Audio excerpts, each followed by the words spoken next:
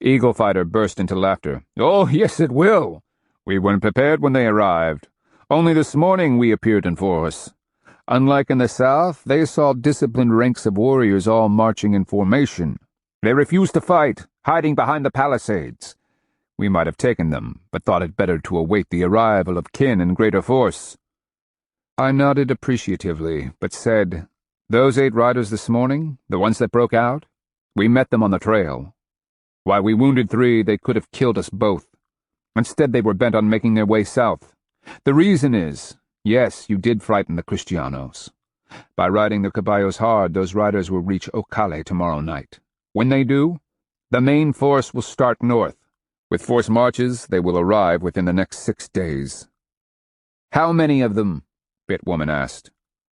Pearl Hand said flatly, "Around 800 Kristianos and as many as 500 captives who bear their equipment." "Over 1,000?" Eagle Fighter asked incredulously. I nodded. "All armored and looking for battle." Bitwoman began to look worried, glancing uneasily at Eagle Fighter. "This is unforeseen." "We must strike now," one of the other men said. He stood, crossing his arms. "Hulata Ahokalaquin and the rest must take their chances. If we destroy the 90 here, we can ambush the trail as the others arrive. At the bridge they have built, we can gather and kill them as they try to cross." "Don't," Pearl Hand and I said together. "Why?" Bitwoman asked, skepticism in her eyes. Pearl Hand stepped forward, grounding her crossbow. "Even with 500, you will not destroy all the Kristianos in Ahokalaquin." I added, "I have seen them survive terrible ambushes, only to turn and destroy the attackers." "Those were Southerners," Eagle Fighter made a dismissive gesture with his hand. "Part-time warriors who would rather hunt. What do they know of war?" "I am Chickasaw," I replied evenly. "I know a great deal of war. I was trained to it. Among all nations, the military might of the Chickasaw is spoken of with awe. Believe me, if you attack the Kristianos head-on, you will lose." Bloodthorn seemed to swell with indignation, as if we had attacked his very manhood. "And you know this, traitor?" Pearl Hand and I passed to the Tapula Holata, who also know how to fight. They attacked with 300 warriors to free some of their captives. The Kristianos broke their formation and butchered nearly 40. Fortunately, the Tapula Holata were close to a forest and most managed to flee. The Kristianos then mutilated the bodies of the dead, laid them out like flayed fish, and destroyed the town. According to witnesses we talked with, not a single Kristiano died. I looked into Bloodthorn's eyes. "Do you understand? 300 attacked. 40 died. The captives remained in chains, and not one Kristiano was killed." "You're sure of this?" Eagle Fighter asked. "On the power of trade, I so swear." Beside me, Pearl Hand nodded. "Then what?" the second old man asked belligerently. "Do you counsel us just to give up?"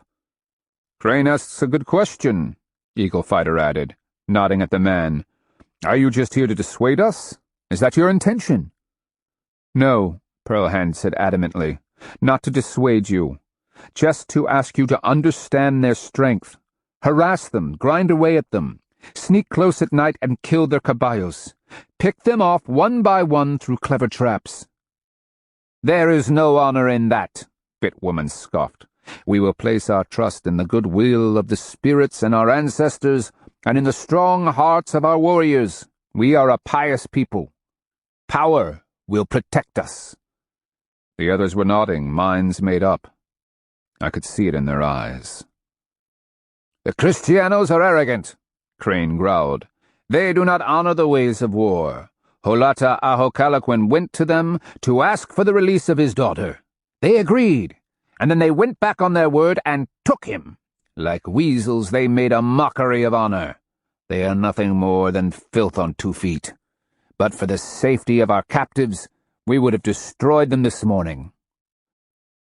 I glanced at Pearl Hand.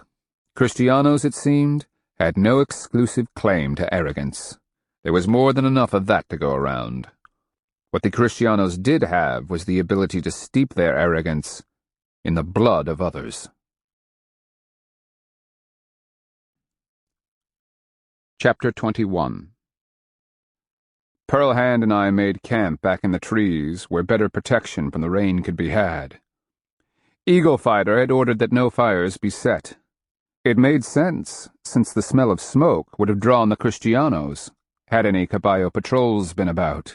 We put together a small lean-to, just enough to shelter us from a drenching should the dark skies open again. Our meal consisted of dried palm heart cakes seasoned with elderberry and myrtle berries. The dogs shared a short meal of bear grease and dried fish that we'd looted from Cholupaha. The Kristianos apparently hadn't wanted it. I asked, "Do you think the Usachili heard a single word we said? They're leaning toward war." "They don't know what they are up against," Pearl Hand insisted for the 5th time. "Fools! Why won't they listen?" "Did I asked glumly. She gave me a secret smile, ironically amused. "No, my love, but you learned." "It would have been at the price of my life but for you," I said, enjoying the way the firelight played in the hollows of her cheeks. I sighed at my luck and added, "It's just that the Kristianos are beyond belief. Nothing in our world has prepared us for the likes of them. They exist outside the conventions of men, knowing no bounds of proper behavior. They come from another world." She shivered slightly. "Blessed spirits, what a terrible place it must be." "No wonder they want our land. Even that Paraíso Antonio was talking about sounds like a grim place. After a couple of days here, who'd want to go back to this España?" We glanced up as Bloodthorn approached and squatted. The muscles in his legs bulged, and he seemed hesitant. He took time to pet the dogs, which immediately raised him in my esteem. "The counsel didn't end as you expected?" he asked softly, then grinned as he found Naw's favorite scratch place. "We just know," Pearl Hand said woodenly. "We've seen. That your counsel does not, well, perhaps it is only to be expected." Then she added, "Could we offer you a palm cake? We don't have much, but you are welcome to one." "I would appreciate that." He took the cake, bit into it, and nodded. "Good. Thank you." "Your people must think we're crazy," I added. "Here we come, strangers bearing what seems to be unbelievable tales of Kristiano invincibility." Chewing, he said, "Any force can be defeated in battle." "The Kristianos, too," I agreed, "but not by traditional means. They've changed the rules. Beneath their armor and behind their weapons, they are only men. It's getting to the men beneath that makes the problem thorny." "Tell me your story," he said. "Start at the beginning." So Pearl Hand and I did. To his credit, he just listened, never displaying disbelief by even so much as a squinted eye. Instead, he took it all in, considering everything we said. "This is the armor we took from one." I showed him the metal helmet, the undercoat of cloth-covered metal plates, and the lance. Finally, when we finished, he picked up the undercoat and asked, "This will really stop an arrow, even one driven from a Muskogee warbow like mine. We had a breastplate for a while. I shot it, and the impact only left a little dimple, like driving your thumb into hardening clay. It was a bother to carry, so we traded it down south." He glanced curiously at us. "Would you come with me? Spy on the Kristianos? Perhaps you could tell me what I'm seeing." I glanced at Pearl Hand, who answered with that questioning arch of an eyebrow. I slapped my knees, saying, "Of course. But if we see any of them scouting with their war dogs, we've got to run. Fast." We collected our weapons, commanded the dogs to stay, and followed Bloodthorn through the thickest of forest, following trails through brush, and finally, at his signal, crawled through a tunnel-like maze of grape, greenbrier, and honeysuckle. "The children play here," he whispered as he elbowed up to a screen of greenery. I looked around nervously at the incredible web of roots, stems, and vines. There would be no quick escape. I suddenly felt like a mouse in the bottom of a basket. We elbowed along like snakes through the maze. I hadn't crawled like that in years. Finally, we parted the leaves and could see the town. Before us was a patchwork of squash and bean fields. Ahocalaquin, perhaps 5 bow shots beyond, consisted of a ditch and palisade on the perimeter. The top of a burial mound could be seen protruding, along with the roof of a large council house. Through gaps in the palisade posts, we could discern houses, a temple, and a charnel house. Thankfully, far away, across the cornfields, I could see the herd of caballos, guarded by no less than 10 riders. The gate was defended by another 15 or 20 men on foot, the total difficult to determine as they kept coming and going. Other sentinels had been placed on platforms behind the palisade, all with eyes on the forest. 2 groups of captives, each guarded by a Kristiano with a war dog, worked the cornfields, picking ears that they placed in large baskets. "What are the sticks they carry?" Bloodthorn asked. "Thundersticks," Pearlhand whispered. "They shoot a ball of lead that will penetrate a shield and the man behind it. In battle, the thundersticks are always protected. If we tried to rush the palisade from all sides, what would they do?" I thought about that. I think they would mass swordsmen and those long spear axes at the gates. Crossbows and thundersticks would shoot from between the palisade posts, moving around the perimeter anywhere a threat developed. Any of your arrows that made it through would be stopped cold by their armor. I pointed at the caballos. Meanwhile, the caballeros in full armor would ride around in mass, crushing any formations before them. The riders carried deadly metal-tipped lances like the one I showed you. They used swords the way you might use a sickle to mow down grass for thatch. The dogs will be working in conjunction with the caballos, inciting panic, leaping among warriors you're trying to control. Once your formation breaks, and it will break, no one can outrun the caballos. Anyone fleeing will be cut down from behind or knocked flat by the caballo. But they can be shot off the caballos with arrows, can't they? Only if you hit them in the face. I made a gesture of futility. Anywhere else, and the arrow shatters on their armor. Think of throwing a cactus thorn at a turtle. The effect is exactly the same. You're not exactly inspiring me. Bloodthorn took a deep breath. Actually, I hope we are, Pearlhand said, inspiring you not to try a frontal assault. Our warriors are proven, Bloodthorn insisted, and the Kristianos have our holata through treachery. Knowing that will stiffen our resolve. Listen to me, Pearlhand pleaded. Hear my words, and take them to heart. It's not about the courage of your warriors. Yes, they are proven, but against the Appalachi and the Putano, people who fight like we do, your warriors have never had to stand before a mass charge of caballos, or face men who shoot thundersticks with fire and lightning. I added, if 100 of your warriors close and shoot at 100 Appalachi, 10 or 15 will be wounded in the first volley. If you shoot at 100 Kristianos, maybe one will have to retire from a lucky hit. Think of the turtle and the cactus thorn. The difference is that the Kristianos, unlike the Appalachi, will laugh off the attack as a mere annoyance. They'll just keep coming. And, Pearlhand added, their crossbow arrows will penetrate your wicker and wood shields and still go through a warrior's body. Bloodthorn's jaw was working as he watched the Kristianos. My holata and his niece, Waterfrond, are in there. Even as he spoke, a mounted patrol emerged from the forest trail, 4 captives, roped at the neck, following behind. We watched as they plodded toward the gate to cries of greeting. Riders dismounted, clapping hands together, chattering about the new slaves they had taken. But some have been killed in the south? Bloodthorn asked hopefully. By 1s and 2s, Pearlhand replied. Warriors have sneaked close enough to drive an arrow into a head or neck, or under an armpit. Sometimes it is done at night, sneaking up to a village and shooting a man as he defecates, or in the early morning before he puts on his armor. She paused. As Black Shell says, they're just men underneath. 1 or 2 at a time, Bloodthorn whispered, as if to himself. And if you say there are almost 1,000 of them, that could take years. Perhaps, I said longingly. But it might be the only way we can finally win in the end. Chapter 22 For 3 days we camped, did a little trade, and managed to hunt enough to keep the dogs fed. Meanwhile, warriors and sub-chiefs came by, asking questions about the Kristianos, inspecting what was left of the armor.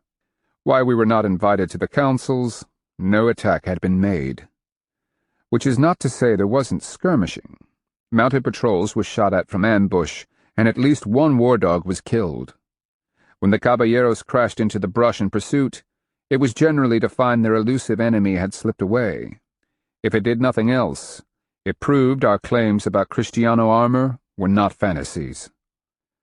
Bloodthorn arrived just before dark on the 4th day. He looked tired, but offered a couple of ducks a hunter had managed to down with bird arrows. Eagle fighters decided a few fires can be built with the coming of dusk, Bloodthorn said by way of greeting. Then he proceeded to pet the dogs, who were more interested in the ducks. He asks that you cook and then cover your fire quickly so no smoke is in the air by morning. Enough warriors have arrived from the surrounding towns to provide a screen. We'll have plenty of warning should the Kristianos come this way. I immediately set about plucking, asking, "And what is the news?"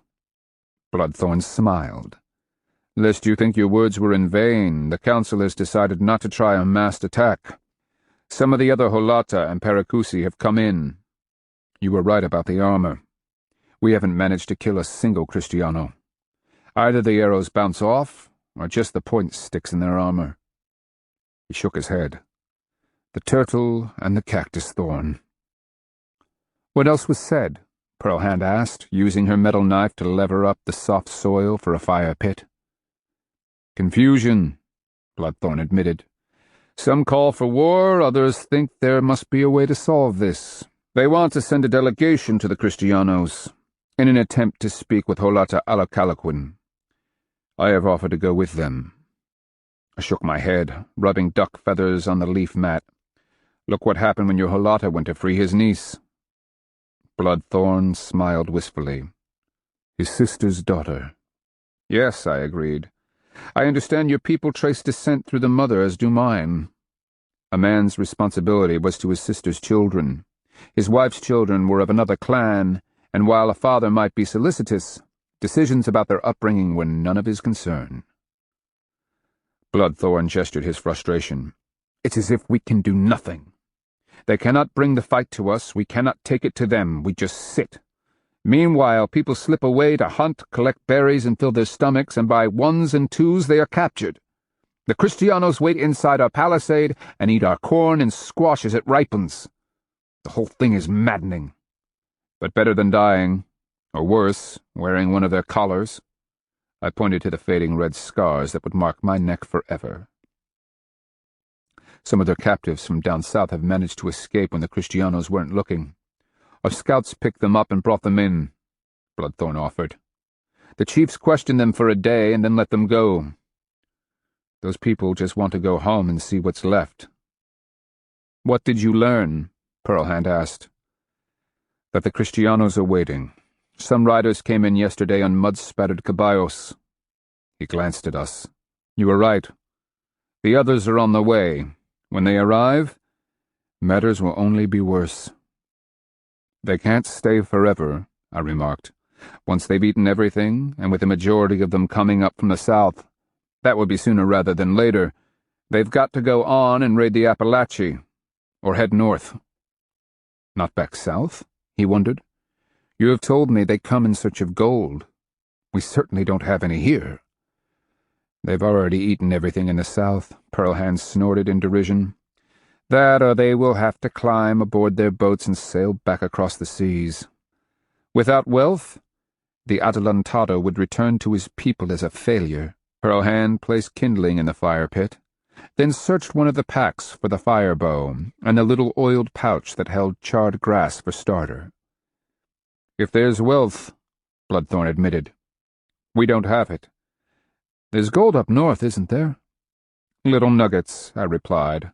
"All the gold I've ever seen up north wouldn't make the rim on the cup I saw them drinking from. Generally, when someone finds a gold nugget, they toss it back in the creek. It's useless. What filled Kristianos with such nonsense? Somewhere to the distant south, across the sea, they found gold, lots of it. Now they want more, Pearlhand replied, as she began sawing the small firebow back and forth, spinning a hardwood dowel in its block. Smoke began to rise, and she nudged some of the charred grass into the grooved base. When it began to smolder, she skillfully dumped it into the tinder and blew. A tiny flame rose. As Pearlhand fed twigs to the fire, I finished plucking the first duck and started on the second. A silver thread of drool leaked from the side of Skipper's mouth as he waited for a taste. "What have you, Bloodthorn? Why are you here, sharing our fire, instead of at your wife's?" "Not married." He made a gesture with his hand. "Not yet, anyway." He looked longingly off into the forest. "Wutterfrond is just coming of age." "Wutterfrond?" I asked. "Your Holata's niece." "I've been in love with her for years.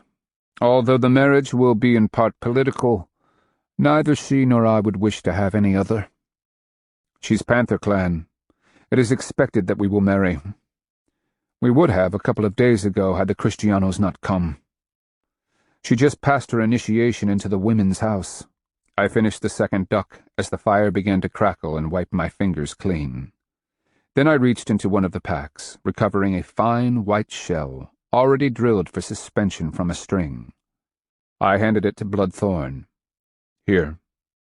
Our gift to you for your marriage. Think of us when you wear it."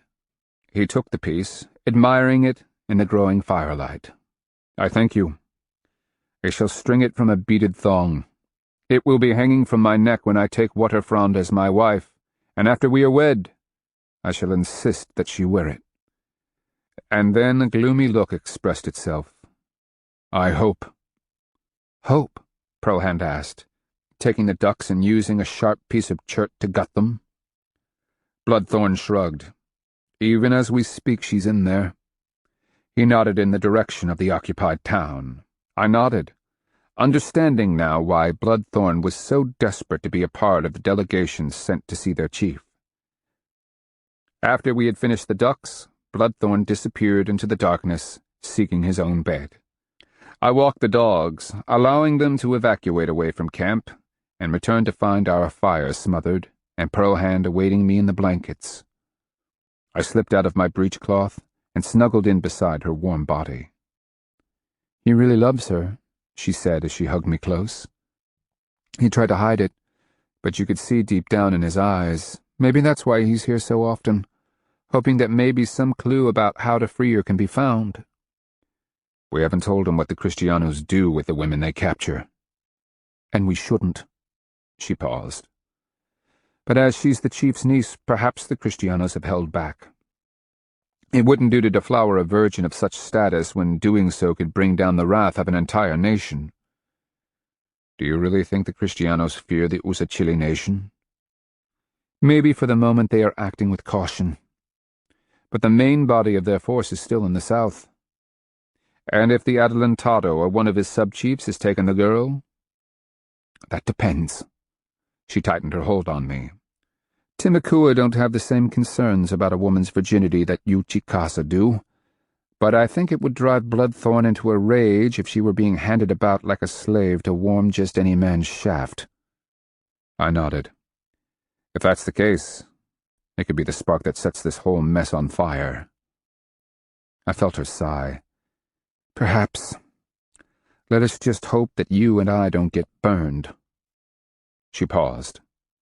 "With all that's wrong in our world, with misery lurking behind every bush, I want to live for tonight as if all was well." "And your meaning is, what?" "We fight corrupted power with good or healing power.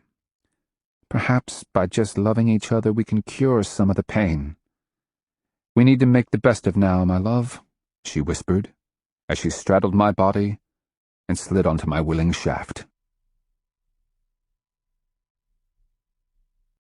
Chapter 23. When news of the Kristiano reinforcements came, Bloodthorn took us to the secret warren of tunnels that led through the maze of briars. Once again we crawled on our hands and knees to a place where we could see. There, peeking through the leaves, we watched as Hernando de Soto's long army marched into Ahocalaquin. Clumps of weary riders on sweat-soaked caballos came first, emerging from the forest to our right. In their wake followed columns of footsore soldados, each group with their particular weapons, thundersticks, crossbows, the long hatchet-like spears, and finally swords. Interspersed between the groups staggered long lines of slaves taken from the south. Many of these stumbled, and I winced as whip-wielding guards laid into some and turned the dogs loose on others. These were men, women, and older children, all naked, sweaty, and streaked with mud and grime. Many carried regular packs. Others manhandled the awkward chairs, tables, pieces of the curious metal contraption for working iron, and other oddities, the purpose of which still eluded me. One older woman tripped, spilling her load and dragging down the others chained to her collar. It took a moment to recognize her. Sabal, mother of 2 panthers, wife of the Okale Holata, the woman who had made such excellent food for me many moons back. The guard was so infuriated, seeing the palisaded walls of his destination, that he didn't bother whipping Sabal. He just walked up, and with several strikes of his sword, cut her head off. Then he bellowed for the rest of the group to take up her burden along with their own, and used the flat of his sword to keep them moving. I stared, dumbfounded. 2 panthers' words came back. If you should run across her, tell her we will be waiting. 2 panthers would wait a very long time. At the palisade, a formation of Kristianos marched out and a curious horn sounded. A ragged shout rose from the line of newcomers as they continued to emerge from the forest, an obscene vomit of men and animals. Colorful flags were unfurled, and the Adelantado's men from Ahocalaquin formed lines, weapons raised high, to welcome the newcomers as they plodded wearily forward. Just before the first arrived, the thundersticks were raised, and a popping crackle could be heard as puffs of blue smoke shot toward the heavens. How long did the procession take? Perhaps not a finger of time. It only seemed an eternity. I watched as the bumping and snuffling horde of puercos brought up the rear. They seemed to ebb and flow, trotting ahead on their bouncy gait, ears flopping. The beasts immediately went to rooting around in the picked-over squash fields. Fortunately, they missed Sabal's body for the moment. When the last had entered the gates, Ahocalaquin looked full to bursting. Then, by groups of 10, the weary caballos, stripped of their equipment, were led out by young men in armor. We watched in amazement as the animals immediately began to roll in the cropped grass, as if to rid themselves of their master's scent the way a dog did. Then they would stand, legs apart, and shake. Whistles, shouts, and the sound of revelry carried across the grass and the denuded corn and squash fields. No one tended the body of poor Sabal. "So that is that," Bloodthorn said softly. "Now we must send a delegation to ask for the relief of our Holata and the rest. But what will the price be?" Pearlhand said, "I heard that he needs people to carry the supplies." She gestured at the forlorn body no more than 4 bowshots from where we hid. "The Adelantado seems to be going through his at a furious pace." "Do you think so?" Bloodthorn hissed passionately. I glanced at him. "My friend, what I think is that you and your counsel have a decision to make. What is the ultimate value of your Holata and the rest? What are you willing to endure for him? For what a frown, anything." Bloodthorn clenched a fist as a sign of his resolve. Then he shook his head. "I don't know. Seeing this, the number of them, perhaps if we accommodate them, carry their packs beyond our territory, they will free our people and leave us in peace." "Perhaps," Pearlhand agreed without conviction. We stayed for a hand of time, watching. The only activity was a line of slaves, chained at the neck, who were sent out under guard. They carried curious curved knives on the end of sticks almost as long as their bodies. These were put to work, swinging the odd blades into the grass. Only when I saw others gathering up the cut grass did I understand that this was a new, much more efficient-looking sickle. The line of cutters moved slowly across the distant grass, bundle after bundle being carried to the hungry caballos. When we had finally wiggled out of the briar tunnels, Bloodthorn had a somber look on his face. As we trotted back for the camps, his shoulders slumped. We weren't the only ones, of course. Warriors had been hidden all along the route, watching from the shadows. That night they held a sober and cheerless meeting. Talk around the evening fires was low, and not once did we hear laughter. Later, in our blankets, Pearlhand asked, "What do you think the Usachili will do?" "I don't know," I told her as I held her hand, running my thumb over the back of hers. "Their decision now can only go two ways. They can do what the Kristianos demand, or refuse. One way, they may save their chief and perhaps Bloodthorn's future wife. On the other, they may only save themselves." "You don't think they'll try an attack?" "Not anymore. I remember the events of the day. Not against so many." I paused. Seeing the thundersticks shoot wasn't very scary. Only because you weren't standing in front of them. How can loud popping and smoke be that dangerous? She heard the tone in my voice, propping herself on one elbow. "Listen to me. Don't act like the fool you were down at Ozita. Trust me on this. If you ever see a thunderstick pointed at you, run. Promise me that." I heard the tone in her voice, too. "I'll give you my word." "Good," she said softly, and lay back. "I've come to love you too much. Standing over your dead body would be like having my heart torn out of my chest." "Oh, be careful." "Yes, you will. After all, it's not our fight." But somehow, we managed to forget that. For 4 days, nothing happened. The skies poured rain. Making a fire at night was a chore. Wood collected from ever farther away had to be whittled to obtain dry shavings for tinder, and even when lit, it smoked and burned poorly. The Timakua, like most people, didn't conduct either peace or war efforts in the rain. Ceremony had to be attended to for each endeavor, which meant dressing up, painting faces, and donning bright feathers, capped headdresses, and other fine regalia.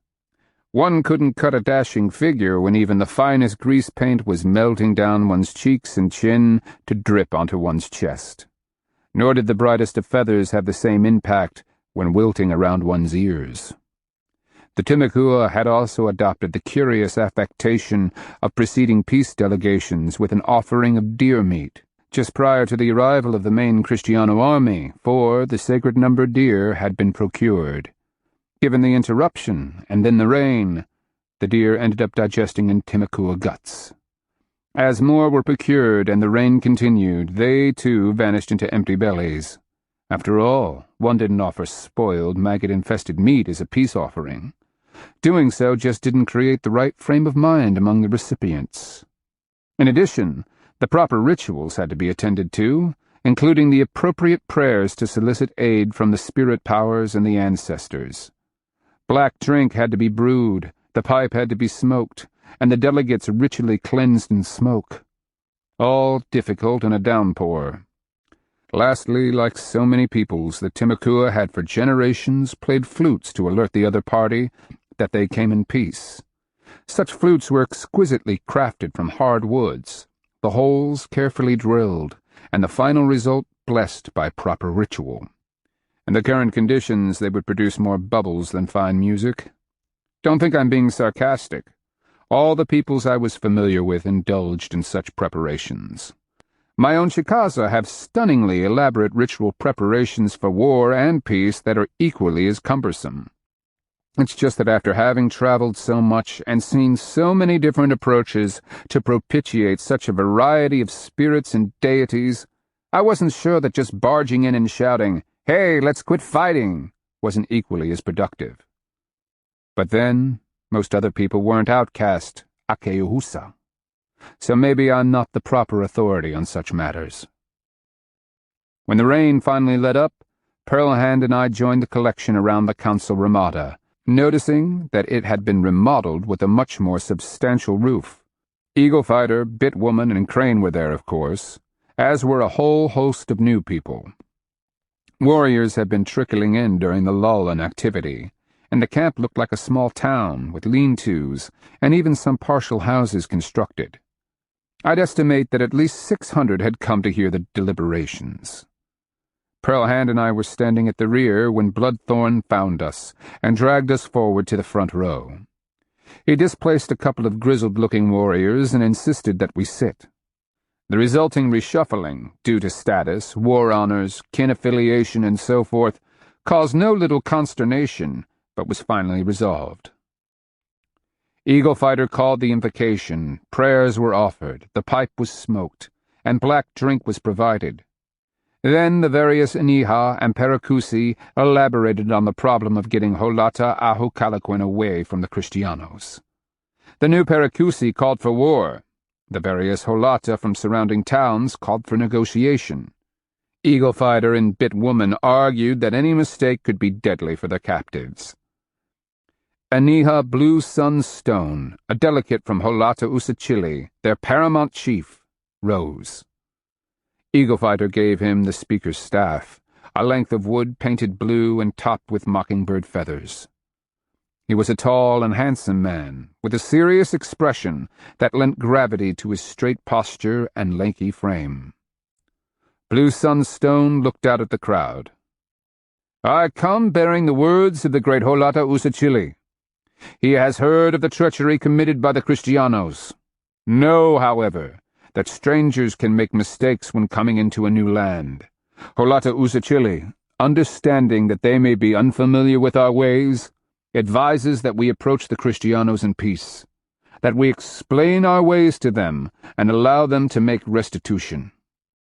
Grumbles arose from the Aho Calaquin warriors around us. "Wait," Blue Sunstone cried. "Hear the words of the great Holata. He asks you to entertain another consideration. If the Kristianos can be made into allies, they might be persuaded to join us." Mutters of amazement could be heard. "Oh, sure," I muttered.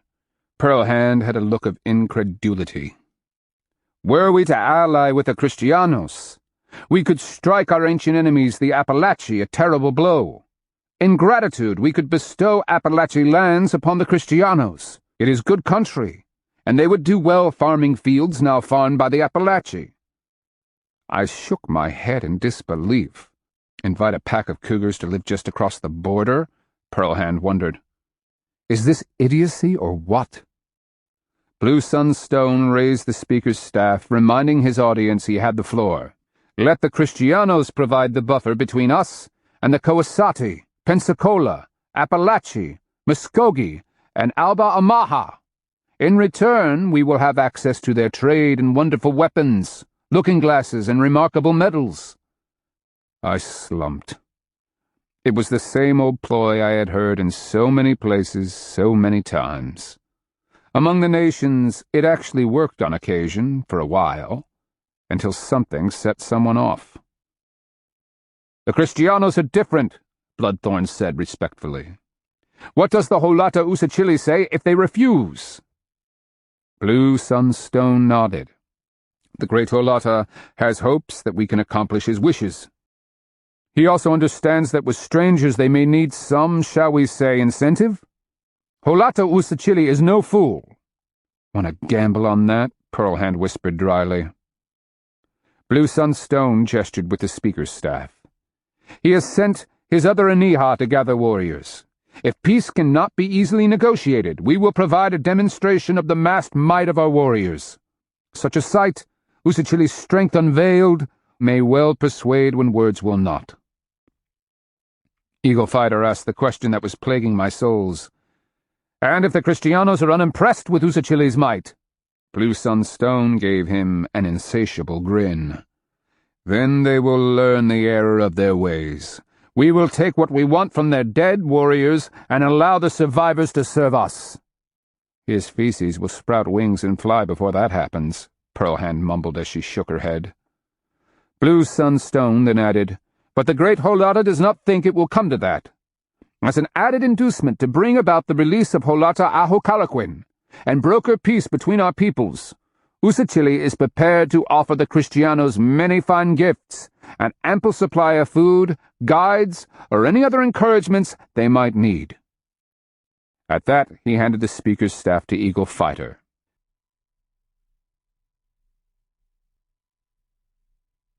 This ends Disc 7. Coming of the Storm, Disc 8. I sat in shock, sharing a stunned disbelief with Pearl Hand. At that moment, a runner came bursting into the clearing. He made his way through the knot of people and rushed up to the council, exclaiming, "The Kristianos! They're leaving!" Pearl Hand leaned toward me. They must have finally run out of food. In the hubbub that followed, Eagle Fighter resorted to a conch horn, blowing it for silence. It worked. "Where are they heading?" "North, on the Uriotina Trail," the runner reported. "We watched long enough to be sure. Holata Ahokalaquin and the others march with them. I saw them with my own eyes." "We must follow," Blue Sunstone cried so that everyone could hear. "The Kristianos must be made aware of Holata Usachili's offer." "Of course we'll follow," Bitwoman said sharply. "They've got our people." Eagle Fighter asked one of the other chiefs, "Holata Uriotina, what of your people in town?" "My scouts will ensure that the town is evacuated," the chief replied, "but we cannot move the corn. We have just about finished the harvest. The granaries are full." "That is the least of our problems," Eagle Fighter said stiffly. "Maybe they'll just head on out of the country. Go bother someone else." "They should be so lucky," I muttered to Pearl Hand. Eagle Fighter raised his hands. "I want our scouts shadowing them. The rest of us shall follow. Warriors, I would speak with you as the others pack to leave. We will march in formation, ready should any attack develop. Any women with small children shall stay here.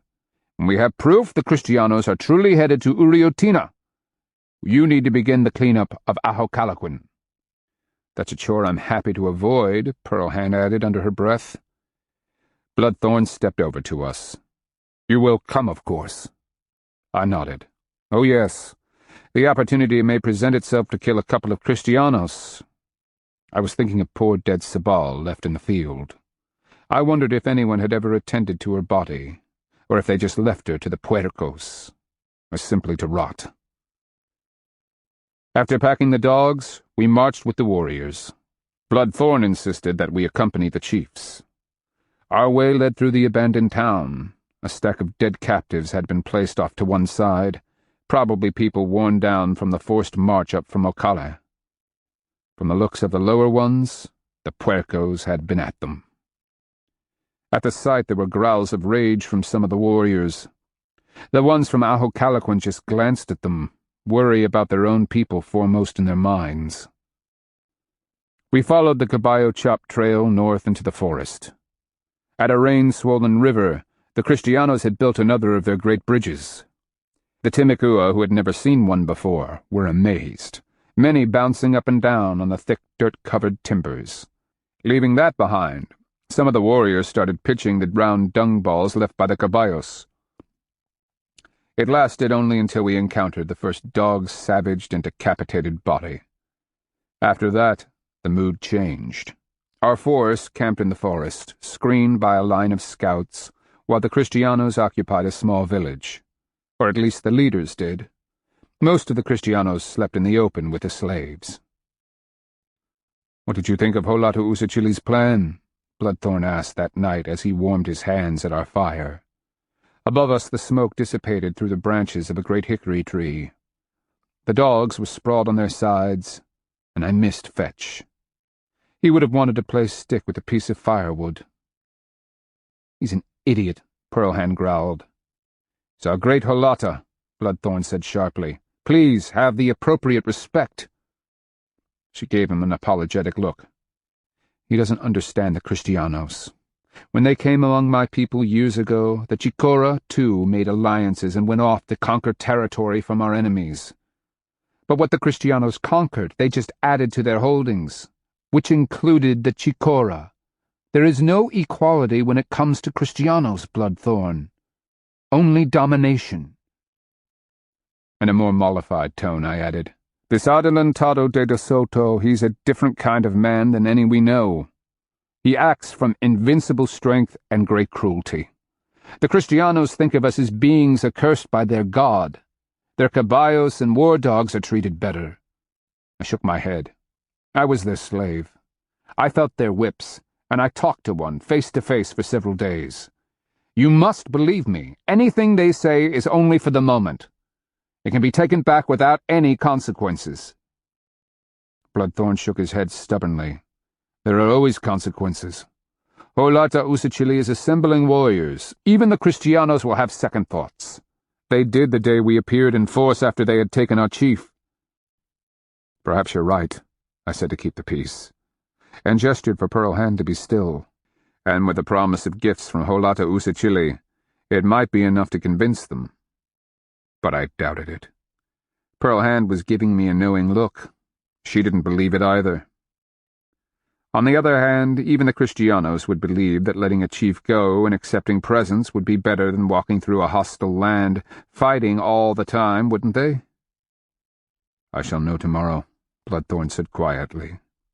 "Blue Sun Stone has convinced the others that we should send a peace delegation into Uriotina when the Kristianos arrive there. I have volunteered to go with them." "Be careful," I said softly. "I'd miss your company." He smiled. "And I yours." With that, he stood, bid us good night, and walked off toward where the chiefs were camped. Pearl Hand watched him go, a curious sympathy in her eyes. "I wonder if that's the last time we'll see him." Chapter 24. We camped for 2 days in the forest southwest of Uriotina. During that time we didn't see Bloodthorn, although a steady stream of warriors came by to hear about Kristianos and see the armor, lance, and sword. I had continued to pound out metal points from the pieces I cut out of Antonio's undercoat. For a piece of cloth, a warrior traded me a bundle of straight ashwood arrow shafts.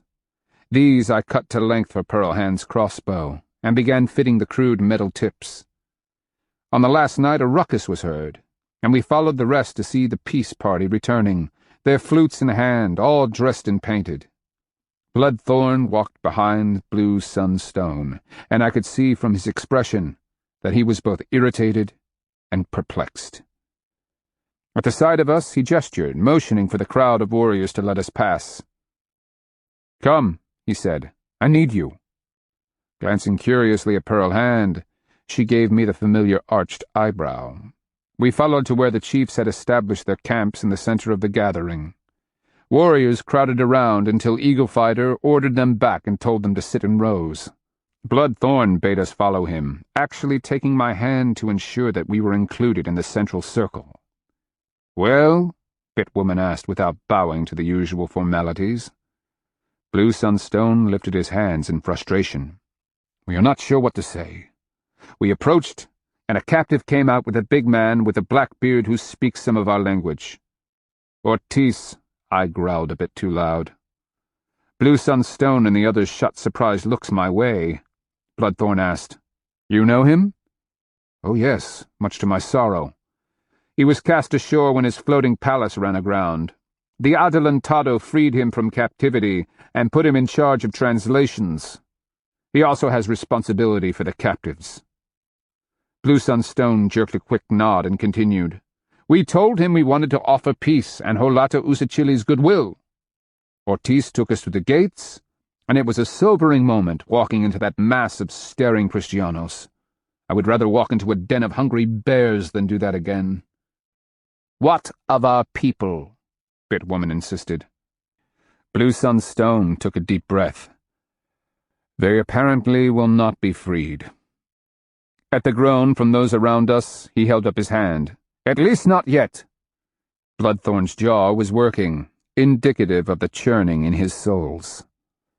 Blue Sunstone continued, "We were taken to the Adelantado, this man, De Soto. He received us politely, heard what we had to say, and told us in return that he valued Horned Serpent's friendship, the offer of gifts and food, and that he would welcome guides to the Appalachee border. Then why not release our people? Eagle Fighter demanded.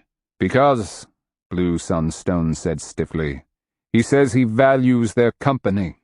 At that point, Holata Ahokalaquin was brought before us. He has been well treated, although our people have been made to carry heavy loads. A rustle of unease went through the warriors. Blue Sunstone raised his hands to quiet them.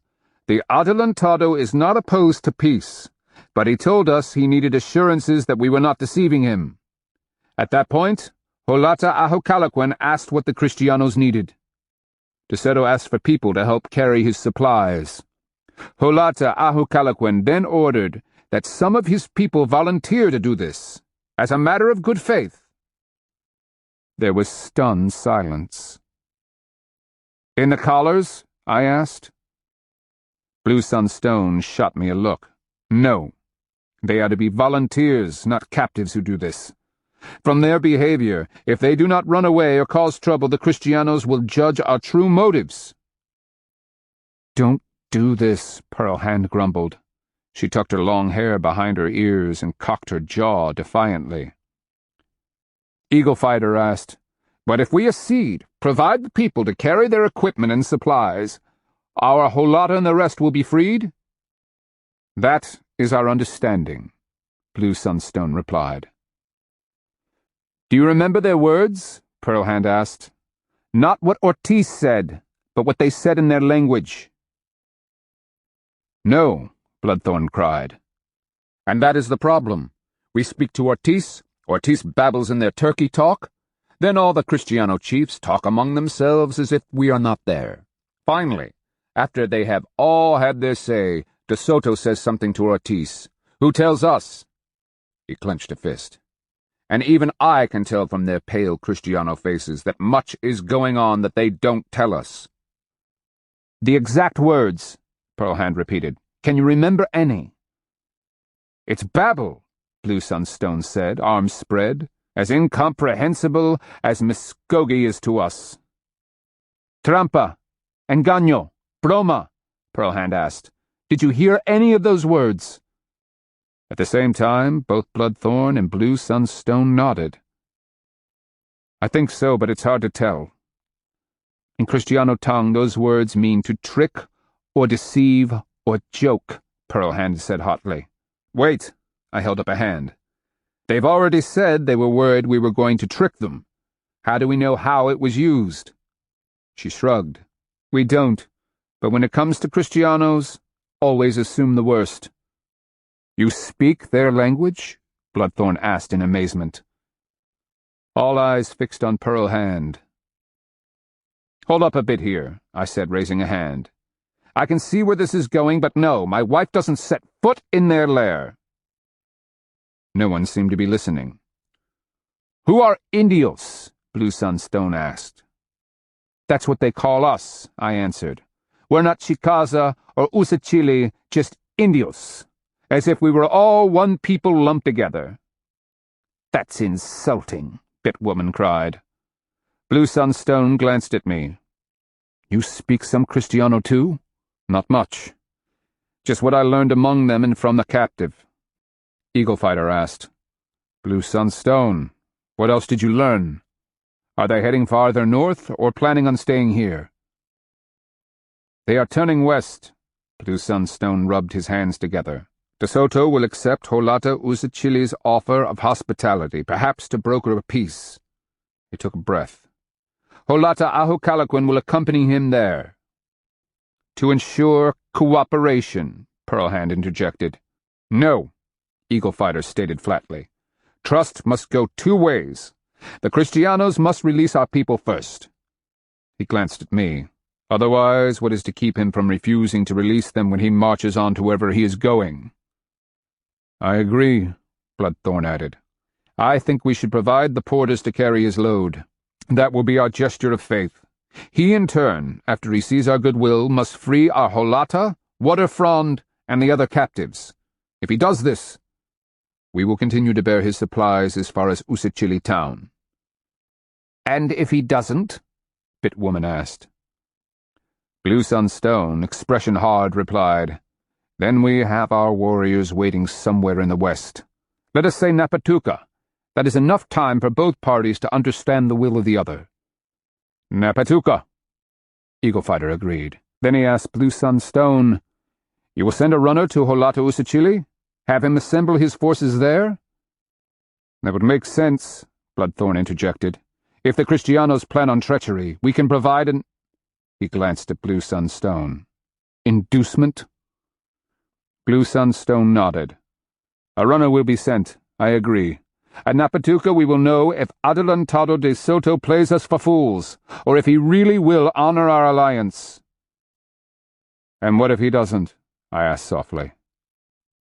"Then he will pay the consequences," Blue Sunstone insisted. "But carefully," Eagle Fighter countered. "For once, we must be smarter than our enemy. You have now seen his force up close. We do not want all of his terrible weapons pointed at us." He glanced at Pearl Hand and me. "No. Let us learn from those who offer wise counsel. If he betrays us, let us betray him." "And how will we do this?" "Separate a small force and overwhelm them." Eagle Fighter ran a hand over his scarred forearms. "It will be like eating a buffalo. You don't swallow the whole thing at once, just a bite at a time." Here, I thought, was someone who finally understood the way to beat the Kristianos. The following morning, a line of nearly 200 women, older girls and boys, and some middle-aged men assembled under a cloud-puffy sky. We watched as they made their way to Uri-Utina town to carry De Soto's heavy packs, hostages to prove goodwill. Accompanied by Bloodthorn, Pearl Hand and I climbed a live oak so we could see out over the town fields to where the Kristianos were assembling their march. True to expectations, we could both see and hear Holata Ahokalaquin line out his people. Ortiz stood beside him, giving instructions as to which burdens the people were to bear. Also, according to the agreement, no chains, ropes, or other confinement was placed on them. "So far so good," Bloodthorn remarked. Then he stopped, pointing. "Look, there's Waterfrond." I squinted hard, seeing a young woman walking beside Holata Ahokalaquin. Long black hair streamed down her back. The fact that it looked clean indicated that at least she wasn't being treated like a captive. She wore a girdle, belted at the waist, and had a slim body with small, pointed breasts. Over the distance, I couldn't make out her features. "She doesn't walk like someone who's been abused," Bloodthorn said with relief. We watched the long procession wind along a western trail. Climbing down, we found the dogs and started back toward camp. In order to allay any suspicions on the part of the Kristianos and avoid any unintended clashes, Blue Sunstone was leading his large war party in a parallel course just to the south. From projections, De Soto would camp at a small village that night, preceding a long day's march to Napatuka on the following. In a show of confidence, women and children, young men and elders, had begun to appear, most carrying flutes to communicate their non-hostile status. The idea was to give the Kristianos no reason to believe that any but the most peaceful intentions was involved. That entire day we walked along, mixing with people. Sometimes they were joyous, but when they danced too close or sought to share their goodwill, the Kristianos replied by drawing weapons. Clearly, the trust only flowed one way. More than once Usachili tempers flared, and only a last-minute appeal by Bloodthorn averted violence. "This could go either way," Pearl Hand muttered as we stopped to drink from a creek. Bloodthorn slaked his thirst, wiped his mouth, and added, "Let's just hope the Kristianos are as good as their word. I just want Waterfrond and the Holata back. Then the Kristianos can leave and go where they will." He glanced at us.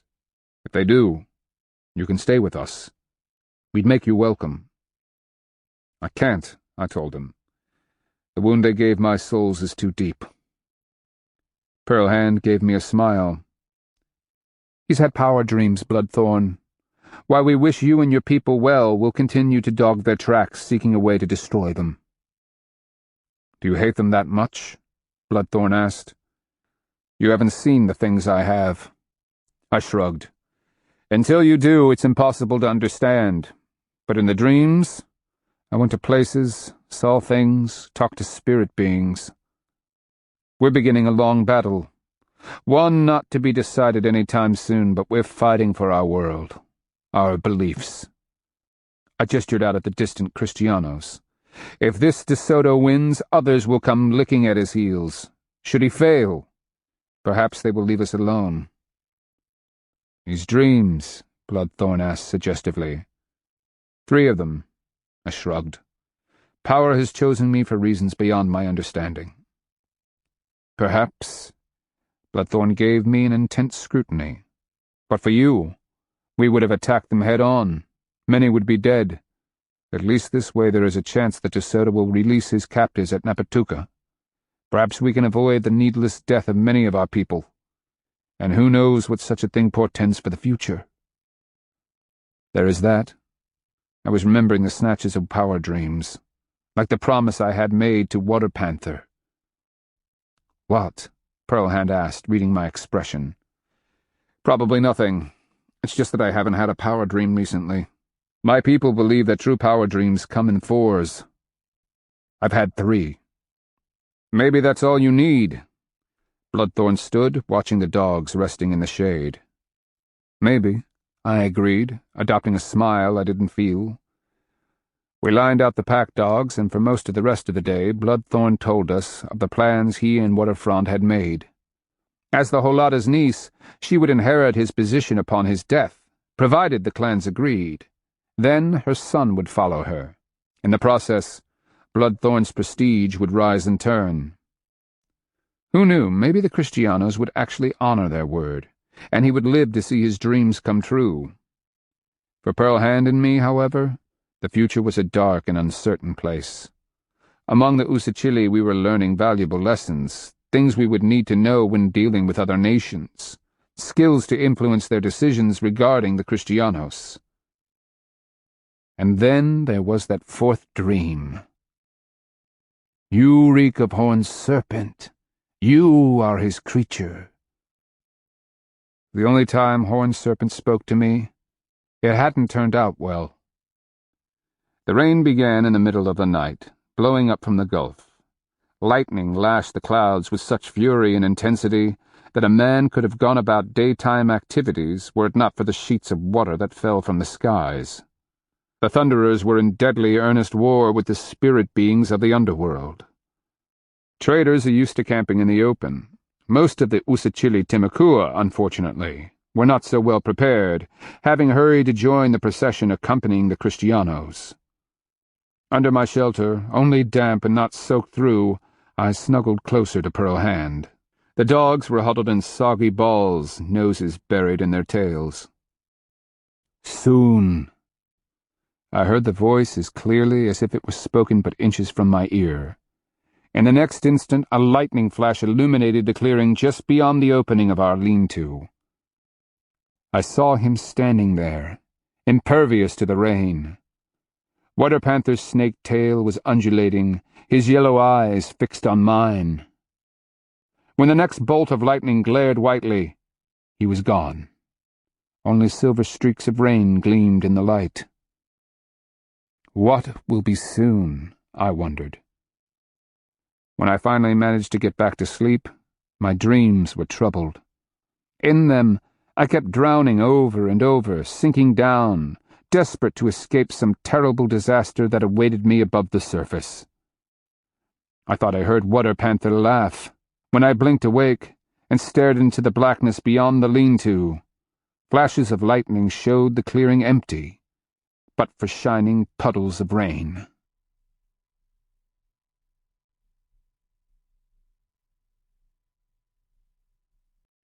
Chapter 25. Pearlhand and I breakfasted on cold corn gruel traded from the stores that had been evacuated from Uriutina before the Kristianos arrived. The dogs got cold smoked venison, barely enough among them. Sometimes, if they were lucky, they snapped up a meadow vole that leaped from underfoot, or some unsuspecting lizard that scampered by at the last moment. All but Bark had given up on grabbing frogs, and even he was starting to learn that sometimes they excreted a poison that made the mouth foam. We were finishing up when Bloodthorn approached from the drizzle. "Could we see the two of you?" "That depends," Pearlhand replied as she stowed the gruel pot. "Have any of you had bouts of blindness recently?" "You know what I mean." Bloodthorn was evidently too preoccupied for witty exchanges. We shrugged. I grabbed Antonio's helmet and placed it atop my head. Raindrops made an interesting, almost musical pattering on the metal, but it was a wonder at shedding water. Together we sloshed over to a cobbled-up ramada, roofed with branches and cane, over which baskets of dirt had been poured. They hadn't anticipated this kind of downpour. The people beneath were strategically located to avoid dripping gobs of mud. Blue Sunstone, Eagle Fighter, Bitwoman, Holata Uriutina, and a new man were waiting for us. The newcomer was muscular, scarred along his arms and breasts. His chest was decorated by star tattoos. The shaven sides of his head were painted in red, while his central shock of hair was tied to stand straight from the top of his head. I wondered how he kept it from sagging in the rain. If he wasn't a high-ranking Paracusi from Usachili, I'd eat the copper-bladed war club that hung from his side. He kept glancing at the Kristiano helmet atop my head, his curiosity barely controlled. "We have a proposition for the two of you," Blue Sunstone began. I met the Paracusi's eyes. "I am Black Shell, a trader of the Chickasaw. This is Pearlhand of the Chicora, my wife." He studied me through stony eyes. "I am called Paracusi Rattlesnake, son of Cloud Woman of the Panther clan. I serve the Holata Usachili. Your reputation is known far and wide, great war chief. The Appalachee, the Patano, and the Pensacola speak of you with great respect." I gave him a slight bow of the head, water dripping off Antonio's helmet. "Forgive me," Blue Sunstone said softly. "I have too much weighing on my souls. I forgot my manners." "What proposition?" Pearlhand asked bluntly. She always had a way of getting right to the core of the matter. "Tomorrow, if the rain lets up, we are sending another delegation to the Kristianos." Blue Sunstone raised his hands helplessly. "What we need to determine is if they have any intention of keeping their word. We were thinking that if the two of you accompanied us, perhaps you could discover their true intent." "We will pay you," Eagle Fighter added. "Ask what you will of us in trade." "Why?" Pearlhand made a curious gesture. "Why tomorrow morning?" "So that we have enough time to act accordingly," Rattlesnake said grimly. "If they are planning on tricking us, we can take certain measures. If they mean to honor their word, we will stand down some of our warriors." His smile was as cold as the rain, but not enough to encourage them to folly. "How many warriors do you have?" I asked. "We have enough, Black Shell of the Chickasaw." With that, Rattlesnake effectively told me it was none of a foreigner's business. Then he asked, "Why are you doing this? Traders serve only the power of trade. They do not take sides. Yet I hear you have done nothing but help Holata Usachili and his people." I straightened. "Were you having trouble with the Appalachee, the Muskogee, or the Coasati? Neither Pearlhand nor I would offer more than our best wishes and most heartfelt neutrality. With the Kristianos, the rules have changed. Paracusi, they have no honor when it comes to our ways, and they have offended power, not just the power of trade, but all power. They come following a cruel and vengeful god, one beyond our understanding or comprehension. They march on our land, and with them marches a dark and terrible evil. Perhaps, according to our notions, they are polluted. But their terrible way of war gives them the feeling of invincibility, and with it, an arrogance like I have never seen before." "Your words about power are moving," Rattlesnake said, curling down like his namesake. "But which power supports you? The power of trade? That power does not meddle in war. The red power of your Chickasaw people? But that would leave you unbalanced and without composure or wisdom. Surely not the white power, for you speak of violence and anger. All of them, I said simply. I fight for this earth, for the underworld, and the dead. I paused, watching him closely. Some have said I am Horned Serpent's being. You have seen Horned Serpent? He asked. The others had gone completely silent, watching with wide eyes. Red and white power may not have been integral to Timucua beliefs, based as they were upon the sun, the ancestors, and spirit beings, but they still respected it. Once, to my regret, recently it has been Water Panther, First Woman and Corn Woman, oh, and One of the Winds, unless you include the tie snake guarding the passage to the underworld. I looked into his eyes, willing him to see my souls. Horned Serpent waits for the fourth and final dream. I think I'll be tested first. His gaze never wavered. You expect me to believe this? I thought about it a moment. My own people had called me a liar.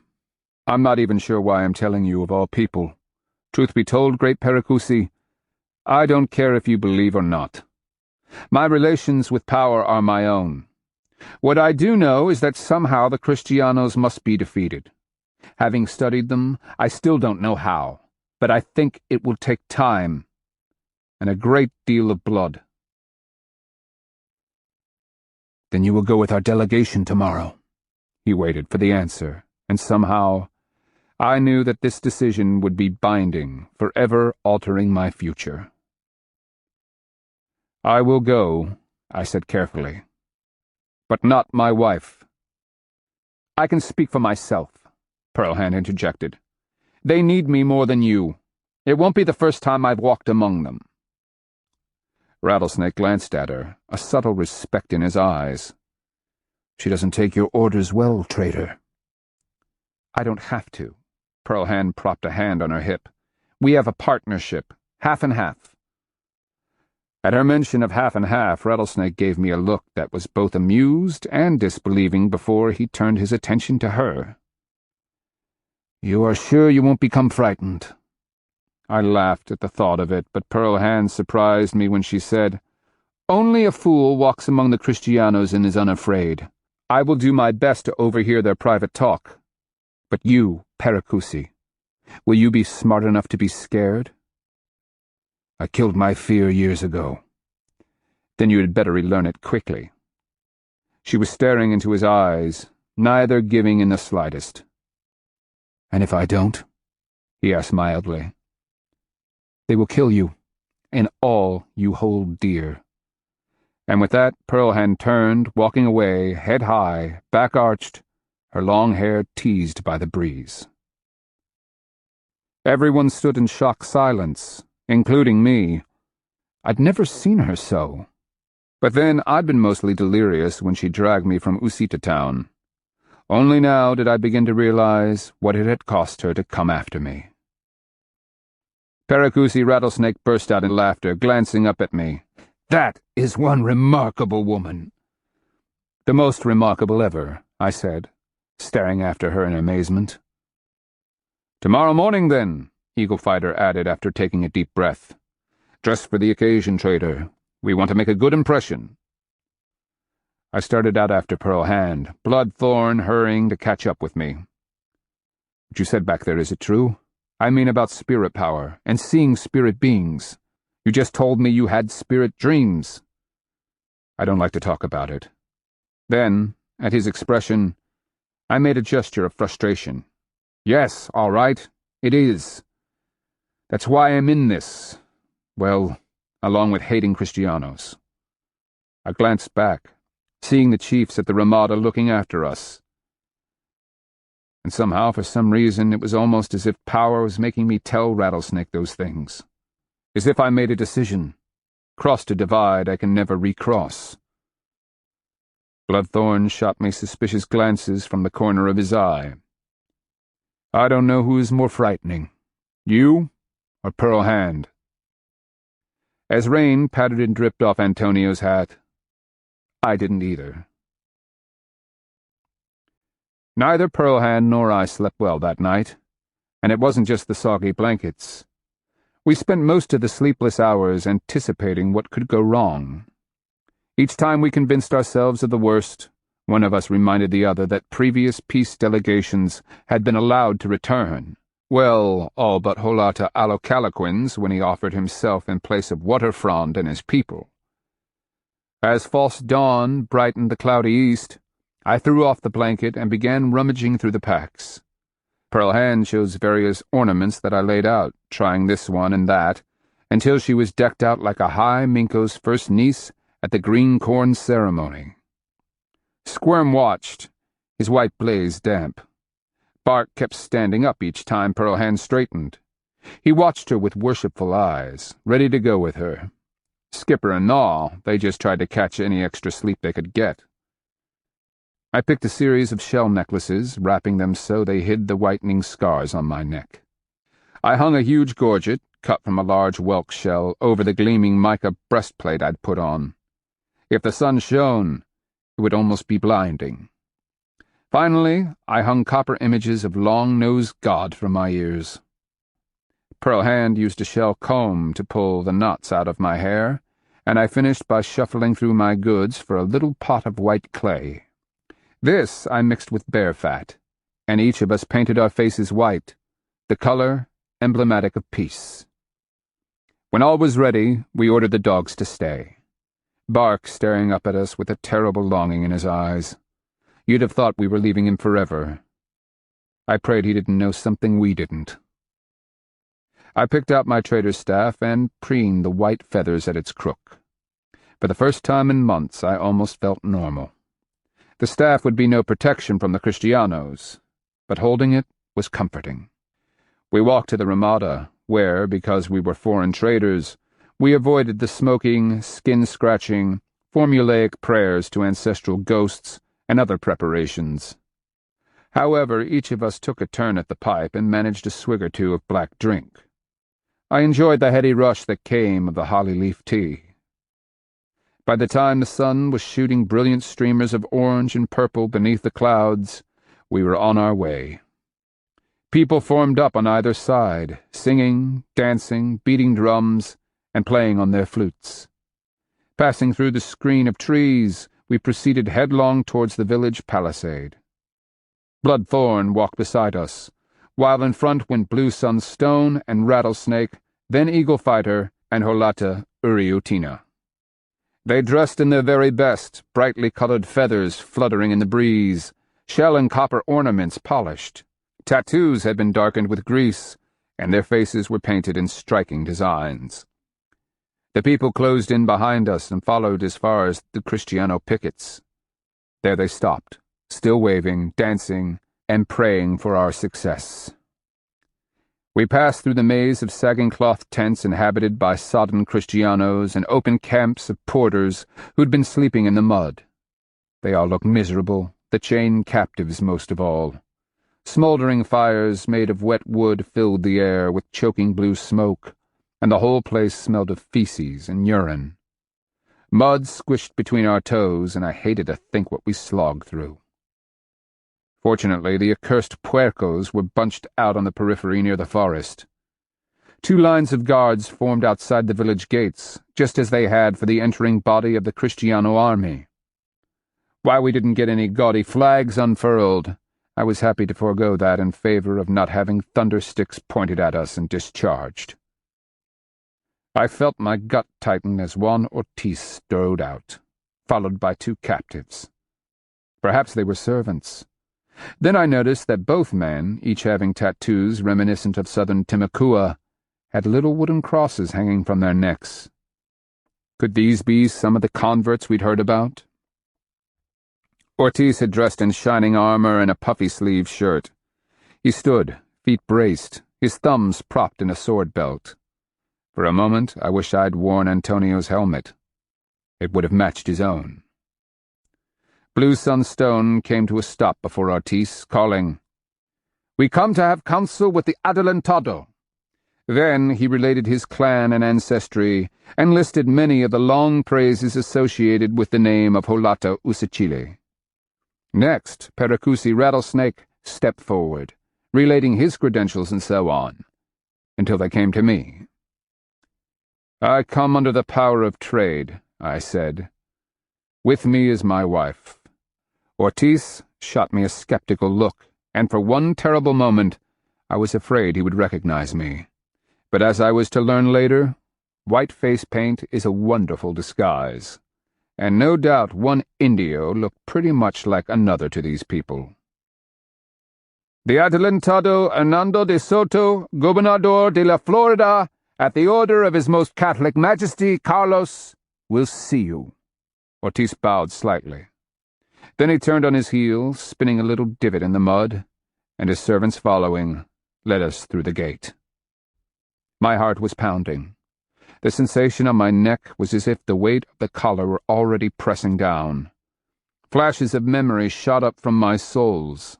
War dogs, teeth bared, leaping at me, the hideous rattle of the chains, the yawning pit of futility one feels when death seems the only escape. I battled for courage, desperate to turn and run. As we passed between the rows of armored men, I glanced anxiously at Pearl Hand, and saw her hard composure and defiance of the pulsing vein in her neck. I tried to mimic her stalwart expression, but my soul screamed as I followed the halatas through that terrible gate. Blessed gods, don't let this go wrong. Chapter 26. The village wasn't much to begin with, but crowded with soldiers splashing through ankle-deep mud puddles hadn't helped anything.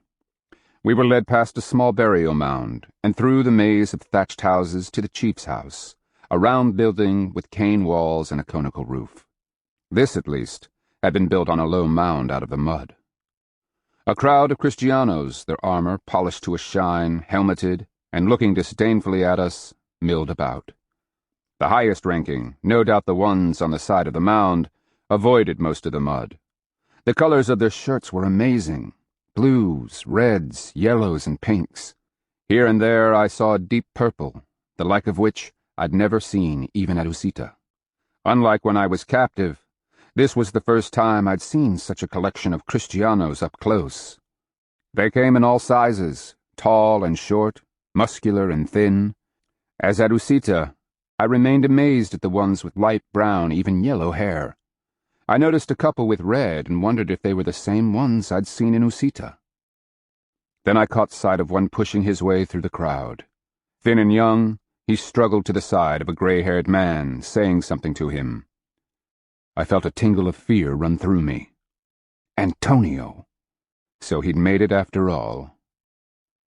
I wondered where my collar was and winced at the notion that it might have ended up around some other poor wretch's neck. The gray-haired man gave Antonio a fatherly smile and slapped him on the back. So this was the rich father that Antonio had thought would pay us ransom for his son's release? Don Luis had small black eyes that contrasted with the gray in his hair and beard. They reminded me of a weasel's. The thin and deeply lined face, hawkish nose, and sunken cheeks did nothing to diminish the resemblance. He's a cold man with no soul. The words echoed between my own souls. I glanced at Antonio, seeing now the kind of man he would be as he aged. That rapacious arrogance he had displayed back in camp would only expand, eating what was left of the youth who now stood trying to mimic his father's erect stance. I should have cut your throat back at Ocale, I thought. I glanced sidelong at Pearl Hand, seeing that she too had recognized him. Then she turned her attention forward. Don Luis clapped his son on the back and said some parting word. Then he strode purposefully to the doorway, nodded at one of the guards, and ducked inside. Moments later, a well-dressed man stepped out onto the porch. Others, Don Luis among them, followed in a precise order behind him. None of these had mud on their polished boots. Even though I had been a captive, I'd seen few of the leaders up close. The management of slaves was obviously above their concerns. Ortiz left no doubt as to the leader's identity as he and his Timucua servants dropped to one knee, bowing their heads. Ortiz said, "Los indios han llegado aquí," adelantado. ¿Qué quieren, Ortiz? De Soto asked, giving us all a vacant stare. De Soto had a thin face with a trim beard. His eyes almost looked sleepy under heavy lids. The hollow cheeks were deeply lined from the corners of his large, protruding nose down to the sides of his hard mouth. The wide lips were thin and pinched, as though he drank of something bitter. But when I looked into his brown eyes, it was as if a soulless darkness inhabited them. We might have been blocks of wood for all that he cared. Los indios quieren un encuentro, Ortiz began. The Indios want a meeting. I lost the rest of it as the rapid Espanol exceeded my limited knowledge. At a gesture from De Soto, Ortiz stood and addressed Blue Sunstone. The Adelantado would like to know how he can be of assistance. The freed Timucua, I noticed, remained on their knees, heads bowed. Something about the man on the right. I'd swear I'd seen him before. But then, on my way south, I'd been through most of the villages De Soto had raided. Blue Sunstone launched off on his speech, noting that the Usachili had complied with each of the Adelantado's requests. They had provided food and labor, and had offered no sign of hostility. Further, having shown the goodness in their hearts, when might they expect the return of the Holata Alocalaquin and his original party? The men behind De Soto listened intently as Ortiz translated.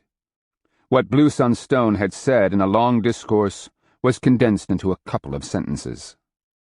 The men around De Soto, I assumed they were war chiefs of some sort, immediately began discussing this. De Soto listened, nodding occasionally, but I could barely catch a word or two.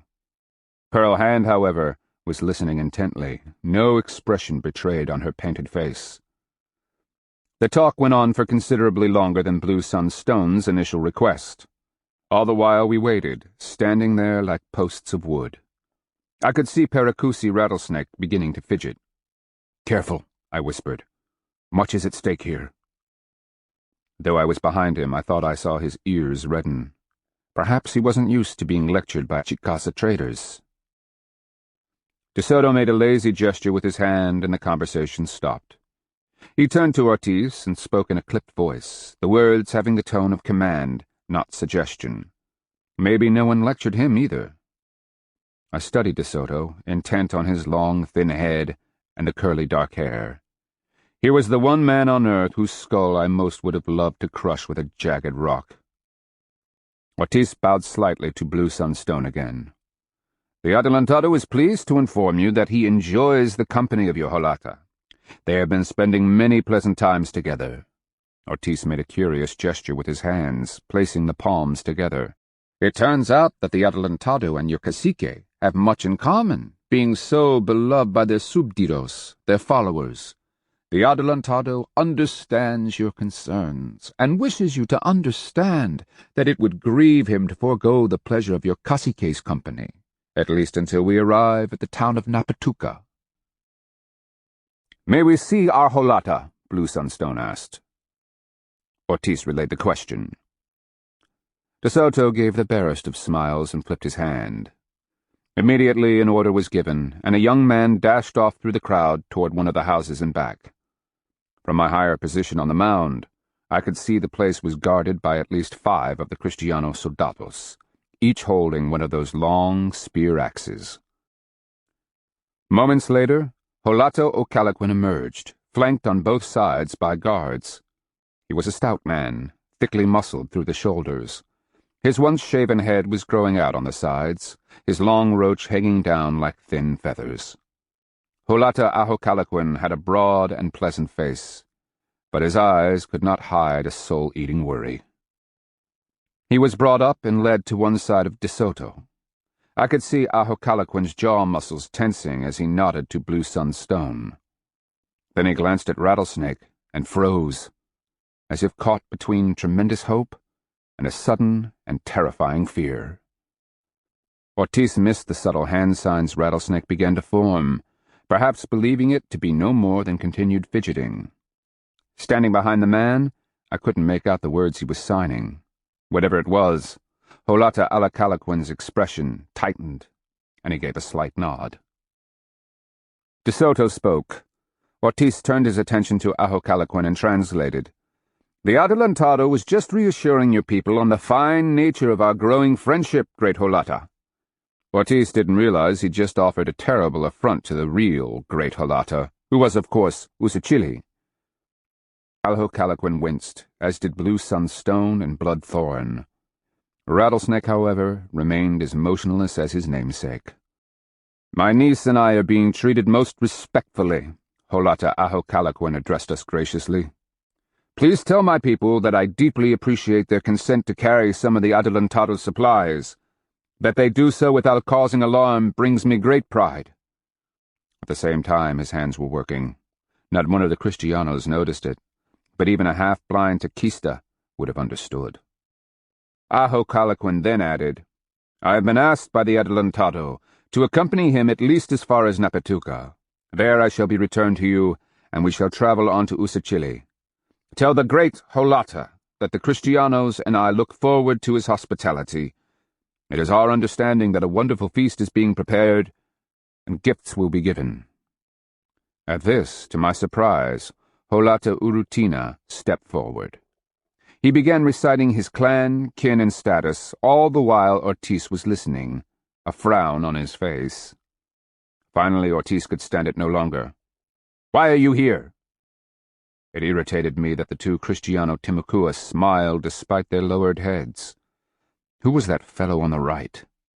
It lay just at the edge of my soles, but I had other concerns for the moment. Holata Uriutina ceased his recitation, nodding slightly. I have come to offer myself in place of Ahocalaquin to travel from Nepatuca to Usachili. If the stories that are told are true, I would like to enjoy the Adelantado's company. Perhaps we too have much in common. Ortiz turned back, explaining the offer to De Soto. The conference of Kristiano chiefs began again, sometimes growing heated. Ahocalaquin meanwhile signed to Uriutina, asking if this was so. Uriutina signed back that it was a test of the Kristianos' intentions. I could see the strain building behind Ahocalaquin's desperately placid expression. The Kristianos continued to talk, some gesturing. Even with a smattering of the language, I could feel the frustration among the others. Finally, De Soto fixed on Uriutina with his soulless eyes. For the life of me, I couldn't read the man. He might have been discussing the quality of cornbread. Then he spoke, that sharp ring of arrogant command filling his voice. Ortiz translated. We agree to your proposal. If you will come to our camp at Napatuca the morning we leave for Usachili, we will regretfully part company with Cacique Ahocalaquin and look forward to your company, great Cacique. No one flinched this time. May we do it in the flats outside of Napatuca? Uriutina waved around at the crowded Kristianos. Perhaps in a place where all of my people and Ahocalaquins, he stressed the proper pronunciation, can witness. He smiled. That way, without so many of your warriors, there will be no misunderstandings. Ortiz laid it all out, the Kristianos listening. Then they began to harangue each other, De Soto listening. 10 men huddled with De Soto, each trying to get his say. For a moment I tried to work out the hierarchy, then gave it up as a lost cause. One thing was certain from the heated bickering. De Soto's chiefs were hardly of a unified opinion about anything. Don Luis, however, got as much attention as any of the others. He was arguing vehemently against something, ranting about an idea muy malo. Something very bad. That, in itself, was interesting. I glanced at Antonio, who seemed to swell with pride each time his father had De Soto's ear. Then his face would go hard and sullen when his father was shouted down. The details took almost a full hand of time, but were finally worked out. The exchange of the Holatas would be done in the grassy fields just outside of Napatuca. De Soto would come with a small group of warriors, and the Holatas would exchange places. I will, of course, be taking Waterfront with me, Ahocalaquin noted, as the final details were agreed to. Of course, Ortiz replied. Pleasantries were exchanged, and De Soto made a gesture with his hand, then turned. He marched straight back through the knot of his officers, the rest following in order of rank as they re-entered the building. Aho Calaquin gave a smile, then proceeded with his guards, headed back toward his house. I'd forgotten Antonio. Without his father to admire, he was staring intently at Pearl Hand's breasts, that half-dreamy look on his face. Then a puzzled frown lined his forehead, and he turned his attention to Pearl Hand's face. I could almost see him searching for what struck him as familiar. By the time his eyes turned to me, I was looking straight ahead, but I could feel his hot gaze. We should have anticipated that he'd be here, and if he recognizes us, will that get us all killed? Avoiding his eyes, I started to follow as Ortiz and his two Timucua took the lead, escorting us down the sloping side of the mound and into the mud. Un momento, Antonio cried, stepping forward from the knot of Kristianos. ¿Quién es el hombre? He was pointing straight at me. Ortiz stopped, staring first at Antonio and then at me. Es un indio, he shrugged. At that moment, the familiar Timucua at his side stared, first at me and then at Pearl Hand. He gave a barely stifled gasp of recognition. Ears, but without his necklace. I bit off a curse. It figured. No wonder he'd gone over to the Kristianos. Antonio was stomping forward, a frown deepening his forehead. I could see indecision gnawing at him as he called, Alto! Quiero este hombre! My heart leaped. Alto was stop. Quiero meant I want. Antonio Silencio! Don Luis bellowed, appearing at the door with several others. I could see De Soto in the shadows, watching with a cold detachment. Don Luis walked forward, eyes drilling into his sons like deer-bone stilettos. The old man waved Ortiz to continue, and I missed the heated exchange between father and son. Ortiz growled under his breath, leading the way. Ears kept shooting glances back over his shoulder, a barely smothered smile eating at his lips. The looks he gave Pearl Hand added to the frantic beat of my heart.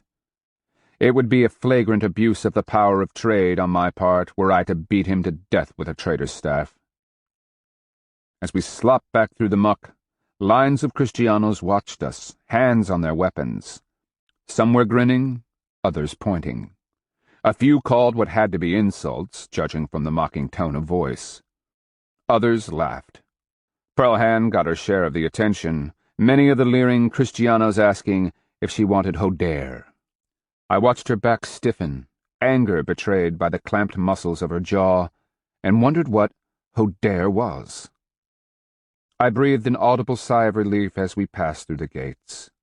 Ortiz, his two tame Indios standing behind him, bade us farewell. I couldn't read Ortiz's expression, but Ears had fixed both Pearl Hand and me with a cunning smirk. The other guy fingered his little wooden cross, smoldering eyes masking some conflict within. I hoped he and Ears would be happy in Paraíso with their new lords, then dismissed them from my thoughts.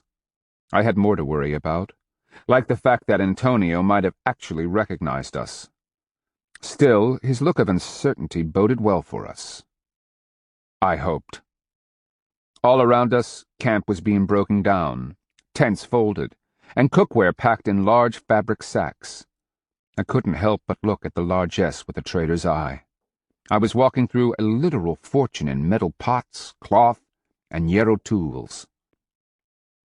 Antonio, Pearl Hand asked through gritted teeth, did he recognize us? He wasn't sure. I shot her a glance. That was Ears kneeling beside Ortiz. Remember, the one who couldn't wait for Iraparacoqui to get tired of you? I saw him. And he definitely saw you. I paused. What is hodár? Remember that guard the night I rescued you? We were doing hodár just before I sliced his throat open. Oh, and I'd do the same to each of those crawling maggots, she growled. Only when we passed the last picket did Blue Sun Stone turn to Pearl Hand and me. Could either of you understand them? Pearl Hand nodded. Know this. No matter what you do, De Soto will not proceed without hostages. For the moment, a chief, any chief, what they call a cacique, will do. They are only interested in getting to Usachili to see what resources are there. Once they arrive, De Soto will decide where he wants to go next. He favors Apalachee. That argument they had? Many, remembering what happened to Navajes, advised De Soto to turn back south. Still others think they should continue north, that going to Apalachee was the fatal mistake Navajes made. They believe that infinite riches are inland, that Usachili is like someplace called Panama, where little gold was found near the coasts, but fabulous wealth was located in the interior. Rattlesnake turned his hard eyes on her. You said they insist on having hostages? Pearl Hand looked him straight in the eyes as she said, They do. Uriutina here will do in place of Ahokalaquin. As long as they hold a chief, they do not believe they will be attacked, no matter what action they take. If they are attacked, the Holata and the other Usachili hostages die. The volunteer porters will be locked in the collars and kept until they convert or die. That's the final word. The Usachili just stared, stunned. Pearl Hand took a breath, as if releasing all the tension that had built inside her. The Usachili continued to stare in disbelief, as if all their hopes had been crushed. Meanwhile, Pearl Hand continued, you had better prepare yourselves, because once they reach Usachili town, the one hostage they will insist on will be the great Holata himself. No less than De Soto himself is planning on it. You have no doubts? Blue Sunstone almost pleaded. Pearl Hand gave him a wistful and knowing smile before she uttered a couple of sentences in rapid Espanol. It matters not which of these filthy Indios we take now.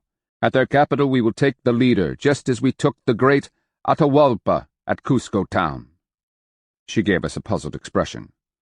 Whoever Atahualpa was, and wherever Cusco is. Blue Sunstone appeared mystified. Have they no clue of the insult they have given us?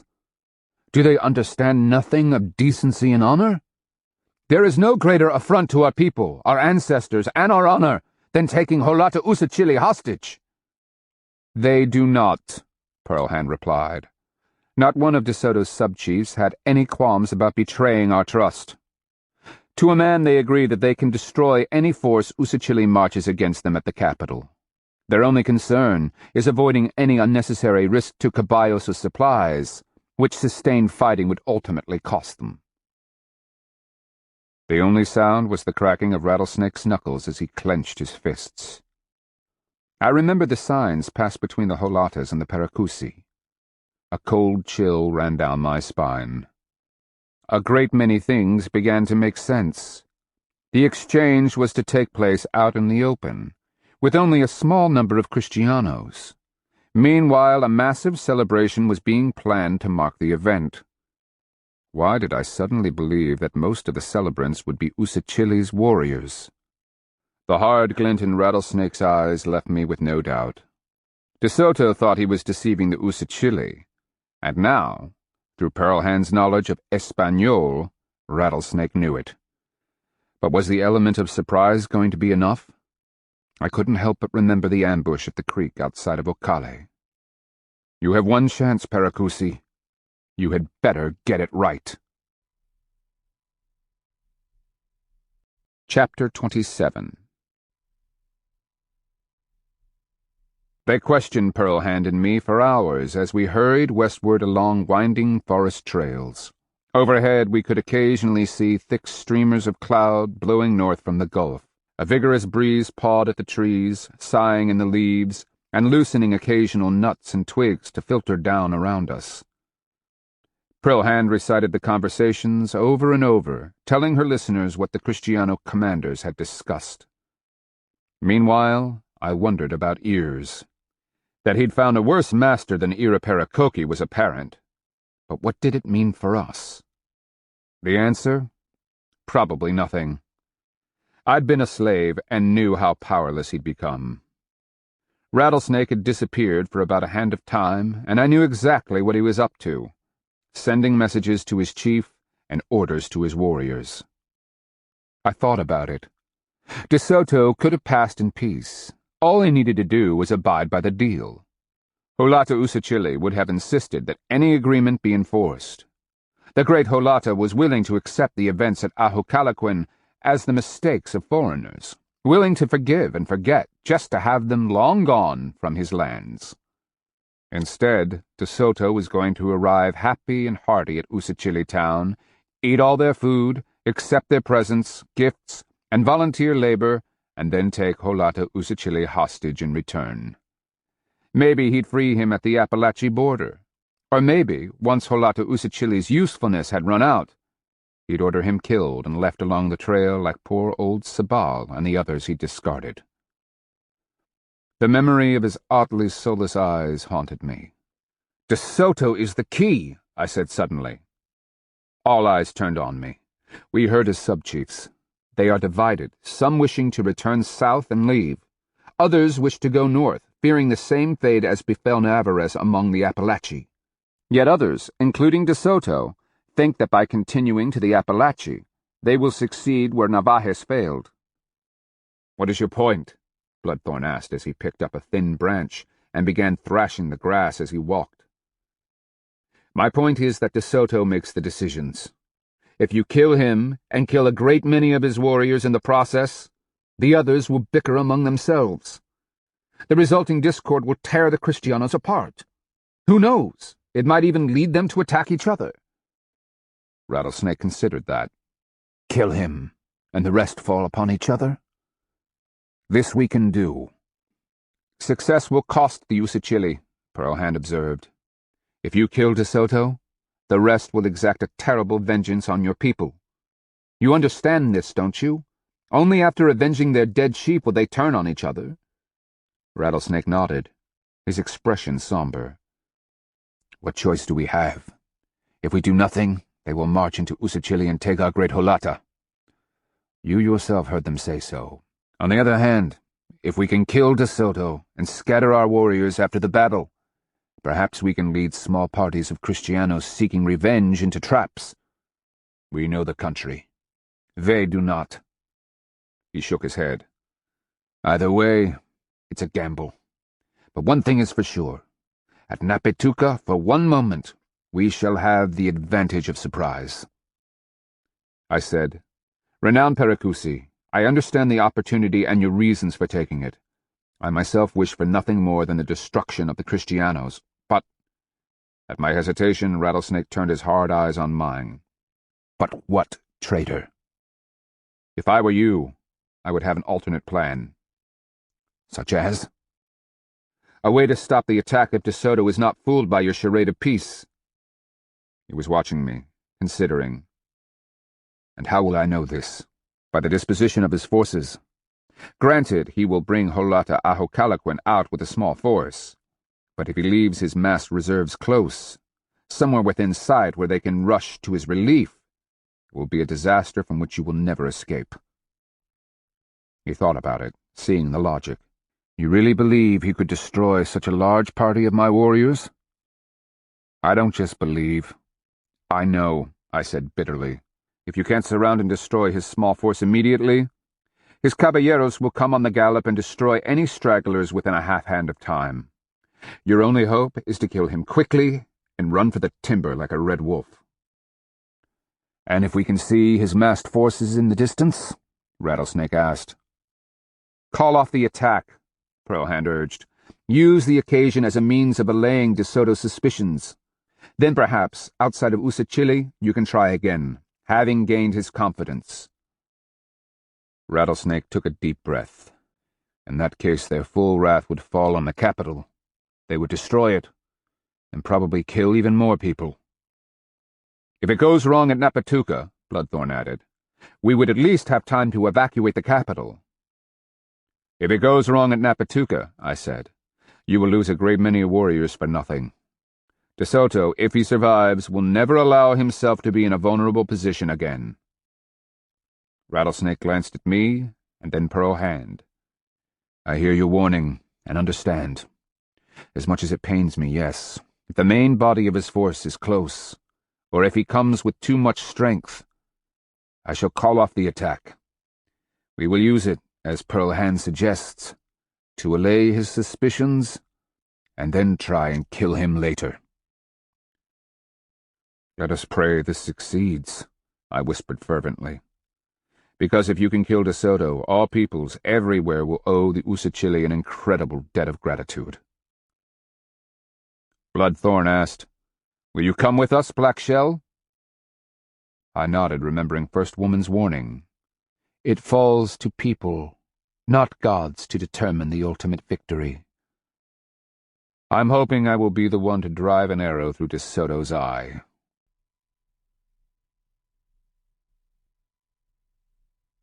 This ends Disc 8. Coming of the Storm. Disc 9. Pearl Hand and I were packing up camp, stowing the jewelry we'd worn, carefully wrapping the copper and shell ornaments, when Bloodthorn arrived. He greeted the dogs as they ran out to meet him, dropping to his knees, roughing up their ears. I laced Naw's pack closed and straightened. "Maybe you should have been a trader. You could spend the rest of your life playing with dogs." He grinned, rising, and nodded to Pearl Hand, who gave him an amused smile. She finished lacing up Skipper's pack and asked, "What news, Bloodthorn?" He sighed and shrugged. "The warriors are running on ahead. Paracusi Rattlesnake wants them at Napatuka by first light. I'm on the way as soon as I leave here. Will you be all right traveling on your own?" Pearl Hand cocked an eyebrow, that expression that said, "You're kidding, right?" I chuckled.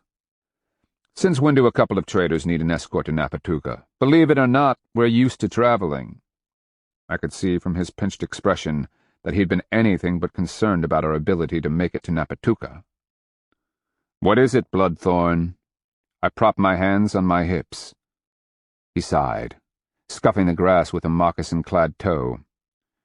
"When we were leaving, one of the Kristianos called out, pointing at you. He said something, would have caused a fuss.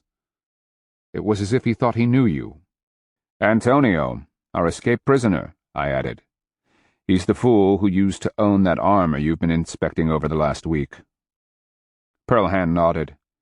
"His father, the old man who interrupted him, is one of De Soto's capitanos. We left him in a hurry, but old Don Luis was telling his son in no uncertain terms that he'd better not ever interrupt a counsel in that fashion again." She smiled wryly. "I'd have liked to have stayed, just long enough to see that spoiled little creature put in his place." Bloodthorn had pursed his lips as he listened. "Do you think it could complicate our plans? I mean, if he recognized you." Pearl Hand glanced my way, brow thoughtful. I shook my head, saying, "He's only the son of a sub-chief. De Soto gives the orders, makes the decisions. Back at the council, we were both painted, our hair up and pinned. From his expression, he wasn't really sure who we were. And even if he had been, what could he do?" I glanced at Bloodthorn. "If you were in De Soto's position, would you stop everything to pursue some warrior's request for revenge?" Bloodthorn chuckled grimly. "No, I suppose not. But it's worth keeping in mind for the future." Pearl Hand turned to the last pack. "Antonio is a bitter young man. By now he's convinced he saw us, and once again he was humiliated. That is going to burn inside him, eat at his souls." "Soul," I corrected. "He claims to only have one." She gave me one of her irritated looks. I glanced at Bloodthorn. Antonio wasn't the only one.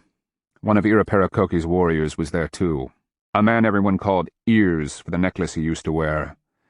He's the one who sat at Ortiz's right. Once upon a time, he had desires for Pearl Hand. "He still does," she muttered. The look in his eyes was bad enough, but when he finally stood up, it appeared he was having problems with his breechcloth. It just wouldn't hang straight. "Or he's trying to start a new fashion," I muttered. "Either way, I don't see any threat from them. Antonio may be a Kristiano, but Ears is only a slave. They won't be a problem for the Usachili." Pearl Hand had that distant expression in her eyes. "Only for the two of us, should either of us be captured again." The way she said it sent a chill down my spine. The following morning, after arriving outside of Napatuka, we walked out to see what Rattlesnake had in mind. Leaving the forest, we found a great many warriors assembled around the Paracusi, who was explaining the intricacies of his ambush. To the north, Napatuka stood, its thatched roofs plainly visible above the palisade. Only a few people could be seen around the town. According to plan, all the corn, beans, and squash had been left to ensure the Kristianos were amply fed, and to maintain the illusion that all was well. With the forest stretching to the east, cornfields surrounded the town for several bowshots in each direction. Rattlesnake had chosen a grassy flat, maybe 7 bowshots south of the town gate. Here he would meet De Soto and his hopefully small party. "What do you think?" Pearl had asked as I ran my eyes over the ground. "Having the forest behind them would be better. It gives any survivors a chance to escape if it goes wrong." "That's a long run from there to here, especially with caballos in pursuit." She pointed at where Rattlesnake was surrounded by his warriors. "Come on, let's go see what the plan is." I held my wife's hand as we walked through the thick grass and began to realize why Rattlesnake had chosen the place. Not even the tallest Kristiano could see what a man had laying at his feet. I could feel humps in the irregular ground, and came to understand that this was all fallow cornfield, resting for a couple of years before being put back into production. Rattlesnake was pointing at the line of trees we had just left, his voice barely audible as we approached. It was only as we joined the warriors that I discovered the lake just behind the High War Chief's position. It was a pleasant body of water, perhaps 4 bowshots across, and just off to the south lay another, longer lake, its shores partially hidden by sedges and willows. Such bodies of water occur in limestone country. For Napatuka, the lakes had been a boon. Not only did they provide a source of fish, but drew waterfowl and provided water for corn during times of drought. As I tried to take it all in, Bloodthorn saw us and came trotting over. "This is where it will happen," he said in greeting. I could see the strain behind his eyes. His thoughts had to be on Waterfront and her fate if it should all go wrong. "How does Rattlesnake see this unfolding?" Pearl Hand asked, her thoughtful eyes on the terrain. "We meet the Adelantado where Rattlesnake is standing," Bloodthorn pointed. "Many of our warriors will be positioned around here, not in any kind of formation, just looking like small clusters of onlookers." "With their weapons hidden in the grass at their feet?" I said. "Correct." "And if De Soto's reinforcements are close?" Pearl Hand asked. "No one will be the wiser if Rattlesnake decides not to attack. By ones and twos the warriors can pick up their weapons and walk away."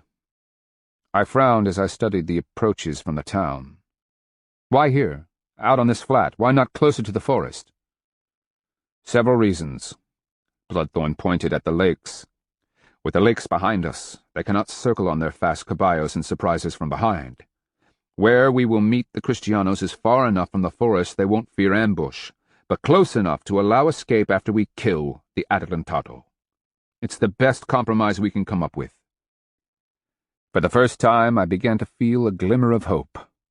With De Soto dead, the Usachili could fade into the forest before a retaliatory strike could be organized. The frustration of the Usachili escape would add to tensions in the Kristiano camp. The leadership would begin squabbling. With luck, the Kristianos would come apart like an unfired clay pot in a rainstorm. "It's a good plan," I agreed. "You have good visibility in all directions to ensure that De Soto is vulnerable. Rattlesnake engage the distance to any reinforcements and break off the attack with enough time to evacuate to the forest." Bloodthorn pulled a blade of grass and absently chewed the sweet, pithy stem. "Everything hinges on if De Soto is fooled. As long as he expects nothing, he'll bring Waterfront and most of our people to exchange for Holato Uriutina. The rest of our people, those serving as porters, will have to take their chances. As soon as it is shouted out that we have attacked, most, I'm sure, will flee." "Some won't make it," Pearl Hand reminded him. Bloodthorn twirled the grass stem, his eyes on the distant village. "People are at risk no matter how this works out. If De Soto comes in strength, and we don't have the chance to kill him, he'll end up taking captives with him, no matter what he says he's going to do. The fact remains that someone has to carry his supplies, and we all know who that will be." At least your people aren't in chains. Pearlhand's eyes had fixed on the distant trees, marking the trail to Napatuka. Even now De Soto's army would be coming, only several hands of time distant. "There's more," Bloodthorn said. "As a way of allaying suspicions, Blue Sunstone has sent a delegation to De Soto. We have asked the Kristianos to consider joining us in an alliance against the Appalachi. Given Navajas' experiences with our common enemy, De Soto might be willing to consider combining forces with the expectation that we can strike them together." "That's crazy talk," I cried. Bloodthorn shrugged.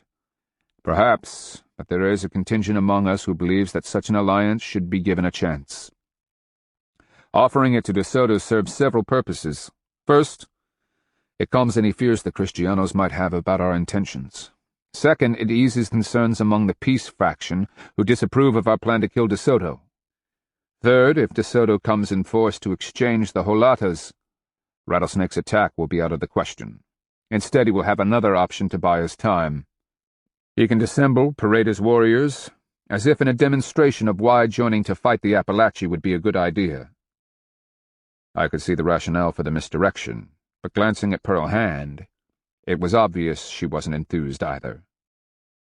"Besides," Bloodthorn said softly, "it's not your concern.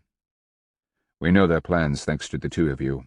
In the end, the course will be decided by De Soto, and how he marches out to greet us. If he comes alone, or with a small party of his warriors, he will not go back alive. If he marshals his forces for war and there is no chance to kill him, talking peace will allow Rattlesnake to save a great many lives." I nodded and sighed. The plan made sense, and the Usachile were no one's fools. Pearlhand asked, "And if De Soto comes prepared for an attack and the battle is called off, how would this work?" Bloodthorn rubbed the back of his neck. "If Rattlesnake decides not to attack, Holata Uriutina will trade places with Holata Ahokalaquin. Waterfront will be freed with her uncle. Holata Uriutina will travel to Usachile town, and from there, hopefully on to fight the Appalachi. Meanwhile, Holata Usachile will evacuate the capital in advance of the Kristianos' arrival, and let De Soto have the town. As proposed, our forces will march alongside the Kristianos, and meetings will be arranged in a way that Holata Usachile can't be taken hostage." "Uriutina knows the risks he's taking?" I asked. Bloodthorn gave a sober nod. "We all do, traitor. Since the Kristianos have arrived, the only thing we have left is risk." "You look unsure," Pearlhand noted, reading Bloodthorn's expression. The burly warrior grunted uncomfortably and gave her a guilty squint. "I'm a poor excuse for a man. I should be hoping for the greatest good for my people. Instead, I can't seem to see past obtaining Waterfront's release. It makes me ashamed." I placed a hand on his shoulder. "Don't be. There is no shame in being who Breathgiver made us. If making the choice didn't bring tears to our souls, it would ring as hollow as a rotten log. And I think you, my friend, have a heart as solid as forest oak." His smile was a fleeting thing. "I just want her back." "I know." I paused, meeting his eyes. "Were it me, I'd let the world burn if it meant saving Pearlhand." A weak smile curled Bloodthorn's lips. "Then we are both fools, you and I." Later that day, we watched as De Soto's army emerged along the forest trail and marched to occupy Napatuka. The caballos were tended to, camps pitched, and troops occupied every building within the town. The puercos, under the watchful eye of their tenders, immediately began snuffling through the cornfields, crashing down the stalks, rooting through the bean and squash plants. De Soto's fate lay in how he emerged on the following morning.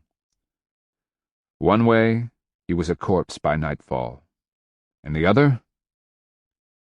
Who knew? Chapter 28. We camped that night in the forest outside Napatuka. Pearlhand fed wood to the fire after we'd finished a quick meal of smoked turkey that Bloodthorn had seen fit to provide. Around us, in every direction, Low fires marked the camps of warriors. While we sat in silence, the lilting songs of the warriors could be heard. Most were singing to their ancestors, asking for courage and cunning in battle. The dogs were sprawled about, and we'd spent a finger of time picking ticks off them, pinching fleas, and just generally petting.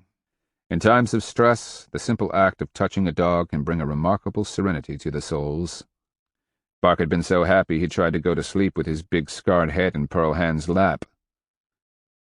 As I watched the fire burn down to embers, I wondered at myself. As a Chickasaw, going into battle, I should have fasted for 4 days, avoided any contact with women, drank button snake root, a purgative, and smoked the pipe, sending my prayers up to encourage the red power to fill me during the battle.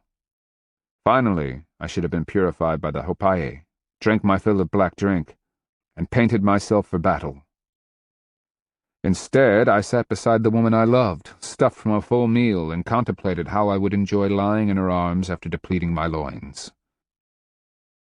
Such a situation would have left a blooded Chickasaw warrior in abject terror.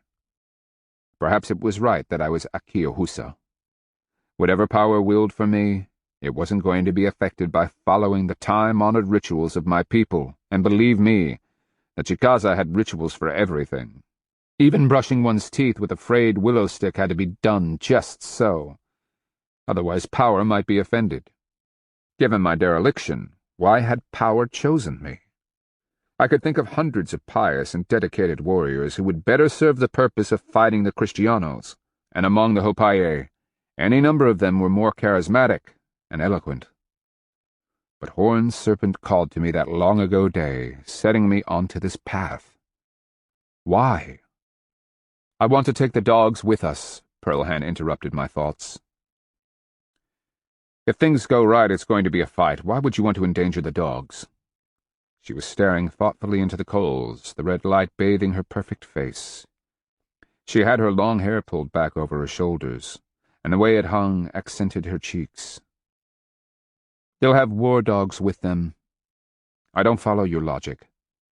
She glanced sidelong to where the dogs lay, lost in sleep, their paws twitching in dreams as their souls chased soul rabbits in another world. The Kristiano war dogs are trained to bring down men. So I've noticed. Our dogs fight other dogs. She smiled wistfully. Even though you do your best to keep them apart, they've been scrapping all their lives. I began to see her point. All of my dogs were big and muscular. That was the first requirement for a trader's dog. Second, they'd survived numerous scraps with local dog packs. Bark might not have had much in the way of smarts, but he was lethal in a dogfight. It's not their fight, I said softly. What if we're killed? What happens to them? Slow starvation? Who takes care of them? Don't they just become some nuisance hanging around whatever is left of Napatuka? She was right about that. Most likely they'd end up in some starving Usachili stew pot since the Kristianos had eaten everything else. Then she added, Black Shell, you forget. It became their fight the day Antonio killed Fetch. She had me there. I've got a better idea, I said, going back to the argument we had earlier. Why don't you stay with the dogs? That way, no matter what happens, they'll have you to take care of them. She gave me her "don't start this again" look. I spread my hands in despair. I know you think you have to be there, but I'd really prefer if you would— Who will understand the orders called out by the Kristianos in the middle of the fight? You? She rattled off something in Espanol, adding, You can relay that to Paracusi Rattlesnake, right? Tell him to change the disposition of his warriors in the middle of the battle? We've been through this before. And, since apparently it wasn't solved before dinner, although I thought it had been, we'll solve it again. I hated it when she used that tone of voice. What if something happens to you? She gave me that penetrating look, the one that said I was being an idiot. How many men have you killed, Black Shell? That's got nothing to do with— I've killed 3. I straightened. 3? All of them up close, like that guard the night I brought you out of Usita. But for his armor, I would have killed that Kristiano on the trail south of Aho Calaquin, too. She placed her slim hands together, glancing up at the tree above us. Perhaps I should start introducing myself as Pearl Hand Man-Killer. Man-Killer was the honorific given to a blooded warrior among the nations to the north. I sighed. Very well, the dogs can come. She nodded, a resolute expression on her face. This will be decided in the opening moments. My crossbow can make all the difference. If I can kill one of the Capitanos with the first shot, it might demoralize them. They're not used to seeing their fellows killed by the likes of us. We'll be close. I'll shoot for their faces. She nodded. And don't forget the caballos. Kill or disable them, and the rider has to fight on foot, especially the lancers. They can be surrounded, closed with, and easily slaughtered. The way she said it, so cool and composed, seemed a little eerie. You just remember, I countered, once De Soto is dead, we run. Rattlesnake can carry this thing on as long as he likes, but you and I leave. When the Kristianos find out their chief is dead, they're going to come with a vengeance. We don't want to be there when that happens. She nodded, lips pursed, eyes vacant, as if seeing it in her head. I stared anxiously at the low coals. I just hope De Soto falls for this. If we don't get him this time, he'll never be this gullible again.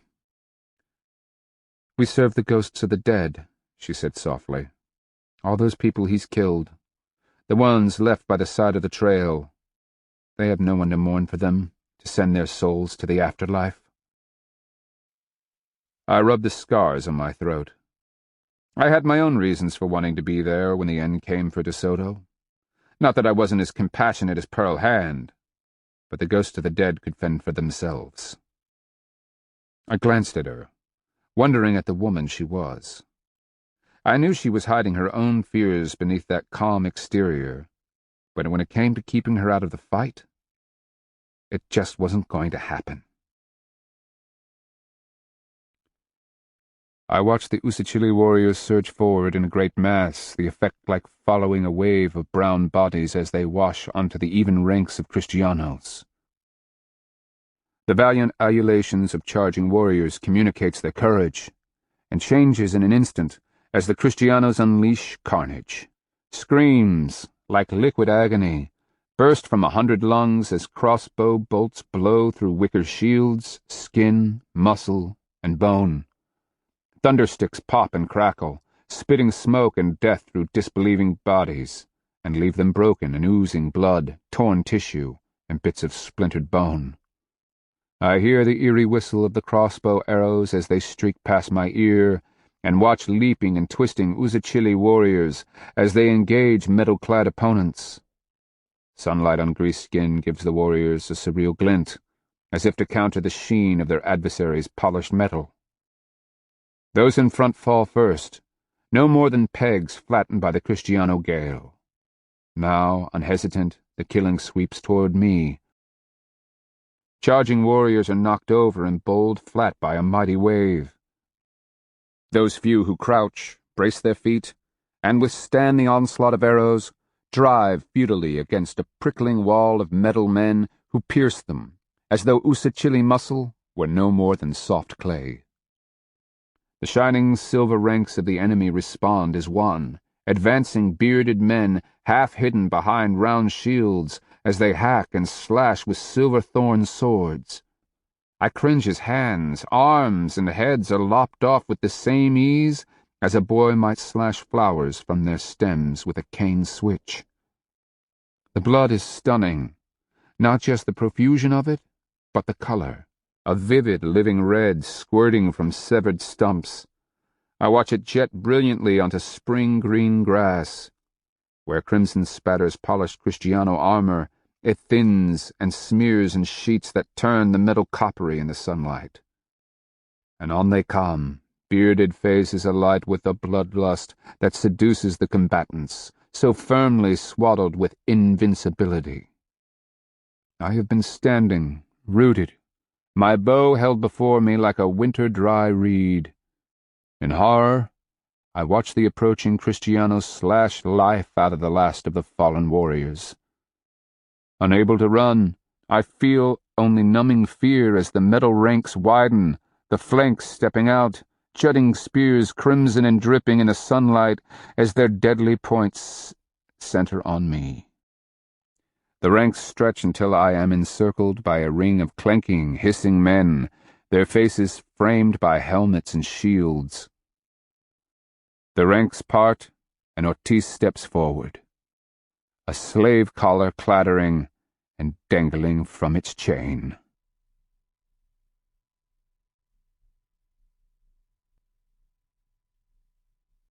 I jerked awake and gasped as adrenaline charged my body. Careful not to wake Pearl Hand, I eased out from under the blanket and dropped my head into my hands. In the quiet of night, I shook my head to rid it of the horrible dream. I stared up thankfully at the inky forest overhead. The smell of living trees, wood smoke, and the musk of old leaf mat filled my nostrils. Bark and Gnaw raised their heads from where they slept to stare at me in the darkness. I made a flat motion with my hand, and both dogs lowered their heads, each puffing out a sigh, as though irritated that I'd awakened them. I pulled on my loincloth and draped a fabric cape over my shoulders before I stood. All four of the dogs were watching now, and I motioned them to come as I made my way through the inky shadows under the trees. The presence of the dogs reassured me. A man is never alone when accompanied by his dogs, and their senses are so much keener than mine. I wound through sleeping camps of warriors. Where all should have been quiet, I heard men shifting under their blankets. Occasionally, soft murmuring reached my ears, as anxious souls, who should have been asleep, asked for reassurance from their fellows. Several paces farther on, I heard the melodic rise and fall of a man's voice as he offered prayers to his ancestors, begging for luck and courage. Turns out I was far from the only soul in the world with worries about the coming morning. Stepping out from the trees, I found a clear sky, frosted with stars in all but the west, where moonglow from beneath the horizon paled the sky. The constellation of Horned Serpent had sunk into the west, leaving me with a slight sense of relief. I wasn't sure I wanted my supposed spirit helper staring down at me on this night. Instead, only the upper portion of the spirit road that led to the land of the dead was visible in the northwest. I stared at the hazy band, seeing the two roads fork near the star where Eagle Man kept guard. My Chickasaw, and most other Muskegeans, believed that he quizzed the dead as they traveled up the foggy band of stars. Depending on a person's answers, they might be directed on toward the land of the dead, or the other way, to the blind end. It was to that latter destination that those who had excelled only in mediocrity were directed. Staring up at the night sky, I wondered if that was where I might eventually wind up. "What do you think you're doing?" Uncle's voice haunted my memory. "One day you will be made a high minko of all the Chickasaw, and when that day comes, though I am dead and buried, my soul shall be looking down, watching you. I expect to see a great man as he walks out of the Chikofa, proud, dressed in his finest, with a shining copper hairpiece gleaming in the sun. On that day, the man you will become will finally be measured." Of course, I would never know that day. Not after Horned Serpent whispered to my souls, not after I was declared a Keohusa. Grass hissed as the dogs and I waded through it to the place where Rattlesnake expected to meet De Soto at high sun tomorrow. The spot had been beaten flat by many feet as Rattlesnake rehearsed his warriors during the day. I could smell the dank odor of the two lakes as the breeze shifted. Turning, I stared at the dark shape of Napatuka town. The faint glow of fires outlined houses against the backdrop of the palisade. Off to the east, along the trail, were the camps full of exhausted captives. I could make out the tents housing the soldados, their angular shapes silhouetted by firelight. In the distance, a caballo herder sang to the horses. Once I'd been amazed at the sound. Now I wondered if I'd be lucky enough to kill the man whose throat produced such soft strains. Perhaps, but only after De Soto's accursed soul had been dispatched to his paraiso. He was the first and most important target. Kill him, and depending on the circumstances, Perhaps we could hunt the rest of them down, one by one. Beat this into your silly head, boy.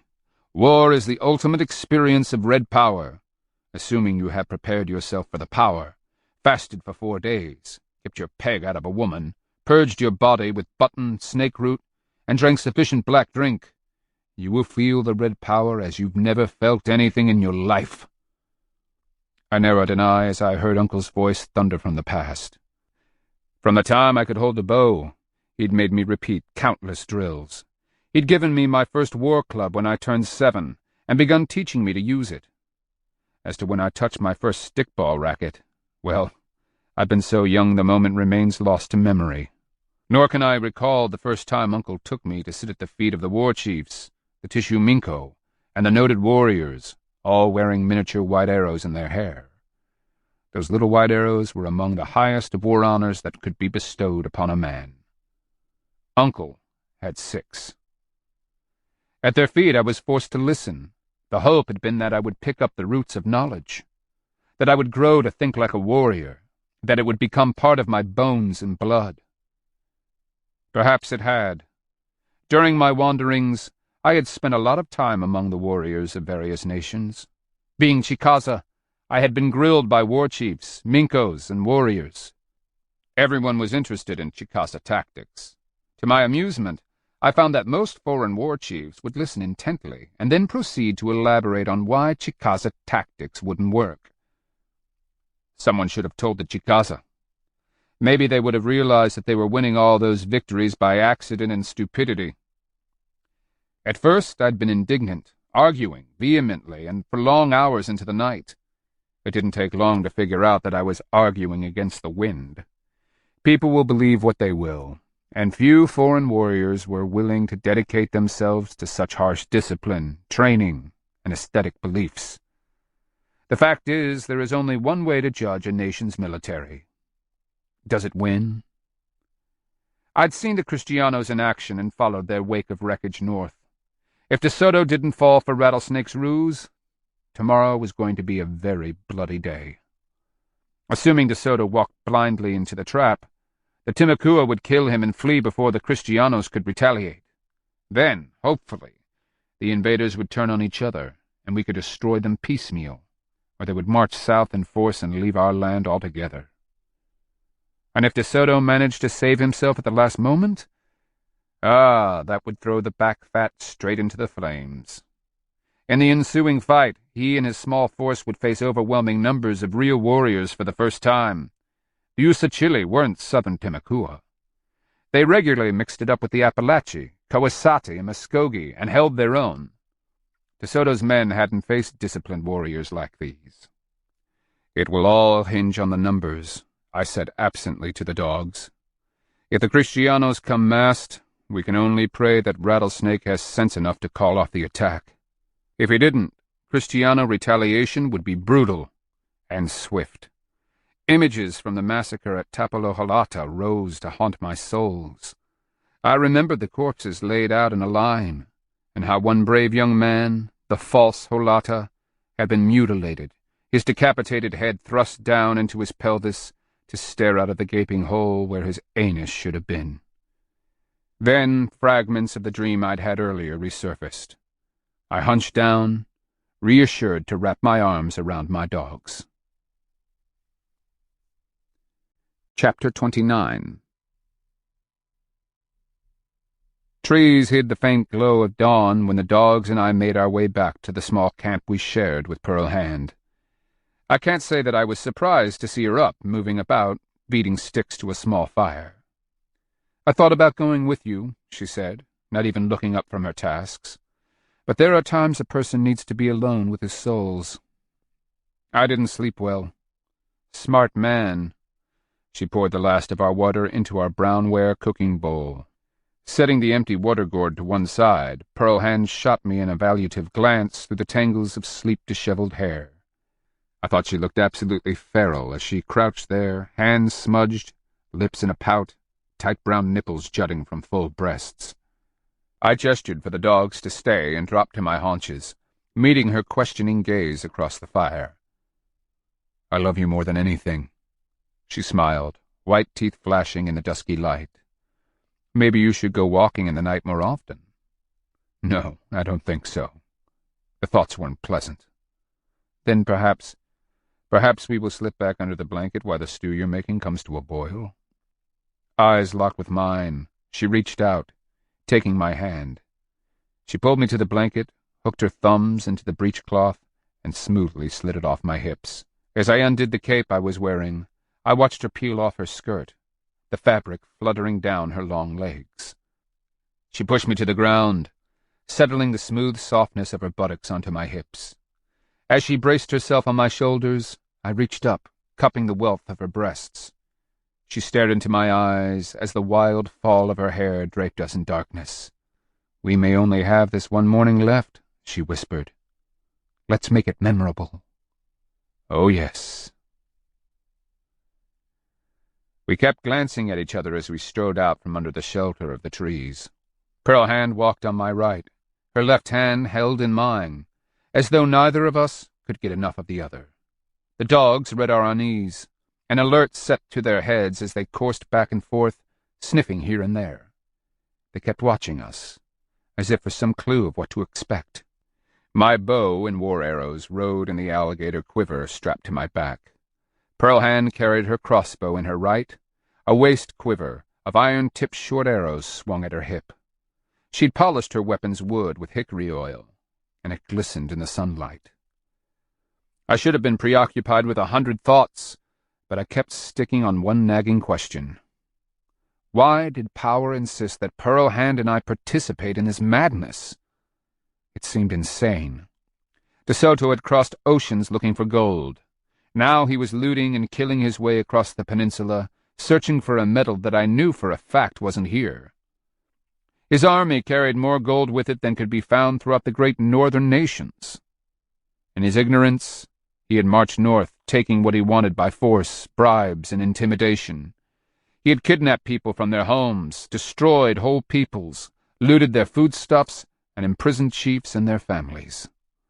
The man had smiled as unimaginable cruelties had been inflicted on innocents, and even his dogs had been turned into creatures of evil. All for delusions of gold? What was it about creation and the makeup of the world that people like De Soto were permitted to exist? What flaw in the beginning times had allowed such perversions of intelligence to flourish? One by one, I tried to recall the endless line of rotting corpses along the Kristianos' march, only to give up, overwhelmed by the number. I glanced up at the low sun, hanging like a molten orange ball over the trees. Breath-giver, can't you bring this madness to a halt? In that moment, I wanted nothing more than to tighten my grip on Pearl Hand and lead her away, back to where we'd hidden the packs. I wanted to repack the dogs and turn east, following the morning sun to the ocean, and from there we'd head north, taking the high country trails around the swamps and inlets. Somewhere, in an open glade, close to water, we could find good sandy loam that would grow corn. Weirs and fish traps would supply enough catfish, bass, and trout. The nut trees and the animals that fed off them would keep our stomachs full. It wasn't much to ask of life. Certainly nothing like asking for gold, empire, and dominion over all. Why then was power refusing my longing for so little, yet granting this maggot De Soto the possibility of so much? Where was the justice? I can't read your expression. Pearl Hand cast a glance from under the hanging wealth of her hair. I caught a glimpse of a flashing eye and the soft curve of her cheek. I'm searching for understanding. I resettled my bow and quiver on my back. Oh, and wishing we were headed east as fast as our legs could carry us. That old wry smile bent her full lips. All men seek answers, Black Shell. Only fools believe they'll ever really find them. That's depressing. No, people are depressing. The world is what it is. Only people are truly cruel, or remarkably noble, as the case may be. White power versus red power, forever seeking a balance that, once found, can never be maintained. De Soto and his Kristianos against us and the Usachili? It's the way of things. But Why? I cried, balling my left fist. Because living the white power of peace, order, and tranquility is stagnant, while the red power's chaos, warfare, and strife are unsustainable. She gave me that mocking arch of her eyebrow. Come on, lover. What do you expect? That life should be easy? Cheap? Absolutely, especially today. Come on, let's go pack the dogs and go run like a pair of swamp bunnies. I almost meant it. She shook her hand loose from mine. And your spirit dreams? They'll have to find me before they can punish me for running out on them. I caught the amusement in her eyes. Your secret is safe with me. That's just it, I muttered, growing serious as we approached the assembling warriors. I really do wish we were anywhere but here. Her subtle smile told me she probably wished for the same. Clumps of warriors had assembled, all wearing their finest regalia. Faces were painted in bright colors. Like most Timucua peoples, the Usachili favored a hair palm that rose straight from the top of the head, and each warrior had decorated his with feathers, bright beads, and bits of crushed shell. Greased skin had made their bodies shine and emphasized striking tattoos that covered arms, breasts, and shoulders. As we passed, each group nodded respectfully. I could see the stress hidden in their stiff expressions, and the fidgeting movements of hands and feet. Hard glances were fixed first on Napatuka town, and then on Rattlesnake, Blue Sun Stone, and Holata Uriutina, where they had taken a position on the trampled flat. There they expected to meet De Soto. Pearl Hand and I stopped a respectful distance from the chiefs, and both of us carefully placed our weapons on the ground. Kicking a bit of grass over them, I motioned the dogs to lie down and finally turned my attention to Napatuka. The first thing I noticed was that the caballo herd was smaller. The animals held out of view behind the town. Then came the wavering, squealing calls the creatures made when separated from their fellows. Through the palisade, I could see some of the beasts inside the enclosure. Bloodthorn detached himself from the others and came striding over, as though powered by a nervous energy. They split up their caballos, I called by way of greeting. Bloodthorn had painted his face in red and white stripes. His palm of hair had been riddled with white heron feathers, accented by a multitude of iridescent blues, reds, and yellows, taken from painted buntings. Thick shell necklaces hung over his muscular breast, and he carried a wicker cane shield on his back. He propped his hands on his hips as he turned and studied the town. We don't know what that means, but take it as a positive sign. De Soto hasn't massed his caballeros. In addition, spies that we've sent close inform us that most of the soldados are still inside their tents just outside the palisade. I exhaled some of the tension that had been building inside. Then it looks as if the Adelantado doesn't suspect a thing. Bloodthorn grinned. He still has a hand of time before the council is supposed to take place. But no. As far as we can tell, he hasn't placed any of his forces in formation. I glanced at Pearl Hand, seeing her thoughtful frown as she studied Napatuka. "What about the tents?" she asked. "Don't they normally take them down in the morning?" I turned to study the line of off-white canvas shelters. I could see a few of the soldados walking about. The handful that were visible wore shirts and pants, not armor. Bloodthorn shrugged. "Seems they are planning on staying here for a couple of days before moving on to Usachili." He made a face. "We left them at least a week's worth of food."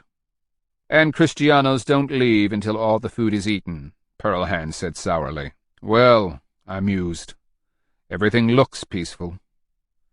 A glance at the sun told me we still had to wait. Let us pray that by high sun today De Soto is dead, and we are all running for our lives through the forest. "So we pray," Bloodthorn agreed. "When the Kristianos come, we ask that the two of you approach so that you can hear what they say." He hesitated, assuming there are any but the most cursory of discussions. "We'll be there." I looked back at the town, seeing barely a hint of activity. The few Kristianos visible weren't even carrying weapons. Sometimes, in ones and twos, they would walk up to the palisade and stare out at us. And no wonder. Usachili warriors were dribbling in by 4s and 5s, all taking positions in the tall grass surrounding the council area. Some were playing flutes, others clapping and singing, calling to their ancestors for courage and valor. After Bloodthorn returned to the chief's council, Pearlhand gave me one of her serious looks, asking, "How do you think power will react to this?" "What?" "We have called De Soto to a peace council. If he comes expecting peace, we are going to kill him. It's an abuse, you know." I shrugged. After the atrocities committed at the hands of the Kristianos, power will sigh with relief when we've killed the last one. She nodded, turning her impassive face back toward Napatuka. The long wait started, and it was all I could do to keep from replaying the scenes from my nightmare. Images of blood and death lay just below my consciousness. It took a concerted effort to block them out. "Please, Breath-Giver," I prayed, "blind this foul De Soto to our plans. Just give me one good shot." Chapter 30. Mother Sun was high in the sky when the clattering of arms and movement of men gave us the first clue that De Soto was coming. Around us, warriors rose to their feet, all eyes on the activity that could be seen through the palisade. We watched as armored guards paraded out the gate, unfurling their colorful cloth banners to hang over the route the Adelantado would take. Between the palisade posts we could discern the slow procession of men. Meanwhile, in the Kristiano tent camp to the east, a few white-shirted men stood watch. Apparently the fools thought the meeting was going to be so uneventful it wasn't worth getting their fellows out of their tents to follow the festivities. Then De Soto emerged, sunlight gleaming on his polished armor as he walked side by side with Holata Ahokalaquin. 2 of the terrible war dogs marched on either side, their long, lean heads turning our way as they sniffed the morning for our scent. A young woman whom I took to be Waterfrond followed in the ranks behind Ortiz. Behind them came armored men leading 4 caballos. 6 of the Thunderstick warriors strode out, the heavy weapons braced on their shoulders. I counted as the rest passed through the gate, coming up with 25 individuals, 4 of them captives. A sense of elation rose in my breast as I figured the odds. 4 of 500 against 25? I couldn't help but glance at Rattlesnake. The great Paracusi stood as if he were carved of wood, hawkish eyes on the approaching party. "Come on," Pearlhand's voice was tense. "We better walk over where we can overhear the Kristianos. It might be the only warning Rattlesnake gets." We picked up our weapons, carrying them against our bodies, the dogs following curiously, tails waving lazily in the air. Bloodthorn gave us a slight nod, motioning us to close the rear. I wasn't pleased to do it, but I laid my bow and quiver down in the mashed grass. If Rattlesnake ordered the attack, I'd have to shoot through the whole Usachili delegation to kill De Soto. Pearlhand used the opportunity to cock her crossbow and place one of the stubby arrows into its rail. My mouth had gone dry. A prickling sensation, like ants running across my skin, and sweaty palms reflected the tension inside my soles. I'd strung my bow earlier. Now it seemed to mock me from where it lay in the grass.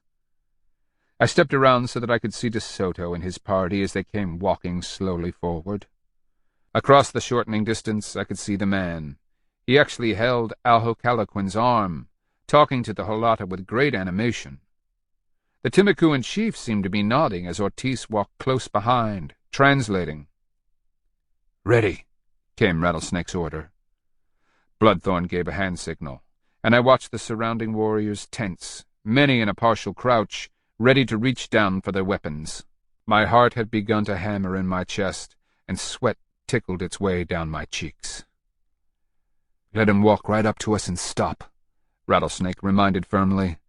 "If any man moves before my order, I will personally tie him in the square and cut him apart piece by piece." His subchiefs gave the hand signal for the surrounding warriors to hold. I could see them giving their companions sharp glances as the tension built. I kept clenching my hands, rubbing my fingers. Pearlhand, however, stood like an oak, not a muscle moving, her left eye in a slight squint as she watched De Soto's party approach. Her controlled voice caught me by surprise. Antonio and his father are just behind De Soto. I craned my neck, spotting them both in shining silver armor. Antonio's didn't fit so well. Obviously he'd taken it from a larger man to replace what he had lost to us. "Easy," Rattlesnake commanded. "Everyone hold and await my signal." I shot a glance at Napatuka, seeing movement behind the palisade, but couldn't make out the meaning of it. The soldiers' camp looked half deserted. "This is going to work," I declared. The dogs were poised beside us, picking up on the tension that seemed to sing in the very air.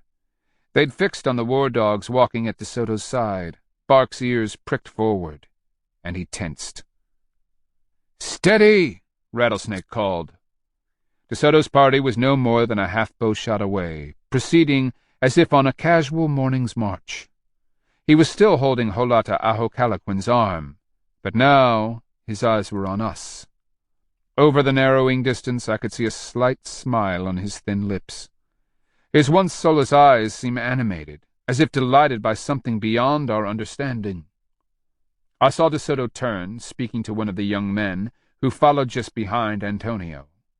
The man lifted a yellow horn to his lips and took a breath. At that moment the men with thundersticks rolled them off their shoulders and De Soto raised a hand. The party stopped, perhaps a half-bow shot away. I heard the word across the suddenly still clearing. "Ahora!" What? The shrill blare of the horn carried on the morning, lilting and rising, as though a call from some great raptorial bird.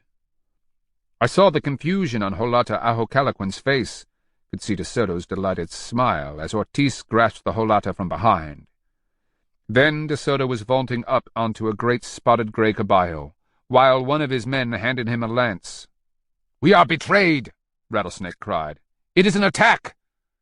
The thunder of hooves barely preceded the emergence of armored caballeros as they burst through Napatuka's gate. Off to the side, the tents were being thrown back like blankets, exposing small squads of armed men who leaped to their feet, rushing forward to form ranks. We all stood, stunned, watching the impossible. Ortiz was dragging Holata Ahokalaquin back, and stopped only long enough to grab Waterfrond. I could see total surprise on Ahokalaquin's face, his mouth working like a rebuked infant's. "Attack!" Rattlesnake bellowed, raising his arms. "Forward and kill them all!" "Blood and pus," I cried. "This is going to be a disaster." Pearl Hand was already reaching for her crossbow. The dogs were alternately looking up at me, then back at where De Soto's little party was lining out, the thundersticks being leveled in our direction. Bloodthorn's cry broke the confusion, unhindered rage echoing as he started forward. He'd shifted his wicker shield to his left arm, a war club in his right hand. One of the thundersticks discharged, blue smoke following the ugly pop of the weapon. Simultaneously, Blue Sunstone's body jolted in time with a loud, meaty slap, and something spattered on my skin. I watched the man stagger, a bloody wound gaping into the right of his spine just below the shoulder blade. Blue Sunstone's knees gave, and he fell onto his back, body bouncing at the impact. Blue Sunstone's eyes were already glassy, and the round hole in his ribs bubbled blood. Dumbly, I noticed the bits of bone and tissue that stuck to my skin. Pieces of Blue Sunstone, blown right out of his body by the thunderstick. I wiped at the gore, a sudden shiver icing my soles. "Forward!" Rattlesnake cried, waving his warriors in. "You coming?" Pearl Hand called. "We've got this one chance to kill De Soto." And she was sprinting, dogs baying at her heels, after Rattlesnake, Bloodthorn, Uriutina, and the other war chiefs. In growing panic I fished for my bow, slung my war arrows over my back, and took one last look at Blue Sunstone. Flies were already landing on his sightless eyes. Then I knocked an arrow as I charged off after Pearl Hand and the rest.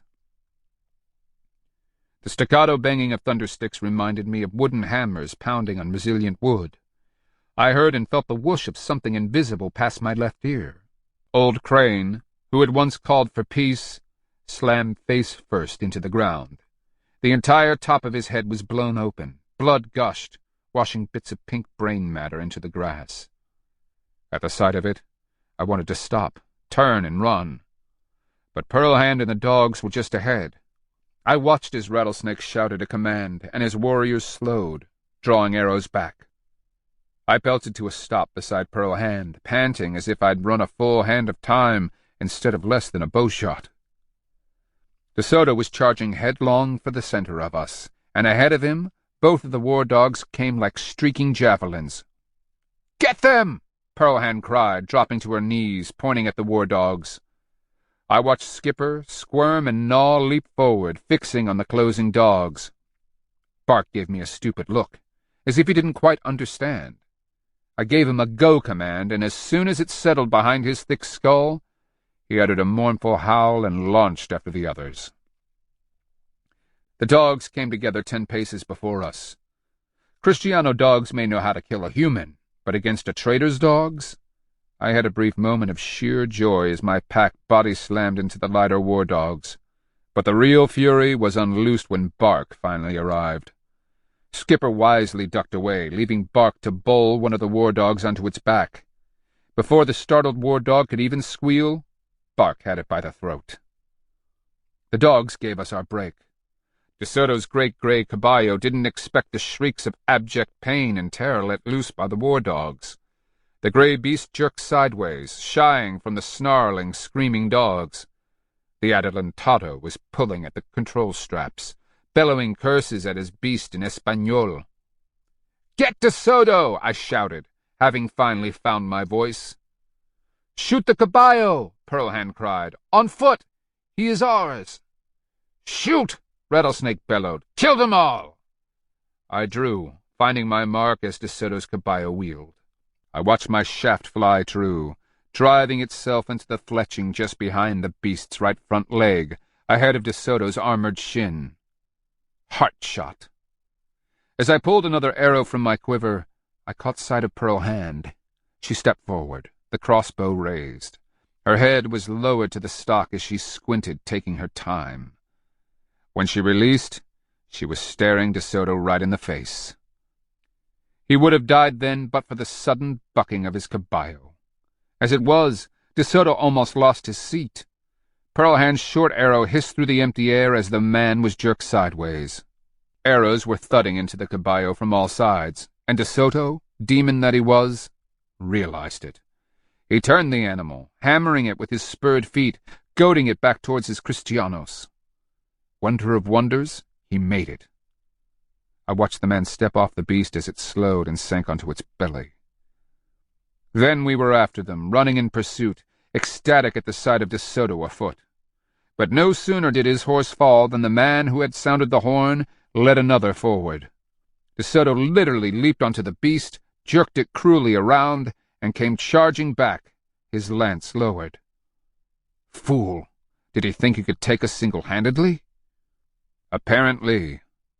I watched him duck the arrows shot his way. Others clattered off his armor. And then he was upon us.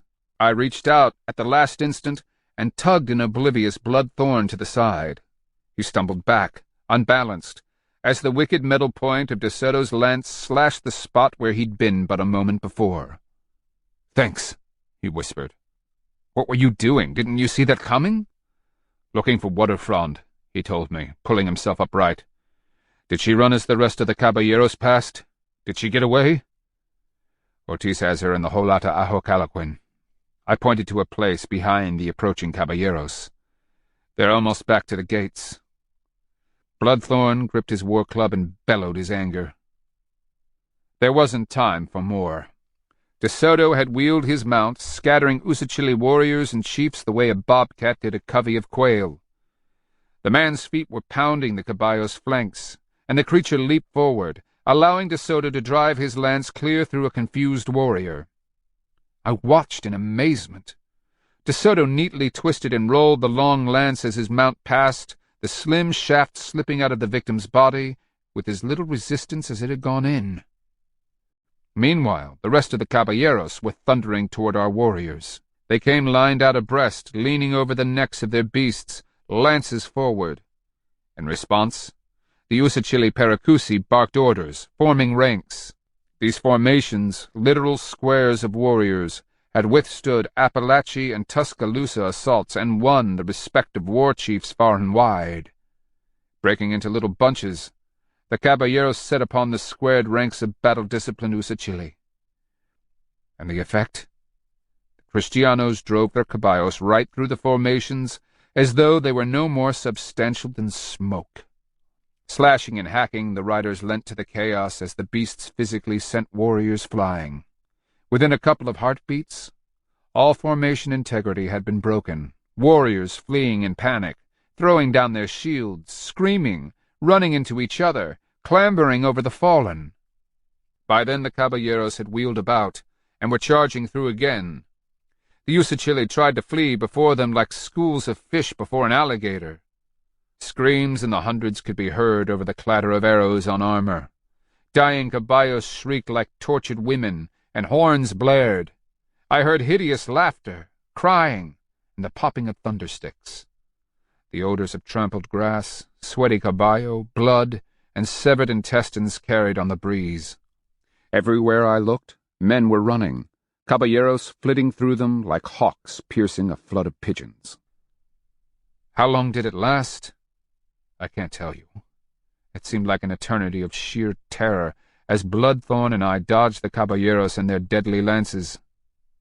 When the opportunity occurred, I'd wait till the last second to drive an arrow at a lancer's head, or perhaps into his caballo. Doing so saved our lives at least twice. I had no opportunity to look for Pearl Hand. Through the chaos of shouts, screams, pounding hooves, and squealing caballos, Bloodthorn and I alternately ran, threw ourselves to the ground, or leaped sideways at the last minute. Pearl Hand? Blessed gods, where are you? I tried to remember when I'd seen her last, and couldn't. I twirled on my feet, desperate to locate her. Everywhere I looked, we were surrounded by death, movement, and panic.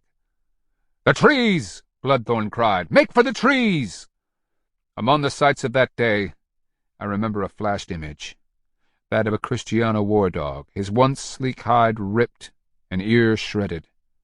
He raced past on 3 legs, his impotent paw dangled by a few tendons and flopped with each step. Behind him came Bark, fired with fury as he leaped to sink teeth into the fleeing dog's flanks. Pearl Hand? Where is Pearl Hand? Running after Bloodthorn, I kept searching the battle. Rattlesnake, Bitwoman, and the others had vanished in the melee. Tell me Pearl Hand's not dead. Riders blocked us. We both pulled up, panting, staring wildly this way and that. That was the moment I first began to understand what was happening. Parties of Rattlesnake's warriors were formed up in bunches, desperate to maintain some kind of integrity as they launched arrows at the racing caballeros. But no sooner did a war chief or deputy get his fellows half-organized than the caballeros noticed. The masked caballos, guided by armored men, would plow right through the nascent formation, sending individuals flying in a panic. Then the sport began, riders following along behind, picking off routed warriors one by one. After the caballeros came the soldados, a solid line of them, trotting forward behind a wall of shining metal shields. As they advanced, they covered crossbowmen and thunderstick shooters. The few collections of Timucua warriors that rushed to meet them seemed to melt away like back-fat on a red-hot stone. The popping of the thundersticks seemed so paltry at first, but warriors fell, and the stinging smoke blew over us, reeking of sulphur and death. The forest and escape, blocked by Kristianos, seemed ever more distant. I watched the pride of Holata Usachili's military might disintegrate. His warriors reminded me of songbirds kicked out of a bush. They flew in every direction, bleeding their fear.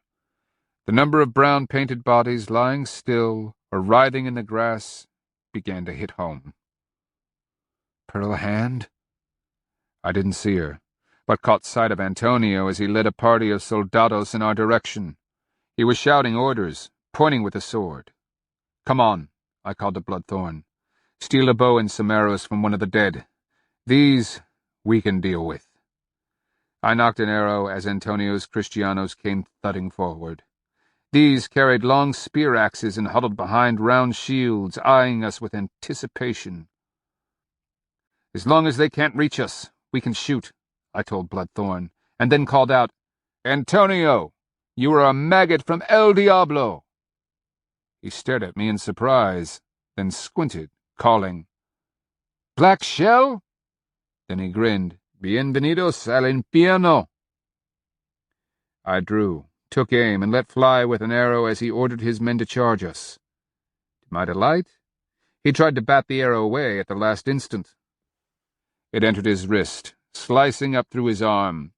Antonio's scream of pain and fear was a delight to the ears. "That one's for fetch," I cried, knocking another arrow and driving it at his head. Just as I released, he dropped to his knees, my arrow clinging harmlessly off his helmet. "Ayúdame!" Antonio screamed at the top of his lungs. "Papa, ¿dónde estás?" Bloodthorn's newly acquired bow twanged beside me, and I watched one of the spear-axe's men's cloth batting stop the arrow fast. The spear-axe men were now surrounding the wounded Antonio. Bloodthorn was giving the bow distasteful looks. Cactus thorns against a turtle shell. Then I followed where Antonio's men were pointing. Off to the left, 5 of the caballeros were pulling lances from their latest victims. One, an older man with a graying beard, fixed us with hard eyes. Oh yes, I knew him. Antonio's father. "Antonio!" the old man cried, standing in his stirrups for a better view. "We've got to run," I called, turning and sprinting for all I was worth. The promise of safety in the trees was choked by a group of thunderstick men, surrounded by crossbows and a hedge of those accursed spear-axes. I watched and listened as several of the long tubes popped and banged, smoke billowing from the muzzles. "To the lakes!" Bloodthorn cried, grabbing my arm to slow my headlong rush. "What?" "The caballos can't follow us into the water. We can swim across and get away on the other side." It made a heap more sense than the forest. I ran my heart out for the lakes. All around us it was apparent that things were not going well for the Usachili. We passed men lying on the ground, their backs ripped open. Some were dead, others groaning, clutching at grass, struggling to drag themselves along while lengths of intestines trailed behind. Others, cut partially through from sword strikes, bled out in large pools of crimson. Most of the wounds, some disengaged part of me noticed, were in the back. Kristianos love to kill people who are trying to escape. As the depth of the disaster became apparent, I suffered the sickening realization that our little fight with Antonio had doomed us. We'd lost too much time, but for the number of fleeing Usachili, we would have already been run down. I threw a glance over my shoulder, seeing Antonio's father as he bent low over his horse, shield and spear gleaming in the sunlight. He looked up from where Kristiano footmen hovered around Antonio. The old man caught sight of us and turned his caballo. It was only a matter of time. I threw another look over my shoulder, fearful of being speared by Antonio's father. But 4 confused warriors spilled into the old man's path. One of them ended up on the Kristiano's lance. When I tore my gaze away, Fetch was running several paces ahead of me. To this day, I swear it, I saw him, clear as sunset on a cloudless day. He shot a single glance over his shoulder, pink tongue lolling from his panting mouth. His eyes met mine, shining with that old delight. Then he took off. I followed, running as fast as I could. I ducked right when Fetch did, speeded up, slowed, and dodged, following his flying paws. For that moment my soles were singing, and a sensation of pure joy seemed to flow up from my old friend. A warmth filled my heart and lungs. I faintly recall crossbow arrows hissing past my head. A brown and white caballo, as if stuck in time, cut slowly in front of me. the deadly lance tip whispering a hand's length beyond my breast. An instant later it disappeared with a pounding of hooves. Fetch led me past the first lake where 2 Kristiano caballos were already working the bank. Fire had started in my lungs, and my throat was dry. Then Fetch was leaping full tilt into the tall willows surrounding the second lake. I plowed in after him, slapping the green wall aside, splashing into the water.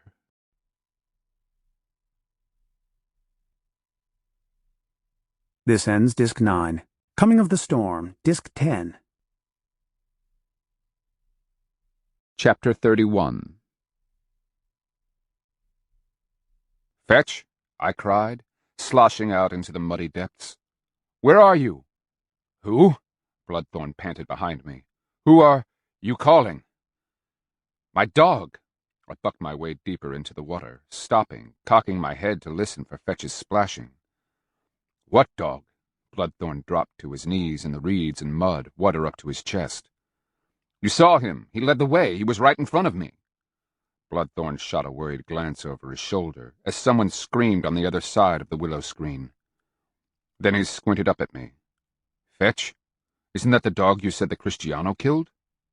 "I saw him," I insisted, grabbing reeds, yanking them back so I could search along the bank.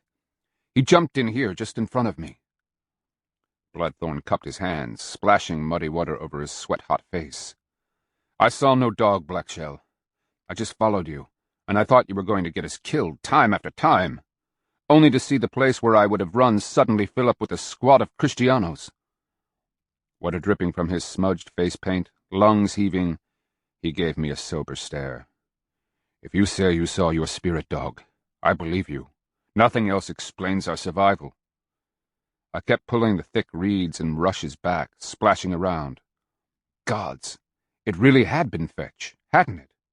I'd never been as positive of anything in my life. Bloodthorn and I froze as someone crashed into the cattails half a bow shot off to the left, followed by the huffing snort of a caballo and a larger splash. From beyond our screen of willows, I could see a man strike out, swimming for the center of the lake. He kept throwing glances behind him, never slowing his rapid pace. A crossbow arrow flashed out, sailed across, and made a chug sound as it whisked past the swimmer's head into the water. Bloodthorn gestured for silence as I carefully reached into my quiver. My questing fingers found only a single arrow left. I withdrew it and nocked it. Distant shouts, the rattling pops of thundersticks and occasional screams were the only sounds. Overhead, a V of ducks circled the lake, thought better of it, and winged away. The caballo crashed and splashed back to solid footing, and we heard the clumping hooves as it passed just beyond our screen. Taking a breath, I slogged further out to where the willow thinned. In the middle of the lake, the swimmer had slowed, treading water. He kept looking back, fear in his eyes. We had followed Fetch to the eastern and larger of the 2 lakes. Grimly, I remembered that this body of water was supposed to keep Rattlesnake's forces from being surprised from behind. Other than the forest, it now seemed to be the only remaining place to hide. Further down, we could see others swimming out. Within a finger's time, the water was bobbing with heads, and ripples were washing over where Bloodthorn and I hid. At the sound of a winded caballo, I peered through a gap in the leaves, seeing Antonio's father ride impatiently past, his bloody lance held high. The expression on his face was one of black rage. He looked back and down, barking curtly in Espanol. Soldados must have been an accompaniment, for I heard a respectful answer. "We can't stay here," I noted. "Sooner or later they're going to search all along the shore." Bloodthorn nodded, then reached up, taking a sight on the sun and moving his hand, palm width by palm width, to the western horizon. "3 hands' time till dark. If we can last that long, we'll be able to slip out come nightfall and make our escape." I nodded. "I wonder how many are in the other lake." I'd actually have headed to that one instead, but for Fetch. "Closer to the fighting," Bloodthorn shrugged. "It's probably filled. I thought I caught a glimpse of Holata Urutina and his party headed that way." "I wish them all luck." I paused. "Did you see my wife?" He gave me a knowing look. No, Black Shell. I winced, crouching down in the water. Pearl Hand, are you there? I heard the stems bending ever so softly and gestured for silence. Pulling my arrow back, I waited. A hand parted the willows and pulled them back. I stared right down the shaft of my arrow and into a black, bearded face. The Kristiano threw himself back just as I released. A terrified scream tore the air, and I heard thrashing as he made his escape back toward the bank. An explosion of Kristiano voices followed, and I recognized Antonio's fathers among them. "Come on," I said, slipping my bow into the empty quiver.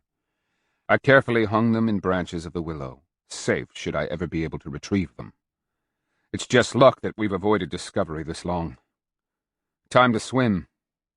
Bloodthorn and I struck out for open water, tossing glances over our shoulders. Antonio's father sawed at the straps controlling his horse. He was pointing at us with the bloody lance, calling orders. From the middle of the lake, we could see other caballeros, riding just beyond the cattails, rushes, and stands of willows. Every now and then, one would point. They were seeing places where the vegetation was crushed, and sent crossbowmen in to flush the fugitives. But for my last arrow, either Bloodthorn or I would have been shot. We watched other fugitives, driven from concealment, swim out to join the rest of us. Now riders were sweeping the opposite shore, driving anyone who swam across back into the center. "Why do I get the feeling we're in a trap?" Bloodthorn asked as we struggled chin-deep to find footing in the slippery mud. Any further out and the water would be over our heads. "All we have to do is wait until dark," I assured him. "It's a big lake. They can't be everywhere." "No," Bloodthorn sighed, and I realized he had a bitter smile on his face. "You know, hot as we are, the water feels good, but it's going to be pretty cold by the time night falls." I nodded. Even warm water like this takes a toll. The cool feeling had already eaten into my skin. "We're tough," Bloodthorn replied, watching another caballo patrol trot along the far bank. Antonio's father was still pointing at us, shouting orders, as some of the footmen left, and others appeared. "Definitely tough," I agreed, staring back at the bank we'd just fled. A couple of Kristianos with thundersticks had set up on the shore beside our adversary's pacing caballo. Bloodthorn and I watched as they poured something into the muzzle, then used hammers and a rod to pound a ball down the long tube. One of the men raised the thunderstick and pointed it. Even across the distance, I could tell we were the targets. Antonio's father's voice came rolling across the water.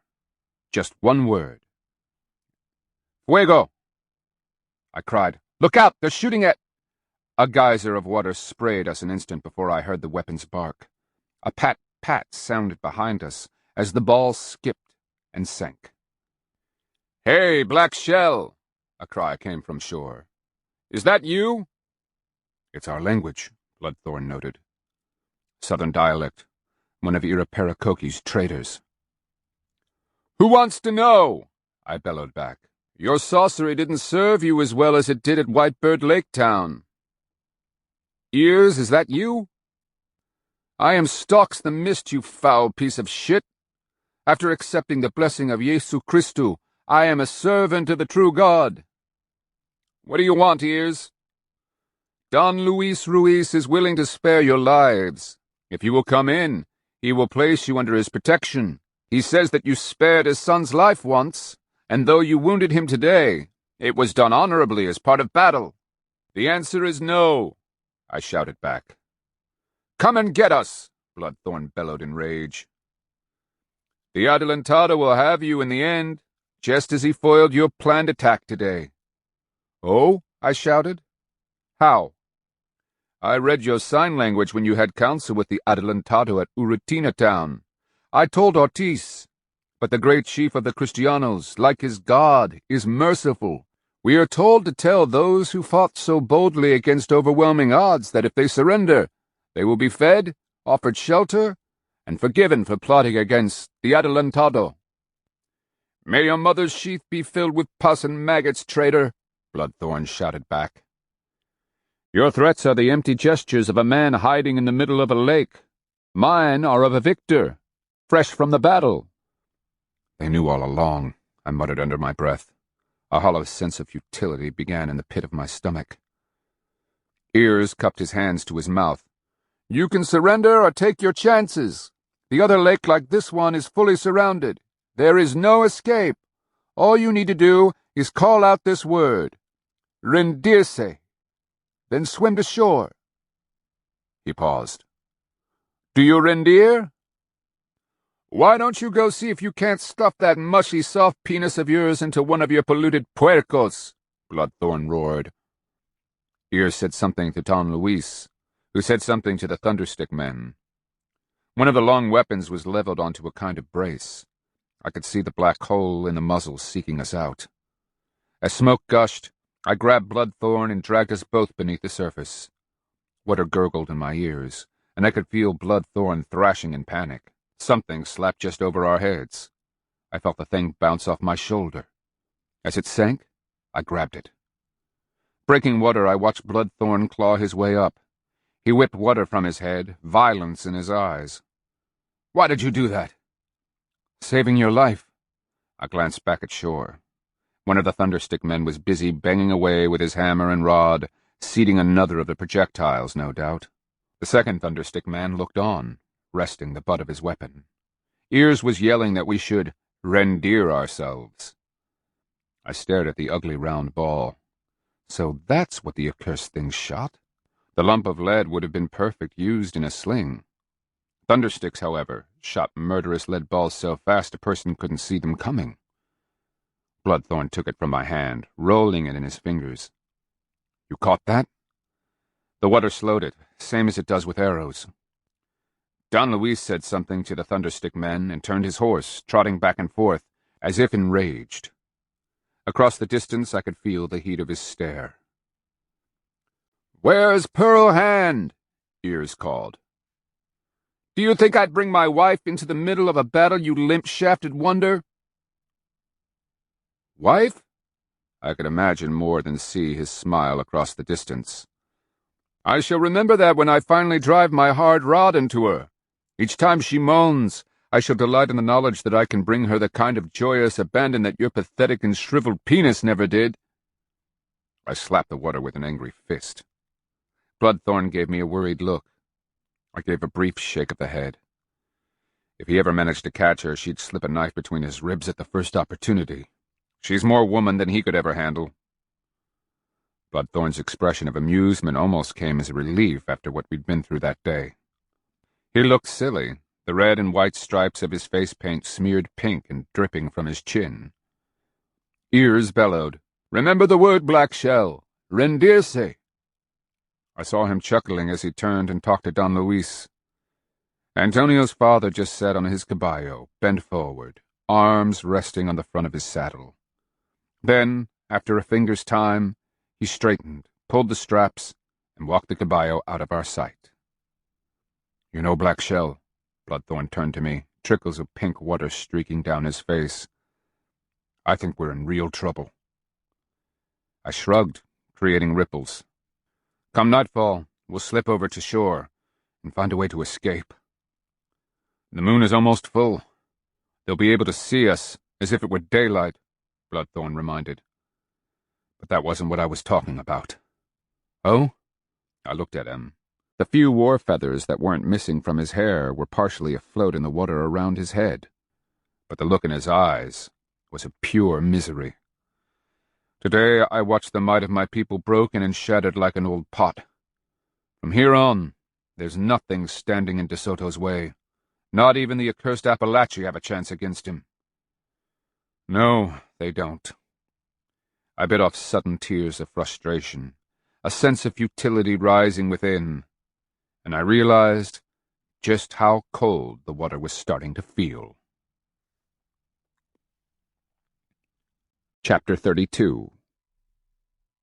We waited in silence, watching as the Kristianos patrolled the shores. One by one, those of us who had made it into the water swam together, only to learn that any accumulation of heads immediately earned us a shot from the bank. Either a thunderstick ball or crossbow arrow would whiz out to splat or chug into the water. For safety's sake, We would work our way into talking distance and keep separated. "What word of the Holatas?" Bloodthorn asked. "Nothing," another returned. "I saw them running for the small lake," yet a third voice called. "As far as I know, they all made it." "How many dead?" still another called. "Too many," Bloodthorn whispered. I wrapped my arms around my chest, a futile measure at keeping warm. The sun now hung a hand above the northwestern horizon. The first shivers had come a hand of time ago. "I saw Ahokalaquin dragged back into Napatuka," someone shouted. "As to the others, I don't know." "The entire war party from Urutina is dead," another called. "With great bravery they charged the Kristiano foot warriors and were mowed down to a man." I listened to the mixed horror and desperation in their voices and pulled my knees up, allowing myself to bob gently in the water. Eyes squeezed shut, I worried about Pearl Hand. The caballeros couldn't have cared less if it were a man, woman, or child fleeing before them. They'd have run one of their slim lances through Pearl Hand's back, giggling gleefully the whole time. Was her body lying in the trampled grass, flies already crawling through the blood-caked wounds? I remembered the unlucky wretches I'd seen trying to crawl away. Please, breath-giver above, tell me she didn't suffer that way. Or worse, she might have been captured. Perhaps even now some filthy Kristiano, covered with Timacuan blood, had pried her legs apart and jammed himself inside her. She will kill him in the end. This was Pearl Hand, after all. Her captor had better enjoy what he slipped into her, because what she finally slipped into him would be long, metal, and deadly. Nor could I keep from thinking about the dogs. The fact that any of us remained alive was because Gnaw, Squirm, Skipper, and Bark had stopped the Kristiano war dogs in those first critical moments. I slipped my feet down into the soft mud, muscles knotted against the nagging cold. Pearl Hand had been right to include them. We'd have never managed to concentrate our fire enough to shoot the gray caballo out from under De Soto with both of the dogs leaping among us. I remembered Pearl Hand's shot, how De Soto's horse had jerked him sideways, accidentally saving the man's life. It had been so close, and the dogs had bought us that moment. My teeth began to chatter as I remembered the sight of Bark chasing that wounded war dog. "What are you thinking?" Bloodthorn asked. He was standing, water just below his chin. "In the middle of the fight I saw Bark." "Yes," Bloodthorn smiled thinly. "He was after that Kristiano dog. Do you think he caught him?" I tensed the muscles in my jaw to keep my teeth from clicking as I talked. Either a Kristiano killed Bark, or Bark killed the war dog. Once he's in a fight, there's no other outcome. In that case, I hope your dog lives to be 100, and meets a new Kristiano dog every day. A pause. How long can a man stay in cold water? This temperature? I splashed absently at the surface. I don't know. Maybe a day? It probably depends on how much food the man has had, or how fat he is. I half-heartedly pushed a wave his way. You're built thick as a hickory stump, so you'll last longer than I will. Me, I'm too skinny to hold heat. It's only a hand of time until sunset. I looked up, seeing the moon a couple of hands above the horizon to the southeast. It's been raining for days. Why does tonight have to be crystal clear? Because our power has deserted us, Black Shell. He lifted his waterlogged hand, rubbing the puffy and swollen pads of his fingers. For whatever reason, the Kristiano's power is stronger than ours. Maybe their god really is the greater. That's goose crap, I growled. Really? Bloodthorn sounded bitter. I just watched the might of Usachili swept aside as if we were children playing at war. We've beaten the Appalachi. We've defeated the Albamaha and Coasati. We are not fools. I raised a hand in mollification. You heard ears. They knew your plans in advance. I was there that day, watching Rattlesnake and Holata Ahokalaquin signing back and forth to each other. Who'd think one of our own would give us away? Bloodthorn rubbed his face, smearing the pitiful remains of his war paint. And that wasn't power working against us? No, my friend. It was the stupidity of men, especially my own. but mostly it was that pus-sucking ears. I slapped the water in irritation. And I'm not sure I can blame him. By reporting our plans, Ears has risen in status. Chances are he'll never have to wear a collar again. A pause. In his place, I might have done the same. I fought off another bout of shivers, wondering when I had ever felt this cold. My thoughts kept dredging up memories of hot fires and lying with my body warmly entwined with Pearl hands. I forced them away, concentrating and saying, "This fight with the Kristianos, it's different than anything we've ever done before. Spoken truly, Black Shell. In combat, it seems they can't be killed. It's not them. It's their weapons and armor that are the problem. And who makes their armor? They do." Bloodthorn gave me a strained grin. "That's my point. And then there's the accursed caballos. I'd think they were spirit beasts from the underworld, but they seem to shy away from water. Maybe we need to tame water panthers, ride them off to war with the Kristianos. Now that would really give us an advantage." He hugged himself and stared at where the Thunderstick men remained, keeping watch on us. If we paddled along the shoreline, they kept pace with us. Apparently Don Luis had given them specific orders. The old man wanted us, and I knew why. By now, Antonio's arm was swelling like a sun-rotten fish, and even if they'd cut my arrow out, Antonio must have been in excruciating pain. "Any revelations?" Bloodthorn asked. "From that look on your face, I'm hoping you've just figured a way out of here." "I wish." I nodded a fist and hammered the water. "No, we're going to have to wait until dark and take our chances." Bloodthorn watched the Kristianos on shore who were watching us. Occasionally they would call out, "Indios, ¿quieres vos rendir?" I lifted my hands, inspecting the swollen white ridges on my palms and fingers. "Tonight, we'll make our escape." "We will," Bloodthorn paused. "But what then? Do we have a plan?" "We've got to make the forest, see if we can find others. Once we know who's alive and how many we have to work with, we can begin to plan." He swallowed hard, barely nodding as he stared wistfully at the shore. How in the name of the blessed ancestors can I ever get Waterfront away from them now? "I don't know, my friend. But if we can get out of this bone-numbing water, we'll find a way." I ground my teeth, partially from anger, but mostly to keep them from chattering like sleet on a hollow gourd. At least Bloodthorn knew Waterfront was alive. My imagination kept spinning images of Pearl Hand, and flies were swarming all over her sightless dead eyes, crawling into her gaping mouth, and feasting on her drying blood. Low in the western sky, the sun hung like a shimmering orange ball.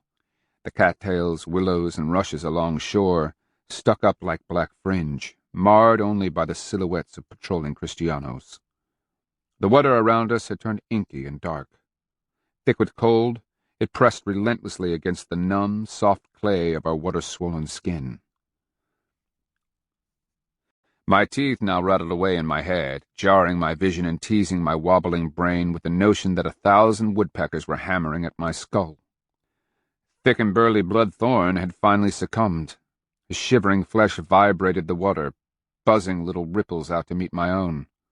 To my cold-dulled wits, watching the patterns they made in the gaudy orange light of sunset proved utterly fascinating. The number of bobbing heads hadn't decreased. No one who had fled the battle wanted to rendirse. Images of the dead and dying remained too clear. All a man needed to do was close his eyes, and there arose, unbidden, a stark reminder of what lay just beyond the water. And did we believe the claims made by the freed southern Timucua? They kept assuring us that the Adelantado thought we'd fought bravely, and that he valued courage. They insisted that anyone who would rendirse would be fed, given blankets, and allowed to warm at a great fire. "Do you think that is really true?" Bloodthorn finally asked, as the sun imperceptibly merged with the horizon, flattening, widening, and then vanishing behind the inky willows. I didn't reply, refusing to use the strength to find words. My thoughts had congealed into numbness. Instead, I only pointed at the scars on my neck. Bloodthorn stared at them, then nodded his answer. The tissue must have looked particularly gruesome after having soaked for so many hands of time. I twisted around, giving the 3/4 moon that hung high in the east a hateful look. Conditions could barely have been better for the Kristianos. The longer we wait, the better our chances, I remarked. They'll be expecting us to drift in closer with darkness. They'll be wary. How much more of this cold can you stand? Bloodthorn's voice almost broke. As much as I have to, I whispered. People die on water, even when it's this warm. I nodded. I knew a trader who died when his canoe swamped an ice-choked river. From the time his canoe tipped over, he managed to swim all of a bowshot toward where we were waiting on shore. We watched as his breath ceased to fog over the water, and his hair froze. We could hear his teeth clicking, and he just sank. From start to finish, he didn't last more than 50 heartbeats. This water will kill us, too. Eventually. I nodded. After the moon passes the highest point in the sky, then we'll try, I promised. I tried to huddle against myself, only to bob under as my stiff legs slipped on the mud. Coughing and hacking, I clawed my way back to the surface. Wiping water from my face, I heard the Kristianos on shore. They were pointing at me, calling, "Te rindes!" Filling my lungs, I shouted back as best my quavering vocal cords would allow, "Uti Asurupa!" One of the trader Timakua must have translated because a thunderstick discharged. Not even an instant later, Bloodthorn and I floundered as one of the balls blasted water an arm's length off to our left. "Next time," Bloodthorn said, panting, "when you tell them to eat shit, I'd appreciate it if you would use the polite honorific." Worry. The old woman watched from her position of honor, high on the Chickasaw mound, as the line of warriors passed before her. The day was bright and sunny, reminding her of Napatuka. Why? She wondered, looking up at the sun. Was it the angle of the light? The time of year? Or just the happenstance of an old woman's mind? Beside her, the matron stood tall, her sleek black hair combed and polished, shell necklaces draped about her neck. Even a red skirt, donned for its appeal to the powers of war, hung perfectly from the woman's hips. "Your son is the Pacachathalco, isn't he?" Pearlhand asked, her faded vision picking out the red and black painted warrior in the lead. "Yes," the matron told her. "He leads this raid against the Chata. He has prayed, fasted, and drank the sacred root. Power walks with him." Pearlhand nodded, hearing the foolish pride in the woman's voice. "Power, matron? Oh, no, not with your son. Not on this day." And she thought back to Napatuka and the feeling of wretched despair she'd felt the night after the battle. How she'd run like a panicked rabbit, chased by caballeros, darting through the trees. Twice she eluded pursuit by a quick dash to the side, using a tree trunk for shelter. As night fell, she made her way to their camp, finding 2 of the dogs, gnaw and squirm, waiting, tails wagging, glad of her return. Each had borne wounds that she had cleaned and tended, all the time shooting anxious glances at the darkening trees. Torn by indecision, she tried to balance her fear of Kristianos against that of packing and fleeing deeper into the forest. But where would Black Shell think to look for her? With each breath she weighed fear of discovery against the desperate hope that Black Shell would come staggering out of the night. "Pray you never suffer what I did outside of Napatuka, matron. It bleeds the souls and squeezes the moisture of pain from your heart." Near midnight, Bark's dark form came sleeking in, and she'd thrown herself on him, sobbing into his blood-sticky fur. Skipper had appeared just before dawn, and with his arrival the reality of Black Shell's absence came crashing down. Only one explanation remained.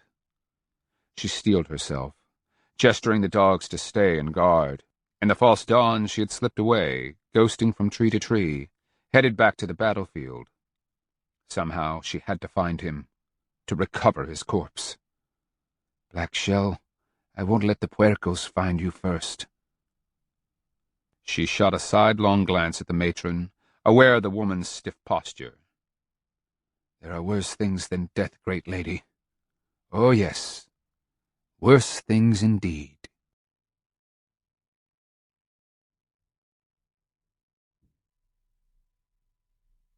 Chapter 33.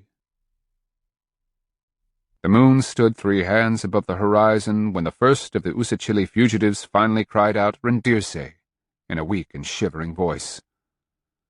Across the moon-silvered lake we watched the man slog his way into shallow water.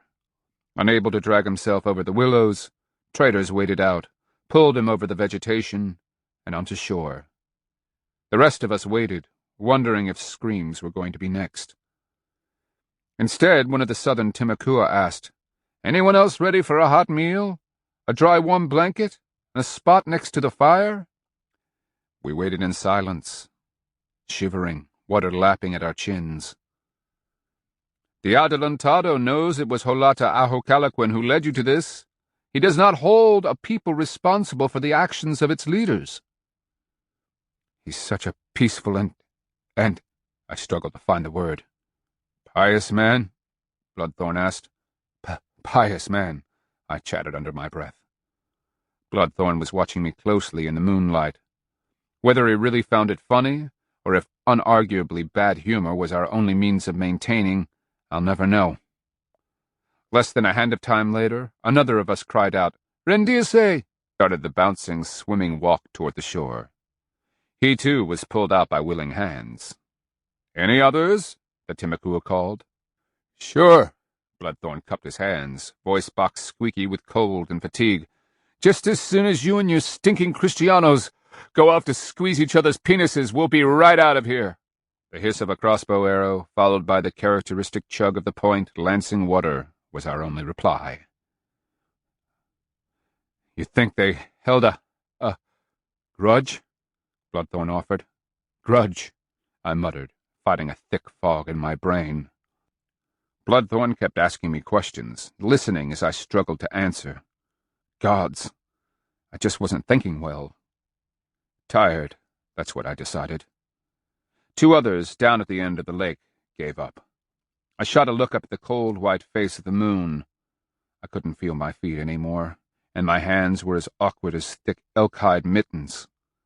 Putting together any kind of thought was like pawing through buffalo wool, thick and stiff. "Come on," Bloodthorn watched me with solicitous eyes. "It's time, Blackshell. Split up. Keep your head as low in the water as you can and still breathe. If they shoot at one of us, he has to draw back, screaming and splashing as if hit. Maybe that way they'll be so distracted they won't see the other one making for shore." I frowned, nodding, realizing for the first time that the water had grown warmer. I wondered when my shivering had stopped. "Yes, we can go now." My voice sounded oddly thick, and I had trouble forming the Timakua words. Bloodthorn slapped a club-like hand onto my shoulder.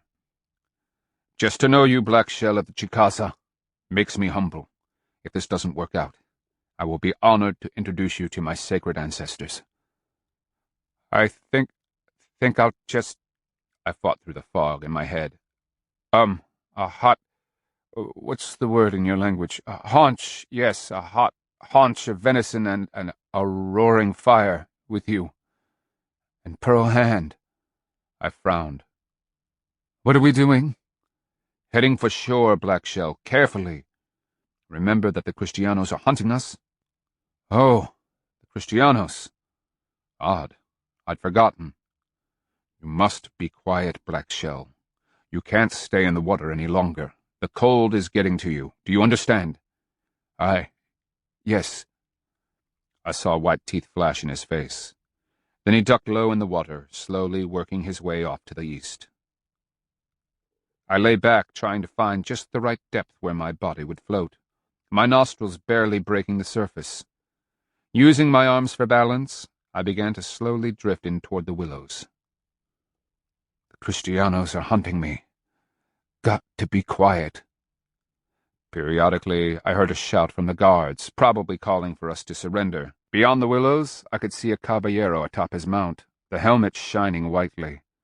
The man would pause, stare out at the water, and kick his mount onward. How many were left? All I had to do was reach the shore, slither through like a snake, and get my legs back. Then, as soon as a gap opened in the line, I had to wiggle out into the grass. I needed to be in the forest by first light. I needed... What? My head had gone foggy, floating, thoughts lost. It's the cold. That's why I can't think. The hollow boom of a thunderstick carried across the water.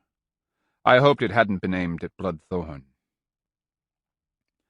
For perhaps a hand of time, I'd work my way toward the screen of vegetation, having covered maybe half the distance. My heart continued to beat slowly against my ribs. My fear had gone, drained away into the wool-thick confusion in my head. Gods, if I made it to shore, could I even stand? Does it matter? I continued to drift, delightfully warm. I thanked the sacred spirits that the shivering had ceased.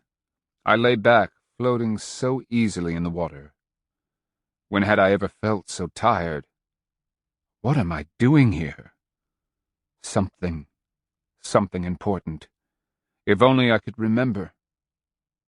The water buoyed my soles, rocking them ever so slightly. I closed my eyes, waves lapping at my cheeks. This wasn't so bad, floating in a warm haze. All of the hideous memories of war and violence began to fade, and I found myself running along behind Fetch again. Sunlight gleamed from the dark black hair along his back and shone golden in the brown along his sides. His thick fur undulated with each leap. He kept looking back, his tail waving like a thick flag. Lead the way, old friend. Show me the way. The rocking of my body matched each step as I followed Fetch. His tail was wagging, drifting. It, too, faded into the rocking gray mist. So tired, easing off into a gentle sleep. Something grasped my right ankle. No sense of panic or worry built as I was pulled into the depths. My arms were out, my head back, and I could see moonlight dancing in shifting dapples as the surface grew ever more distant. With each passing moment, I expected to settle gently onto the thick mud. Instead, the flickering moonlight grew ever dimmer as I dropped down, caressed by the warm waters.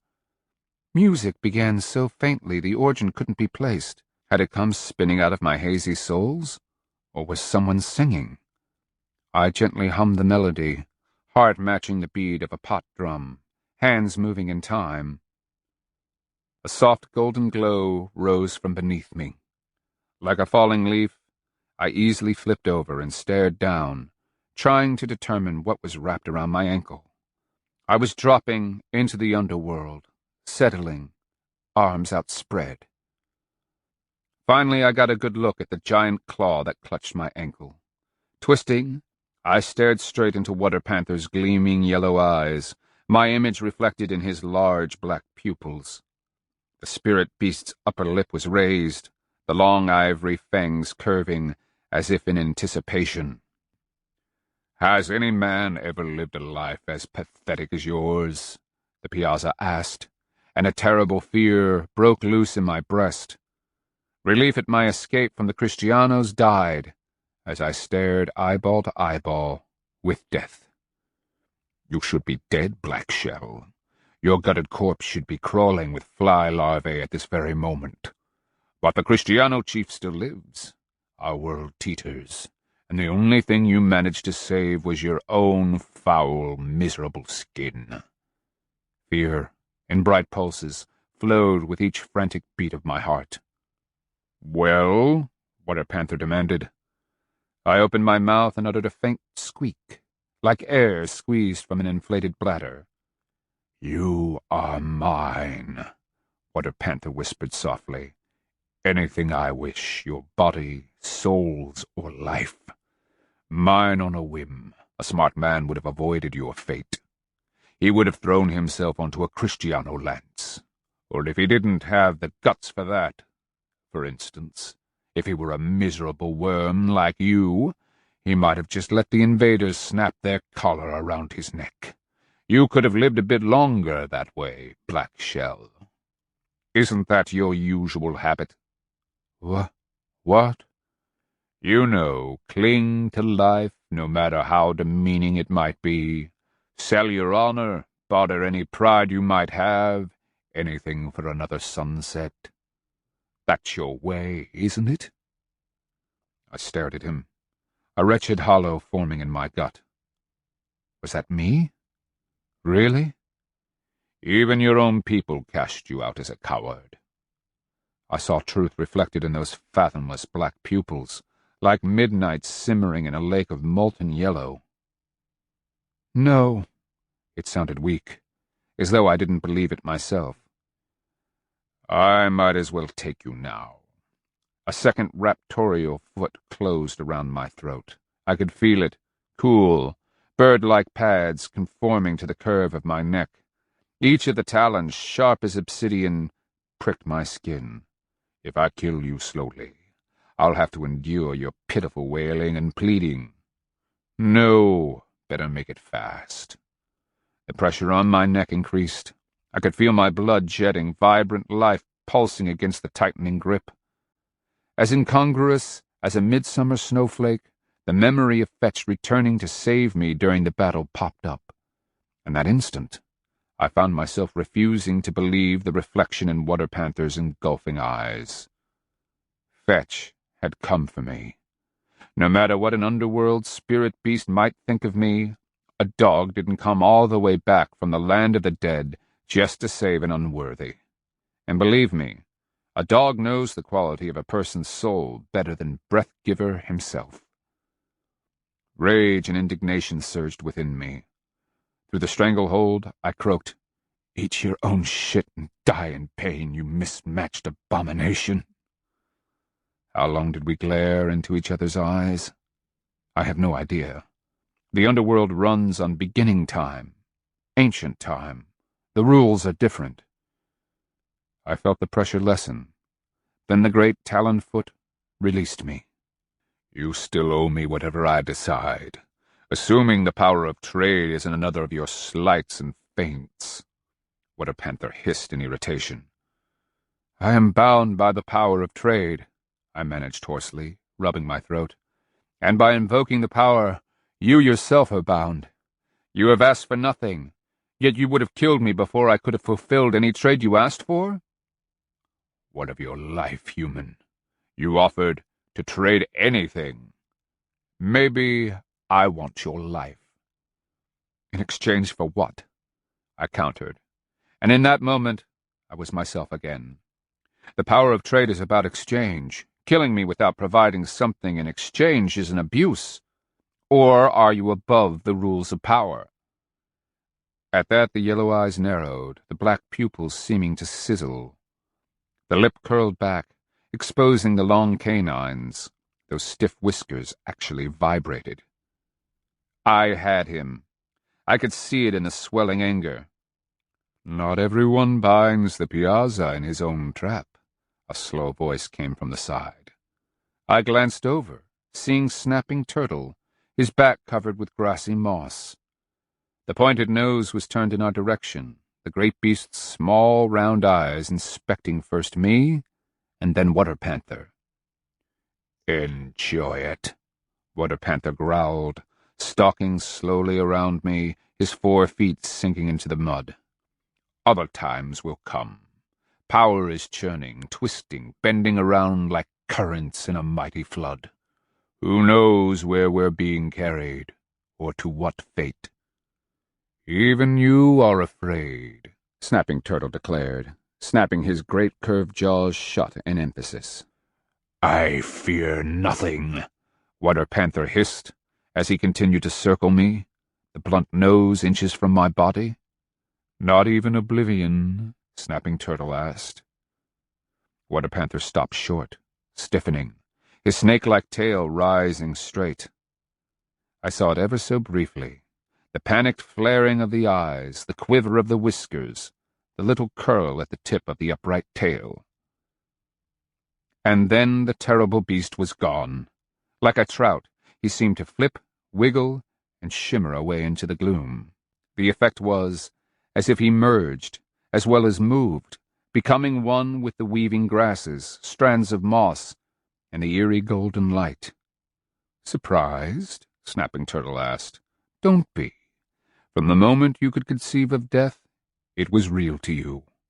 For the Piazzas, Horned Serpent, Eagle Man, Long-Nosed God, and the great spirit beings, there was only creation and existence, until the arrival of the Kristianos." "I don't understand," I replied, stepping over, wary of that giant head. "Water Panther has finally discovered an inconceivable destiny." "Spirit beings can't die," I insisted. "No, but they can be forgotten." "How could Water Panther and Horned Serpent be forgotten? They're spirit beings." Snapping Turtle's small round eyes regarded me, as if pondering. I watched long strands of moss on his shell waver with the slight current. "Do you see images of the Piazzas, the Horned Serpent, Eagle Man, or the hero twins on Kristiano armor?" "No, just their cross of wood." "Ah. And if they should win?" Snapping Turtle extended his long neck, turning his huge head my way. "If they should convert all people to their cross, what if no one believes in Water Panther anymore? What then?" Chapter 34. How could any person understand the impact of oblivion on the spirit beasts? To be born, live, and die? Humans, animals, and plants, we did that all the time. And for people, after death, there was the road to the land of the dead. We had the jump from the western edge of the earth through the seeing hand. Beyond that were the trials, judgments, and tribulations a person's souls must endure to reach the worthy ancestors. But for spirit beasts and power, what happened when people began to place faith in other beliefs? Lost in confusion, I slowly shook my head. Anhiga caught my eye as he gracefully flew down from above and cut a quick circle around my head. I gave the bird a wary nod. "Alive, I see." Anhiga dropped onto Snapping Turtle's back, crushing the moss. "Now there's a small miracle." "What do you want?" I asked. Unlike spirit beings like Water Panther, Horned Serpent, Eagle Man, and the rest, Anhiga, Snapping Turtle, and the other spirit helpers would survive as long as the animals they resembled continued to exist. "It is time," Anhiga cocked his head, resettling his wings as the gentle current changed. "Time for what?" "For your final test," Snapping Turtle answered. "What final test?" The voice came from behind me. "Me."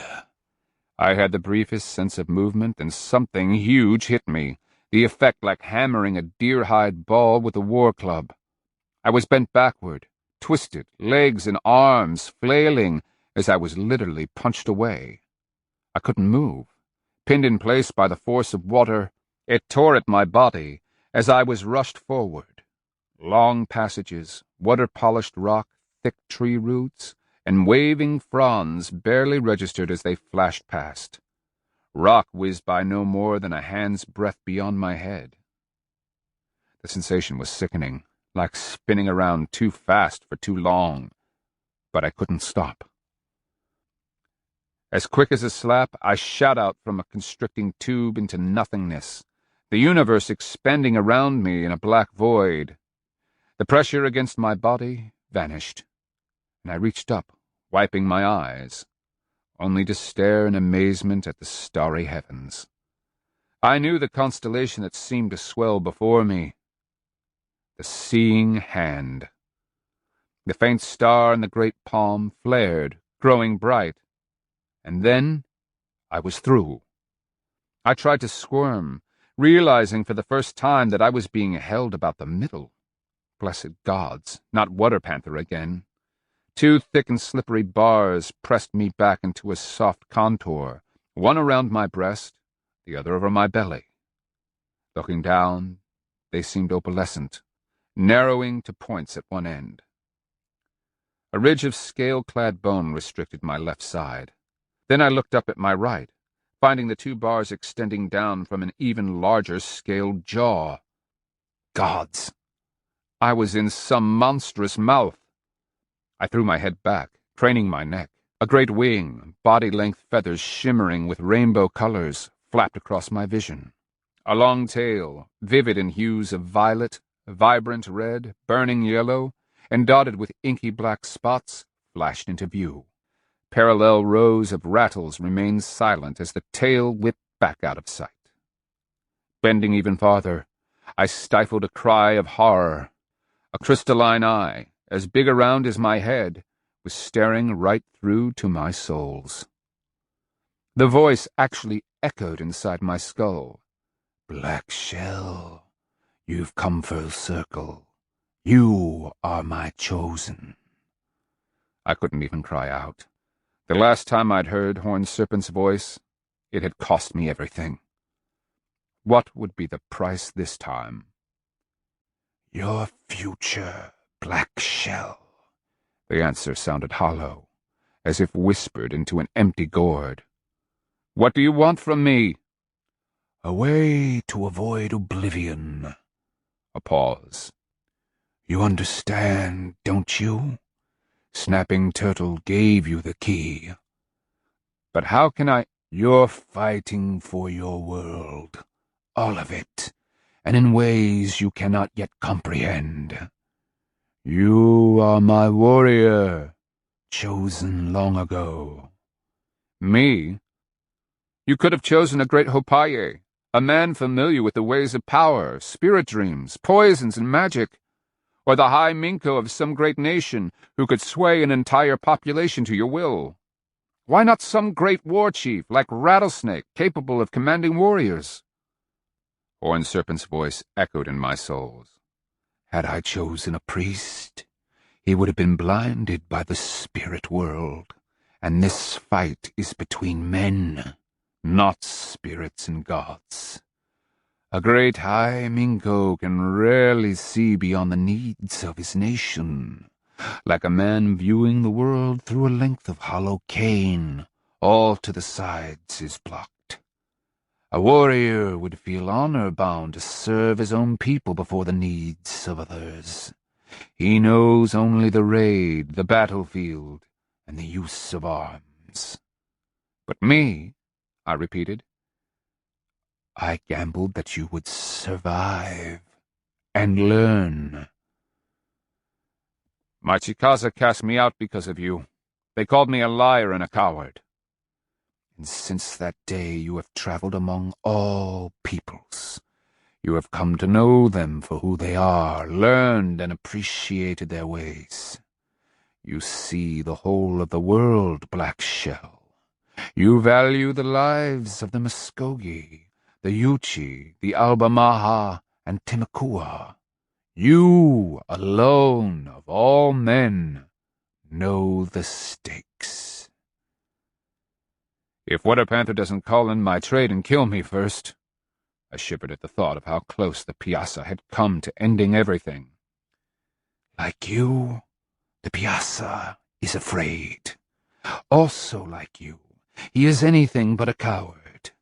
Meanwhile, he is bound by the power of trade. That you restricted him so reaffirms my reasons for picking you. My warrior must be keen of mind and clever." "How can I destroy the Kristianos? They just defeated the Usachili, swept them away as if they were chaff." "Time and guile, Black Shell. The struggle will be hard and long, and after you the battle will continue for generations. You are but the beginning." A blur of images swept past. I was seeing the sky world, aware of souls and creatures as they flashed by. I could see houses among the campfires that made the stars. When I looked down, the surface of the earth lay far below. Land and sea glowed in the moonlight. Forests appeared as dark patches, and I could make out rivers like threads of silver. Placing the peninsula, I located the approximate location of Napetuka. Is Pearl Hand alive? Yes. Bloodthorn? Even now he is shivering his way into the forest. Will I see them again? That depends on your will, Black Shell. I was suddenly released, the great fangs slipping from around my torso.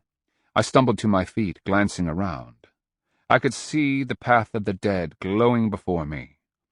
Just down there was the way to my ancestors, provided I could pass the junction where Eagleman guarded the fork that split the Great Star Road. One way, and I would eventually find welcome among my worthy ancestors. But were I found wanting, Eagleman would send me down the dead end, to wander lost among the lesser souls. You could go, Black Shell. I have brought you this far. The choice is yours. I didn't ask for this, I reminded him. The great ones never do. I glanced back down at the distant earth. Pearl Hand lived. There will be pain and suffering? Yes. And if you go back, there are no guarantees. Even if you should win, a great force lies across the ocean to the east, mighty peoples on a choking land, longing to bring their ways here. And if I destroy De Soto, you buy time for yourself, the people, and the land, even for Water Panther. If De Soto survives, his stories will be told across the ocean. Others will see our land for what it is, rich in soils, forests, and game. They will not come for gold, Black Shell. They will come to conquer our world. How do I destroy De Soto? By offering yourself. To whom? To what? To me.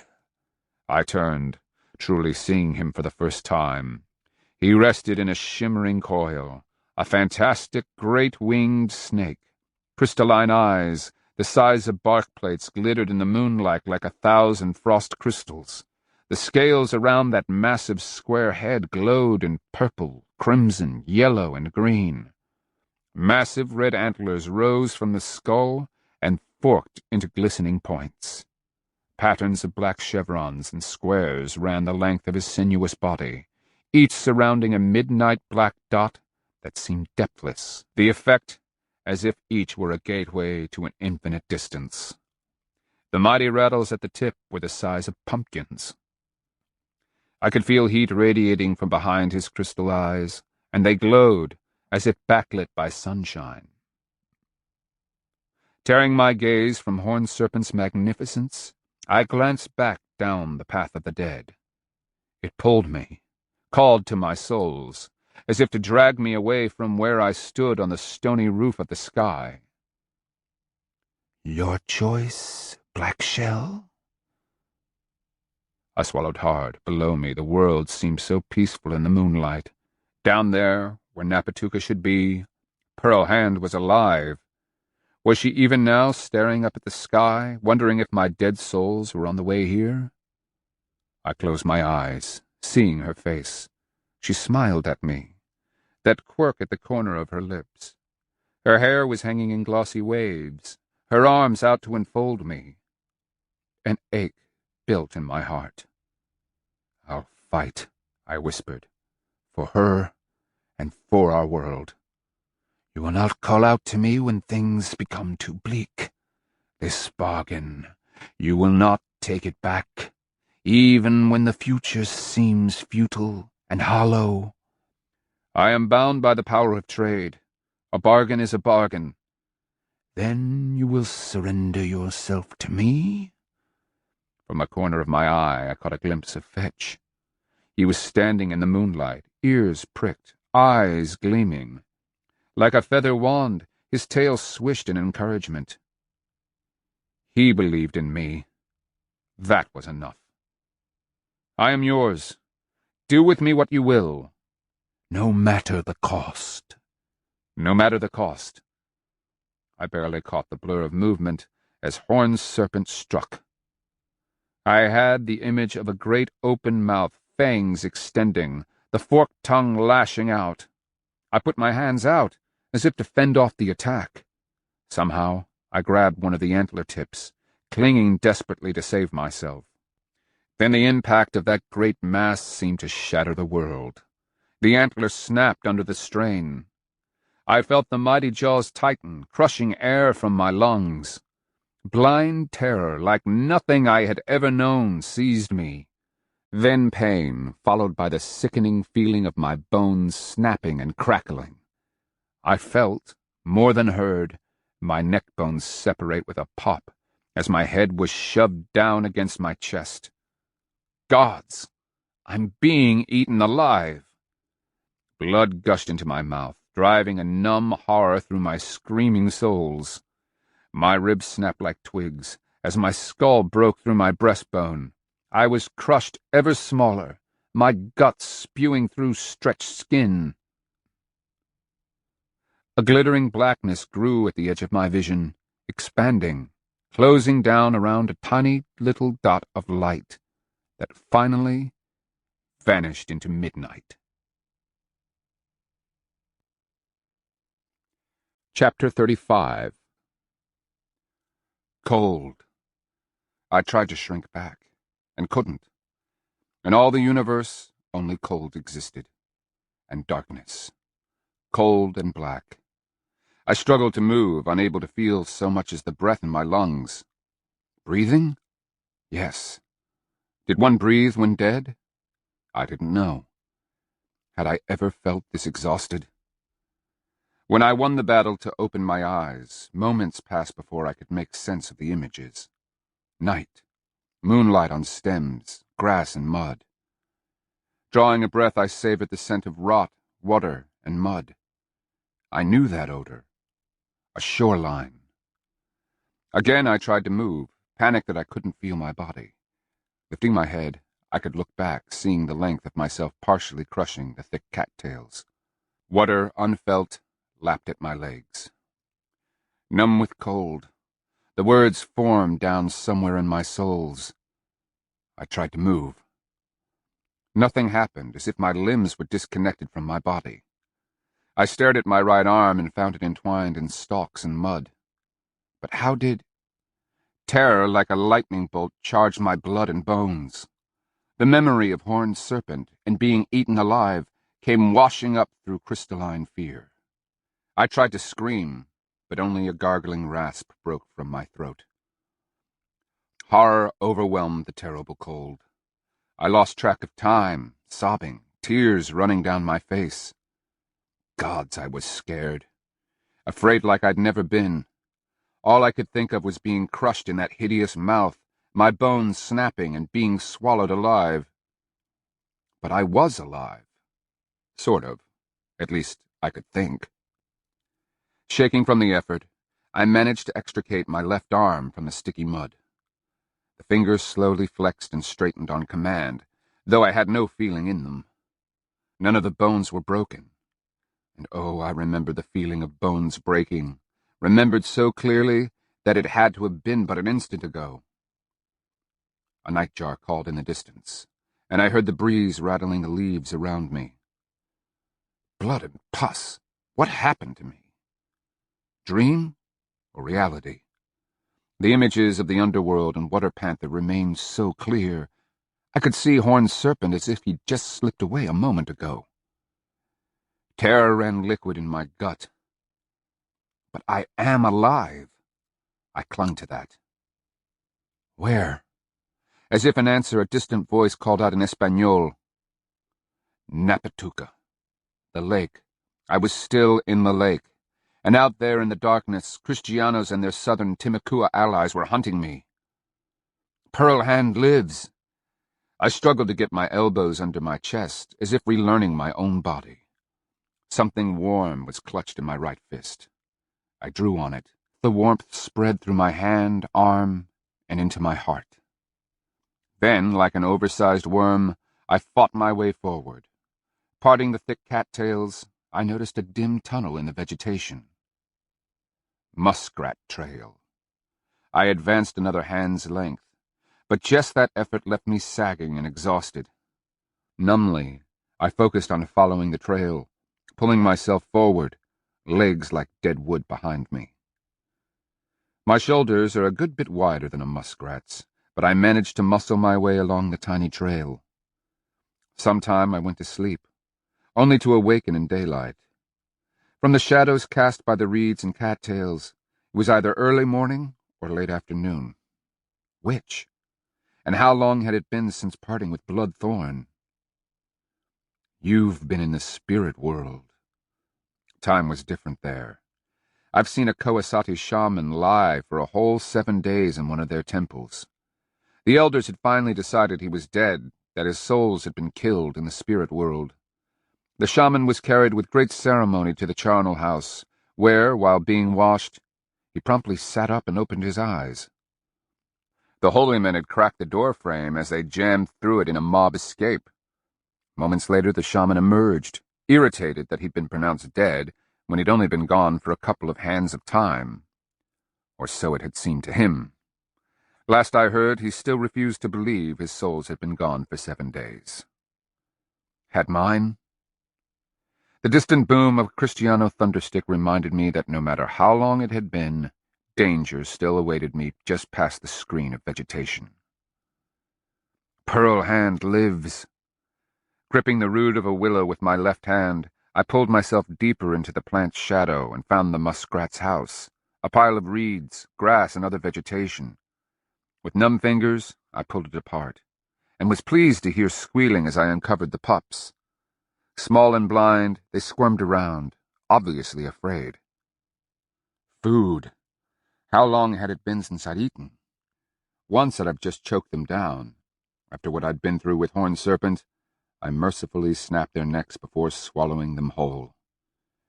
If you've never been truly hungry, you won't understand. Food is food, and I'd eaten worse. But all the while I wished for that hot haunch of venison I'd been discussing with Bloodthorn. Pulling the remains of the muskrat house over my filthy skin, I dropped my head and slept. Thankfully, no spirit beings haunted me. A sound brought me awake. I froze, realizing that for the first time I really felt warm, and a high sun was shining down, baking my body. Just off to my left, the willows crackled, and a voice called out in southern Timucua, "I don't see anyone, but the brush is thick in here." "They're a tricky bunch," another called. I recognized Ear's voice and swallowed dryly, tensing, aware that I could at least feel my body. The sensation of warmth grew in my clenched right fist, though my hand ached and cramped. Turning my head ever so slowly, I could just see the man's face through a screen of willow stems. He was looking right at where I lay, filthy, caked with mud, and covered with leaves. Then his gaze passed over me, and he cocked his head as he carefully scanned the surrounding brush. "Nothing here." "All right," Ears called. "Come back and we'll check the next place."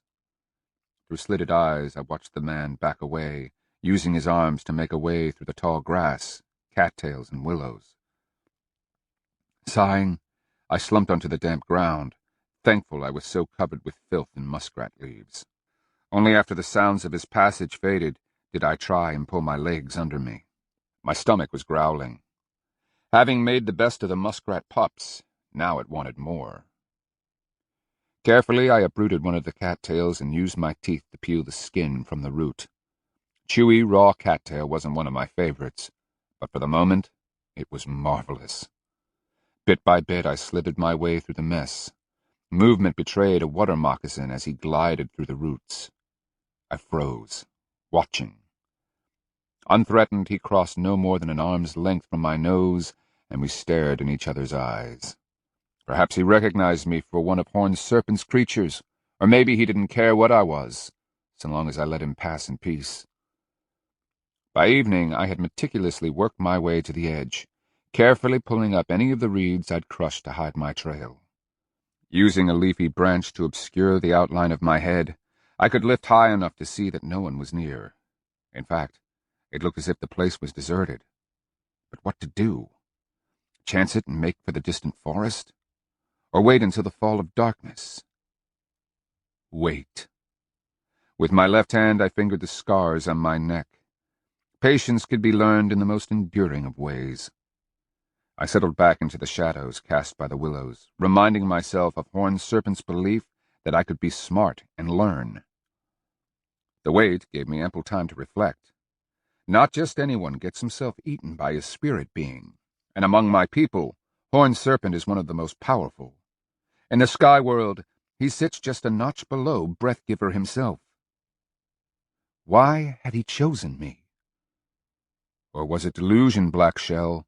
You were in cold water, your thoughts had turned to cottonwood fluff. Men lose their senses when suffering from exposure. I shook my head, suddenly unsure. Then, as if prodded by something way down deep between my soles, I stared down at my clenched right fist. Frowning, I lifted it, aware that I continued to clutch something warm and throbbing. Making a face, I managed to straighten my cramped fingers, staring in disbelief. Perhaps as long as my pointing finger, and possessed of a translucent and unearthly red, one of Horned Serpent's brow tines rested across my muddy palm. I swallowed hard, rubbing my thumb down the length of it, feeling the waxy surface. Only the greatest shamans ever brought pieces of spirit beasts back from the spirit world. We called such a thing a sapaya.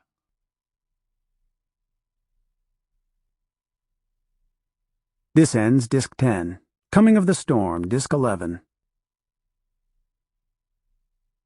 Maybe power really was with me, for as night fell, clouds came rolling in from the west. They obscured the moon as I finally rose to a half-crouch, peering through my disguising branch. I could see no one, hear no one. It had been hands of time since the last voices had called. Straightening, I wavered slightly and made my way through the last of the brush. In the darkness, I turned my steps for the forest. Skirting the field where the battle had taken place, a soft breeze carried the stench of rotting corpses. To the north, I could see the faint glow of Kristiano fires behind the palisade. How many dead, I wondered. And where is Pearl Hand? I was staggering by the time I made it into the trees. I knew the general direction of our camp, and forced one leg ahead of the other. All of my concentration went into keeping my trembling legs from collapsing under me. In desperation, I clutched Horned Serpent's brow tine to my chest, drawing from that tingling warmth. I missed most of the corpses, detecting the smell before I tripped over them. As I veered around the rotting carcasses, night animals scurried away from the feast, their feet pattering on the leaves.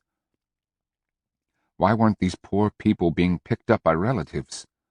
It should have been the first order of business after the battle. That the dead still lay unattended, even here among the trees, spoke ominously of the fate of Napatuka.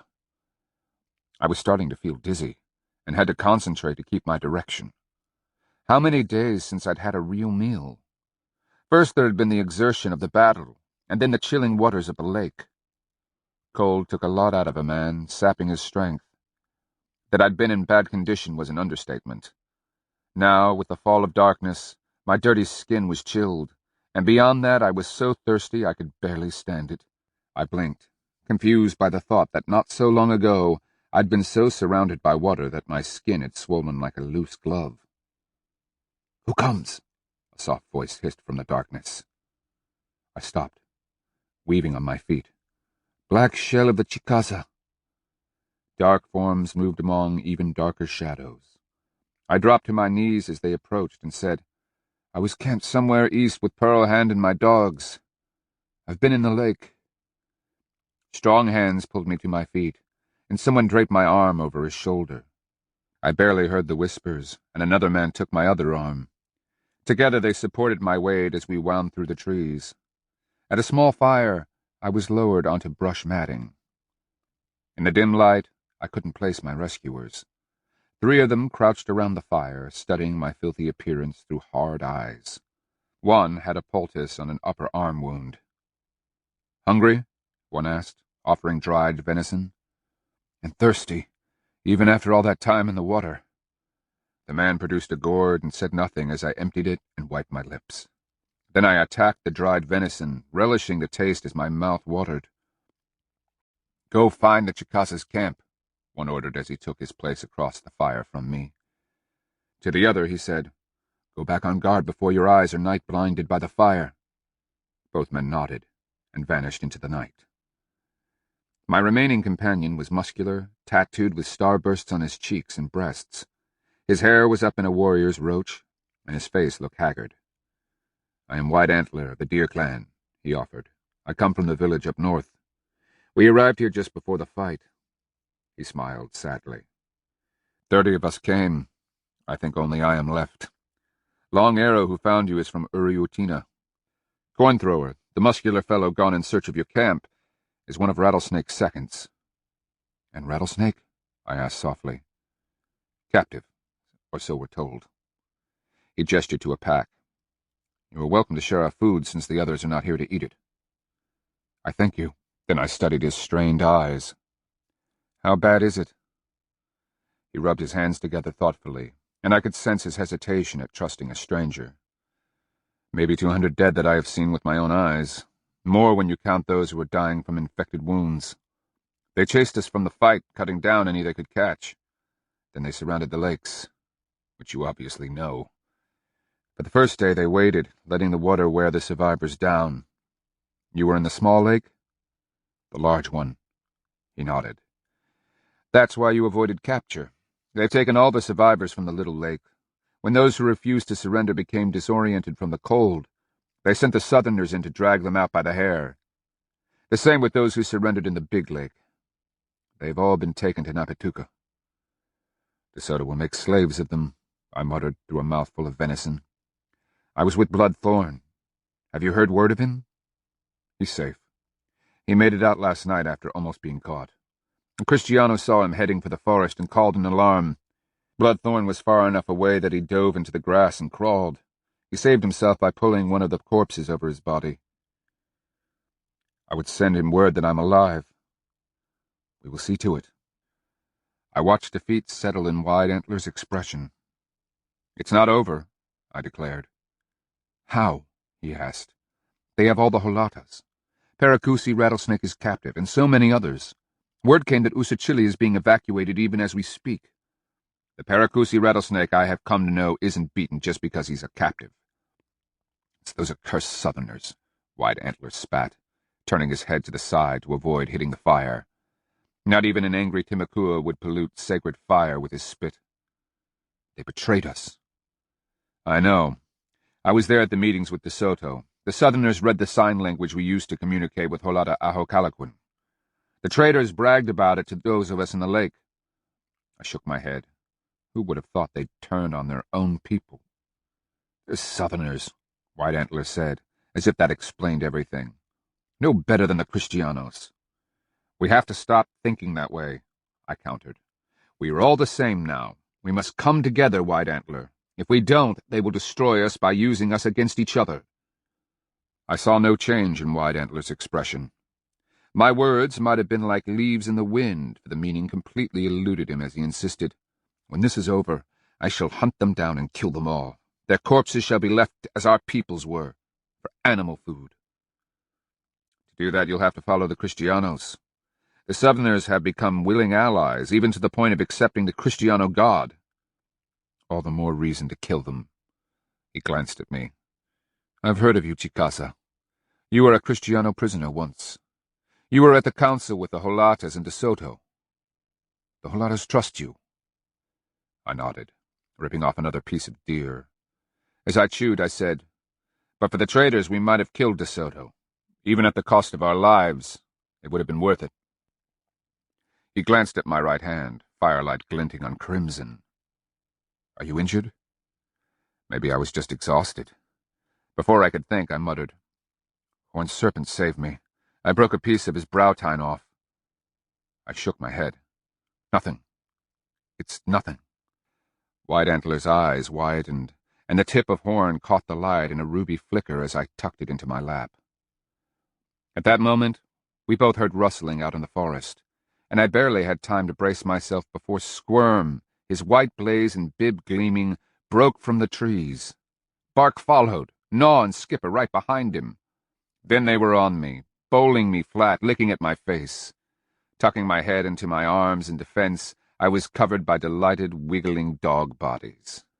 White Antler was scrambling back, reaching for his weapons, when a stern voice ordered, "Down!" My dogs promptly dropped to their bellies, tails swishing as they watched me with worshipful eyes. Rising from the overjoyed dogs, I struggled to my feet as Pearl Hand strode into the firelight. Until I die, I shall remember the tears streaking down her face, the relief in her eyes, and how she was panting from the run. She rushed forward, wrapped her strong arms around me, and hugged the very breath out of my body. Chapter 36. Food, a bath, and half a pot of sassafras tea can make all the difference. I reflected on that as the morning fire crackled and spat sparks. To be back in our small camp, just Pearl Hand and me, was the best healer of all. The dogs, once the joy of welcome had worn off, were giving us bored looks, or in the case of Bark and Gnaw, were asleep. Pearl Hand sat beside me, one hand holding mine, the other gesturing as she spoke. When the charge came, I took aim and fired. She gestured her futility. I had the shot. De Soto didn't even see it coming. He just moved wrong, and I swear, it clanged off his helmet. I was so close. Then the rest came. There was no standing against them. I broke off with Rattlesnake and ran back. Just the time it took to string the crossbow and set another arrow was time enough to become separated. One of the riders picked me out and came charging. He had only a sword, and had drawn it back to take my head off. At the last moment he realized I was a woman. I saw it in his eyes, that jolt of recognition. For only an instant did he hesitate, but I knew he'd decided to kill me anyway. That moment of hesitation was enough. I got the crossbow up and shot as he started his swing. The impact of the arrow on his chest threw his arm off. I ducked, just enough that the sword cut air a finger's length above my head. Then he was past. She frowned and made a fist. If I had to do it again, I'd have shot the caballo instead. The animal might have bucked him off, and I could have used my knife on him before he got back to his feet. "Did you kill any of them?" She gave me a narrow-eyed glare. "I waited while you told me about being in the lake with Bloodthorn. I didn't interrupt while you told me about your spirit dream, Water Panther, and Horned Serpent. Let me finish." I made an apologetic face. I managed to get the crossbow reloaded and looked around. She grimaced. "We've been through enough of these things to know when all is lost. Instead of killing more Kristianos, I thought saving my skin was more important." I turned and ran for the forest. Somehow, shooting from behind the protection of a tree seemed a better bet than dodging caballos in the open. I was one of the first into the trees, darting this way and that. Somehow, one of the riders managed to follow. He was about to run me down when I ducked behind a thick hickory. By the time he turned his caballo, I was ready. He came slowly, carrying a lance. He kept calling, "Come out, little flower, you can't hide. I have a new stem for you. Come and get me, pene muy blondo," I shouted back. "What's a pene muy blondo?" "A very soft penis," she muttered. It was enough to goad him. He charged forward and I managed to shoot an arrow into his caballo's guts. Then I ducked behind the tree and ran off to the next. He knew his mount was wounded badly, and pulled the animal around with the straps before he charged off back toward Napatuka. By that time women, children, and warriors were fleeing through the forest. I kept shouting for you, but everyone was screaming. She paused.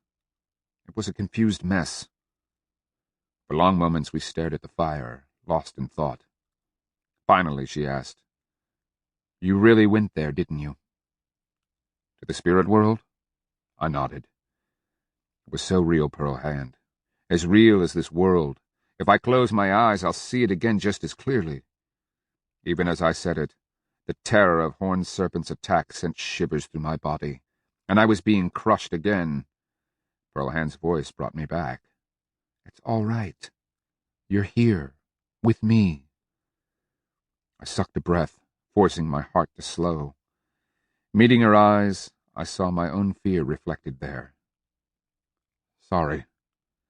She ran her fingers along the side of my face. You know, don't you, that only the greatest of priests and holy men are eaten by their spirit helpers. I shook myself to be rid of the sensation. But what does it mean?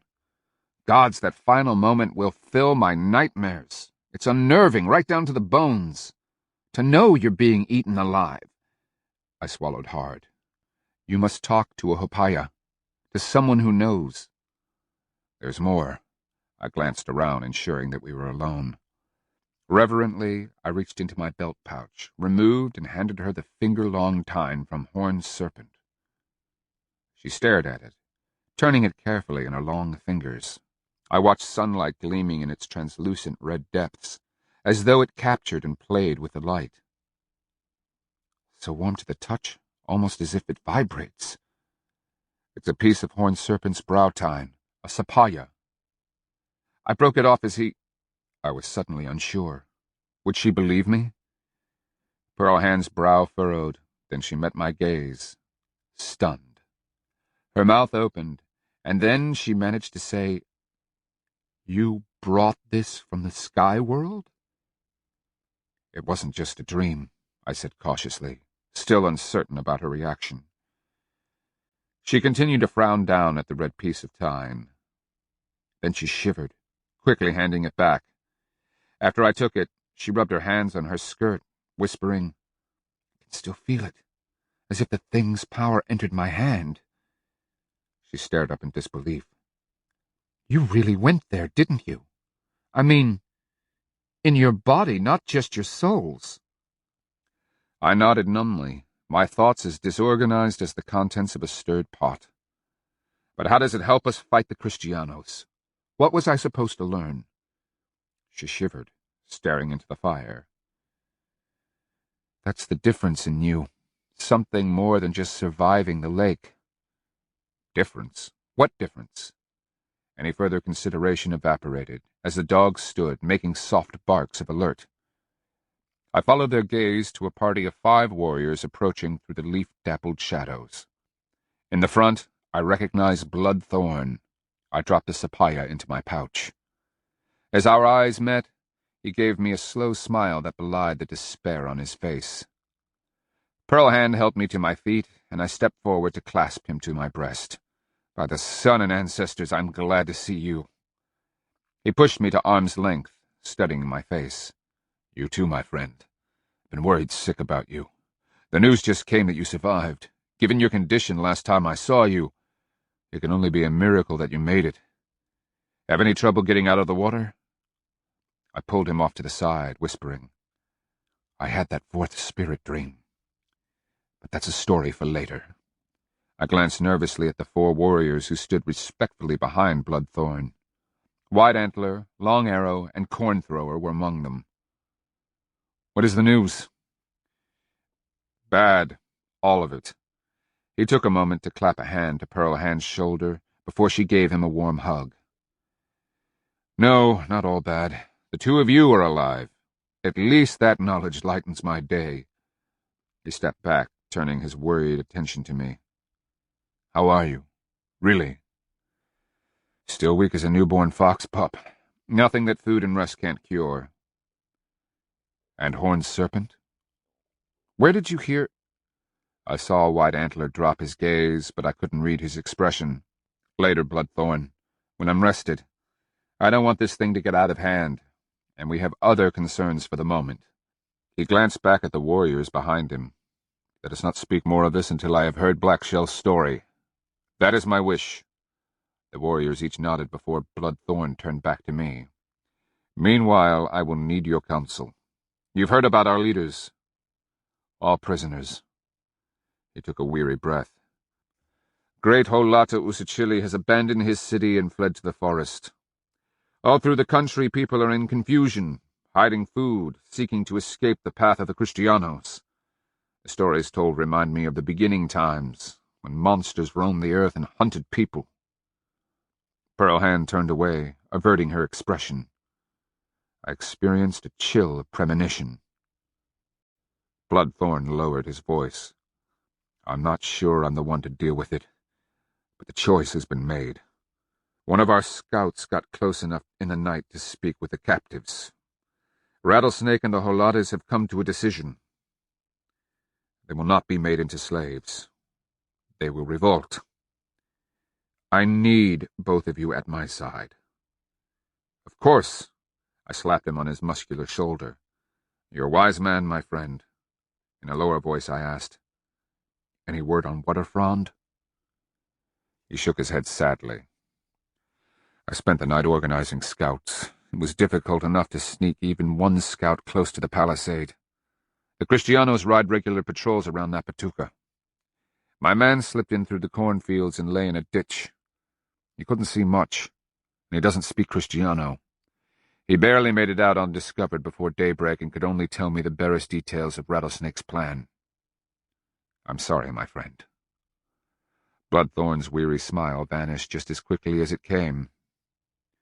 We must plan on how to help Rattlesnake's revolt. We never had the chance. A runner came bolting through the trees, spied Bloodthorn, and turned his direction. The young man was streaked with sweat, his chest rising and falling. "Iniha!" he cried. "There's something happening in Napatuka. It sounds like fighting." "Gather all the warriors you can find." Bloodthorn turned to his followers. "Have them assemble at the lightning tree. If Rattlesnake is making his move, we might be needed." The 4 men left at a run. Pearl Hand had plucked up her crossbow as Bloodthorn spoke. I saw only 3 arrows in her quiver. And my own weapons? Blood and thunder, when had I lost them? Then I remembered. I could see them hanging from a willow back at the lake. "Come on," Bloodthorn called, starting off after the runners. I gave the dogs the order to stay, and forcing my weak body into compliance, followed at a trot. If there was a fight, I had no doubt that I'd find weapons aplenty. The run to Napatuka wasn't more than a hand's time, but it left me winded. Nearing the fringe of the forest, we could hear the shouts, the clanging of metal, and screams. One of Bloodthorn's scouts appeared from the screen of trees, shouting, "I saw it start! Holata Uriutino smashed De Soto in the face with the club. It was the signal. All over town our warriors grabbed up whatever they could and attacked." "And De Soto?" I cried. "Is he dead?" "No," the scout answered. "But for the quick work of his guard he would have been." I stood gasping, one hand to my chest. For some reason, I looked at the towering pine that stood behind the fringe of trees. Pines came in first after a fire, and this one was old. I grabbed a branch, swinging up, and made my way toward the top. As I hoped, the old giant crested the younger oaks, hickory, and maples that had sprung up at the clearing edge. From my vantage, I could see over the palisade. Beneath me, Bloodthorn and Pearl Hand were climbing. My attention, however, was fixed on Napatuka. The place looked like a kicked anthill. There was no logic to the fighting. Here and there, scattered through the houses and raised granaries, rings of Kristianos surrounded bunched warriors. The Usachile clutched Kristiano lances, sticks of wood, or the occasional sword. The most common weapons, to my surprise, were lengths of burning firewood. Obviously they'd picked up anything at hand. 1 or 2 had even donned chance bits of metal armor. Even over the distance, I recognized De Soto. He stood at the foot of the chief's mound, surrounded by a bristling hive of guards. The adelantado kept wiping at his bloody face. From his posture and the way he hunched, the man was seriously hurt, even dazed. His men were crowding around, acting solicitous. "By Breathmaker's will, tell me De Soto is dying." "Should we attack?" Bloodthorn called up. I was on the point of agreeing when the Kristianos made a major assault. Massed, they rolled forward on all fronts, weapons gleaming. For the first time I got a real idea of what those spear-axe weapons could do in the hands of a skilled man. They simply extended beyond the reach of swords and lances, chopping, spearing, and with a clever jerk, slicing a man's neck or shoulders. The formations of warriors broke, melting back only to be stopped by Kristianos rushing around behind them. "No!" I called down to Bloodthorn. "They're being crushed. By the time we could organize, it will be nothing more than a repeat of a couple of days ago." A quick glance assured me of Bloodthorn's disappointment. I heard him calling orders down to the men below. Then he and Pearl Hand crawled up to my location, the branches bending and swaying. In Napatuka, one warrior had managed to retreat to a granary placed high atop greased poles. The Timakua called them barbacoas. He stood above the ladder that led up to the doorway, brandishing a caballero's lance. I watched helplessly as the Kristianos milled below him. At another location, just below the charnel house mound, Kristianos closed in on a cluster of 10 warriors armed with smoking lengths of firewood, and one, who, oddly enough, brandished one of the heavy wooden chairs the Kristiano chiefs insisted on carrying with them. At a shouted order, the Kristianos closed in, swords rising and falling. In no more than a couple of heartbeats, it was over. But the raging Kristianos kept chopping away at the dead until only pieces remained. The defiant warrior in the corn crib had resisted any attempt the Kristianos made at dislodging him. He still stood in the doorway, thumping his chest, shouting insults. One of the Kristianos had finally come to his senses enough to retrieve a crossbow. The others made room as he walked up and calmly took aim. The warrior thumped his chest again, and in one smooth move launched his lance at the crossbow man. Arrow and lance must have crossed paths in midair. I craned my neck to see as the crossbow wielder went down. His fellows rushed to him, obscuring my vision. "Come on, tell me he's dead." The warrior in the corn bin, however, had stopped shouting. He dropped to his knees and clutched something in his gut. The arrow had hit home. Even before the Kristianos could swarm up the ladder, the warrior flopped forward, one arm twitching where it protruded from the doorway. The crossbow man was on his feet now, and I could just make out where the lance protruded from the ground at an angle. The warrior had missed. Throughout Napatuka, those who had been overrun and the wounded were being slaughtered. Others, throwing down their weapons and calling out their surrender, were rounded up. De Soto, surrounded by his guard, walked out, calling orders. "What's this?" Bloodthorn asked from the branch just below me. "Nothing good," Pearl Hand replied from her perch. Captured and wounded warriors were herded into the plaza. The Kristianos only waited until De Soto had taken a commanding position on the chief's mound before they waded in, weapons flashing, as they murdered their unarmed prisoners. From a high position, we could hear the screams, shouts of defiance, and the curses of the Kristianos. In the midst of it, I identified Antonio, gore-streaked, gleefully flailing away. His right arm was in a sling, a sword in his left hand. Even over the distance, I caught a glimmering of blood as it was slung from his swinging blade. If I only killed you that day, you two-legged maggot. Other survivors were led, dragged, or prodded to the plaza, where they, too, were cut to pieces. I could just make out a little Kristiano, a small man barely chest-high to his fellows, leading a captive warrior by his chain and collar. He made his way from the rear, raising a hand every now and then to still one of the angry Kristianos, who made threatening gestures toward the captive.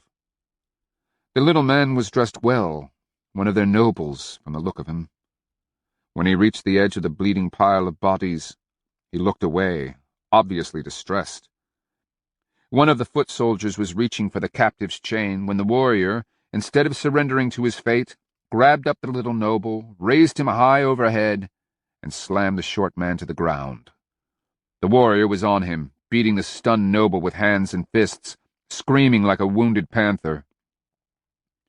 As the other Kristianos ran forward, the warrior ripped the little noble's sword from his belt, and with a howl, lunged to meet them. We watched in amazement as the desperate warrior charged back and forth while a growing circle of Kristianos hemmed him in. Across the distance we could hear the clanging of swords as he beat back first one and then another of the assailants. The warrior must have been a master of war club, for he was creating havoc with the unfamiliar weapon. His agility, courage, and desperation gave him a decided advantage. Then the crowd parted, and 5 men with spear-axes arrived. In the time it takes to draw a deep breath and let it out, the valiant swordsman was laid low. One of the spear-axes reached out from behind, severing the man's leg. Another flashed down from one side and was drawn back, the sharp edge catching and cutting the warrior's neck. And then the rest were upon him. With this, any will to resist crumbled. I watched, stunned, as one of De Soto's chiefs shouted orders. Surviving captives, including the porters from Ahocalaquin, along with all the Usachili women and children, were rounded up and dragged screaming to the palisade. We watched in silence as they were tied, one by one, to the palisade posts. Most just sagged in their bonds, broken of body and spirit. "That's that," I murmured, remembering how I, too, was once bound to a palisade post. "Next will come the collars." How wrong I was. To my amazement, the southern Timucua were marched out in a long line. In growing consternation, I noticed that each of the freed Timucua carried a bow and arrows. "They trust the Southerners enough to guard the prisoners?" Bloodthorn asked in amazement. "Evidently," I said sourly. "Come on, let's go. I guess we've seen enough." My stomach felt oddly unsettled, as if about to be sick. "Wait!" Pearlhand called, and I looked back. The Kristianos had formed a line behind the Southerners. These latter clutched their bows nervously, glancing uncertainly at their armed masters. Then they'd shoot wary looks at the bound captives hanging from the posts. "Matalos!" came a shouted order. I heard it repeated by Ortiz, who stood to one side.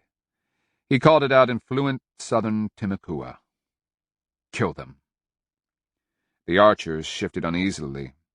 I recognized ears as he lifted his bow, nocked an arrow, and carefully drew back. Over the distance, the shaft glistened silver in the sunlight.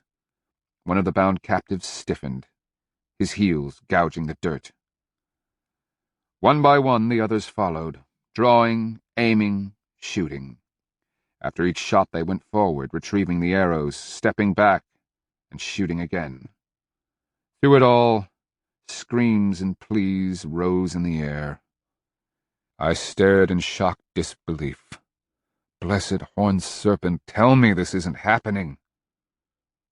"Why?" Bloodthorn asked in a pleading voice. "Why the women and children?" "De Soto is teaching us a lesson," Pearlhand said through clenched jaws. "And he's binding the Southerners to his bidding, making them accomplices." I wished to close my eyes, to turn away. You owe it to these people to be a witness, to remember, and to carry the story to any who will listen. The screams had changed. Those of desperation became those of victory, uttered from the throats of the southern Timucua. Now the Southerners were dancing, slapping their thighs, calling on the sun to bless their valor and ferocity. We watched for a while longer as the bodies were struck, hacked, urinated upon, and otherwise debased. Bloodthorn's expression was unlike anything I had ever seen. It ached of grief, pain, and rage. His eyes had a glassy look that reflected the tortured and disbelieving souls that had seethed and twisted within. "Come on," Pearlhand said hoarsely. "We'd better go. It won't take them long to remember to send out patrols. This of all days would not be one to be taken alive." Climbing down, I felt soul-numb, as if some part of me had died along with the victims in Napatuca. The question, why, kept repeating in my head. Still, I kept a close eye on Bloodthorn. I wouldn't have put it past him to simply let go and dive headfirst into the ground. As horrified and stunned as I was, this was his nation, his relatives, and friends. When we reached the forest floor, Bloodthorn remained in a shocked silence, his eyes locked on some distance only he could see.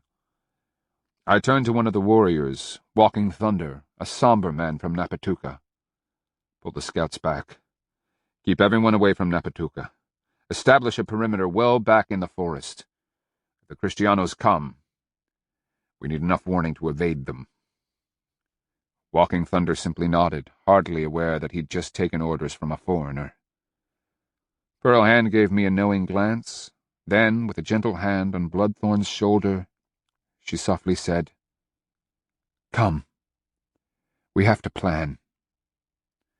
As we walked back toward our camp, I couldn't help but glance at Bloodthorn's anguished face.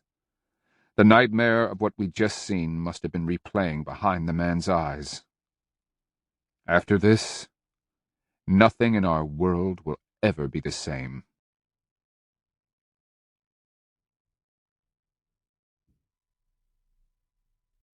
Chapter 37.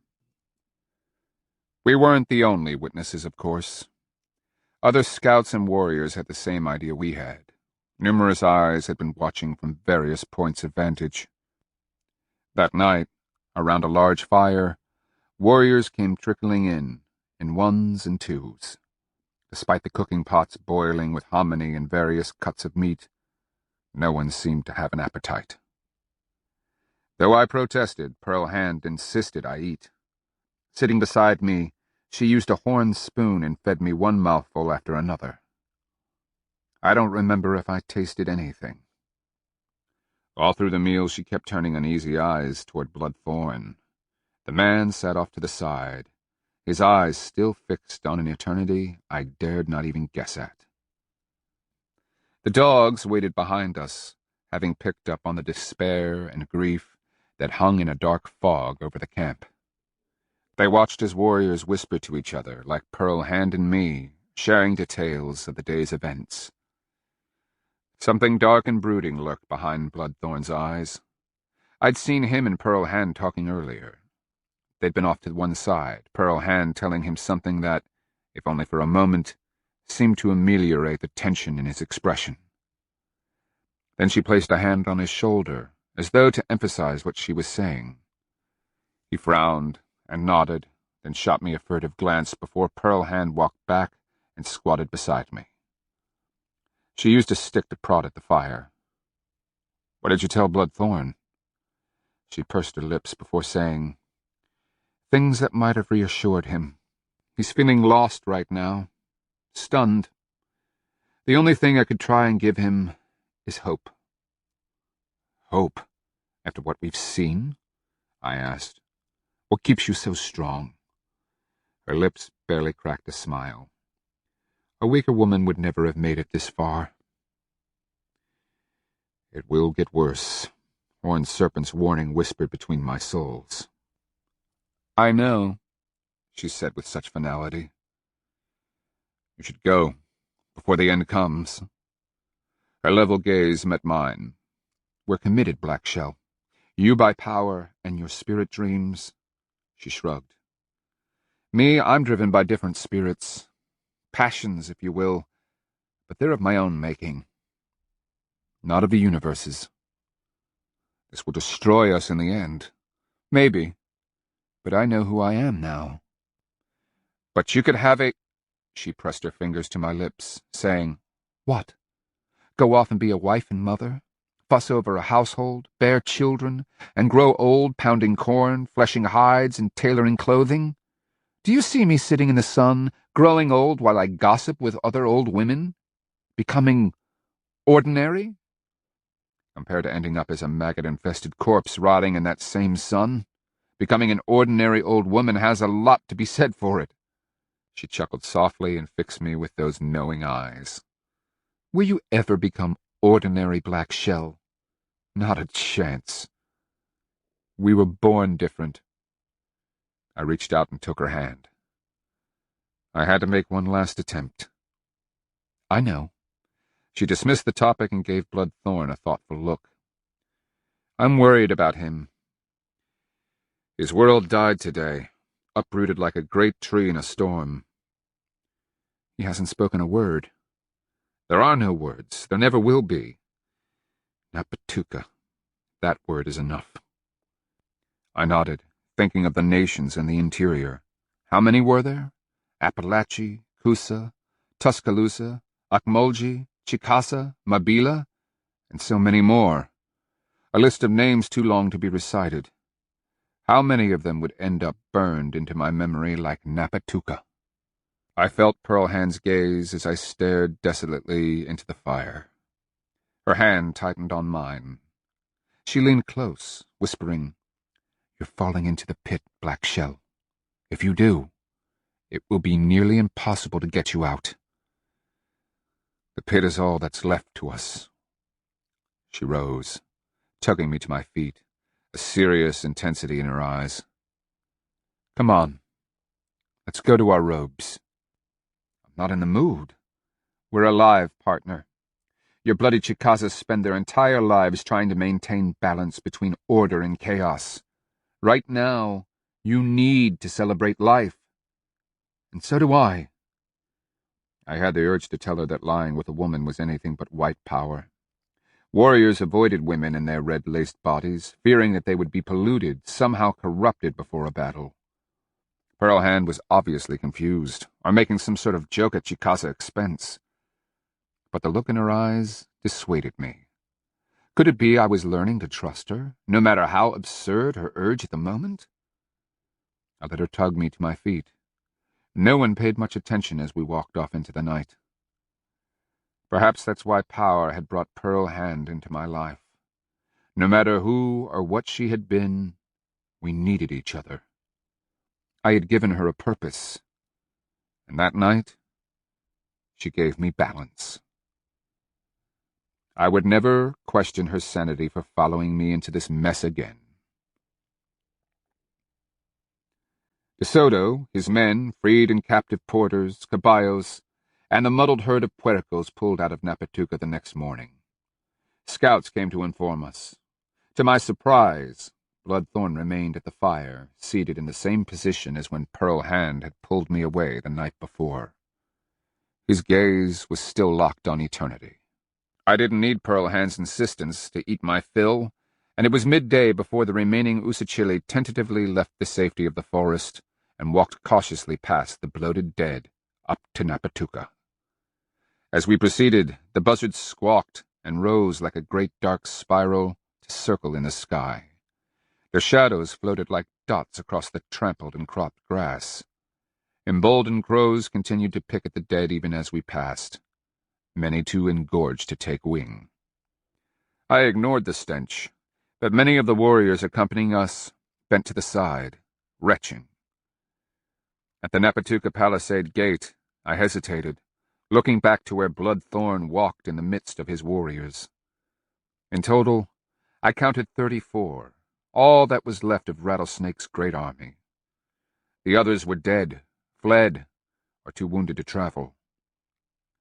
As I led the way through the gate, the town stank of urine, feces, and decomposing humans. I held a piece of cloth over my face, ordering the dogs to wait outside. They seemed relieved to remain in the breeze. Inside the town, the buildings looked forlorn, the doors gaping black holes. Broken pots and jars, ripped baskets, upended mortars, and broken pestles littered the passages between the houses. Above it all, the empty corn cribs seemed to stare down from their high poles, haunted. And over the entire town, an eerie silence lay, as if pressing down on the very air. Fabric, much of it torn, lay here and there, and no one had bothered to cover the sun-blackened bloodstains. Bones could be seen, mostly from deer and puercos. Bits of shell jewelry glinted along with broken arrows and splintered bows. Pieces of wood and cane had been scattered about. The bodies had been dragged to the plaza, blood and dried fluids marking the path. There they'd been piled, as if to make a small and putrid mound. A fountain of buzzards and crows rose shrieking to the sky as we neared. Even breathing through the cloth was difficult. I didn't try counting the corpses piled there. Suffice it to say, the pile was taller than I was. Until you've seen such a thing, you wouldn't believe it. The scavengers had taken the eyes first, leaving the slack-faced dead to stare at us from blood-dark pits. Sections of intestines, swollen from gas, protruded from sliced bellies. Here and there, a severed arm or head had been tossed onto the heap. Pools of liquid oozed and dripped from the mess, all crawling with flies. Bloodthorn stopped at my side, his eyes oddly unfocused. Then he turned and walked off through the garbage toward the palisade.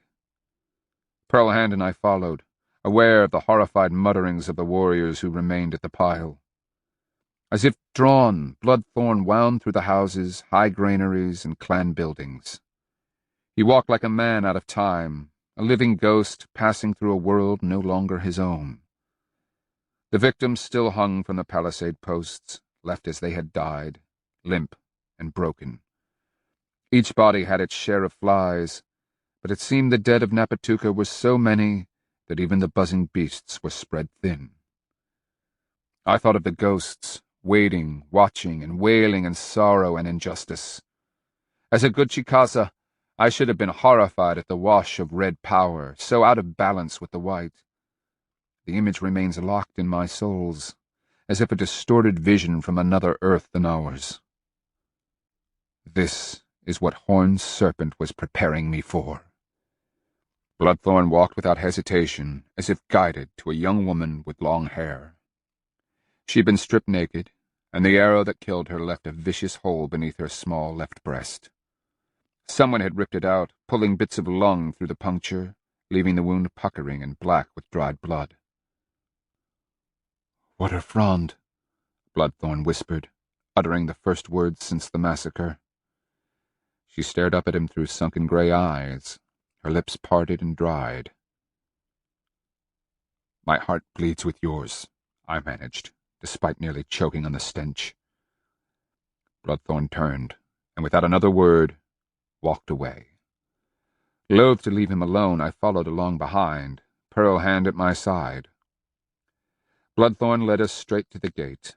He didn't hesitate, didn't even slow.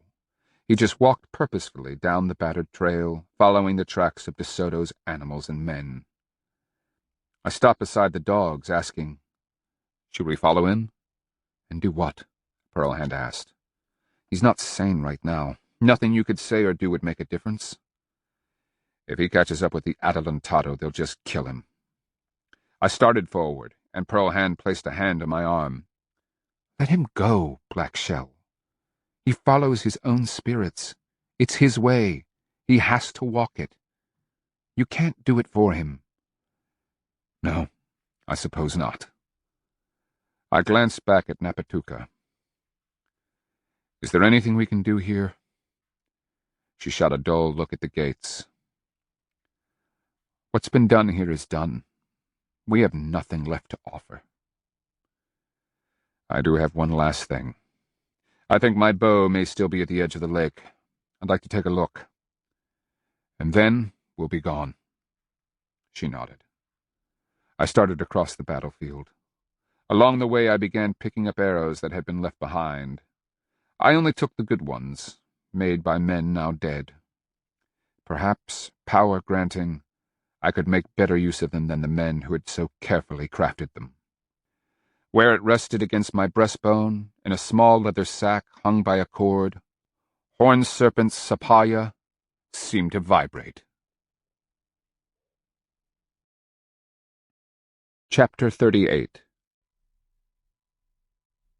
That I found my Cato bow was a miracle, but it lay untouched in the willows, right where Fetch had led me into the lake.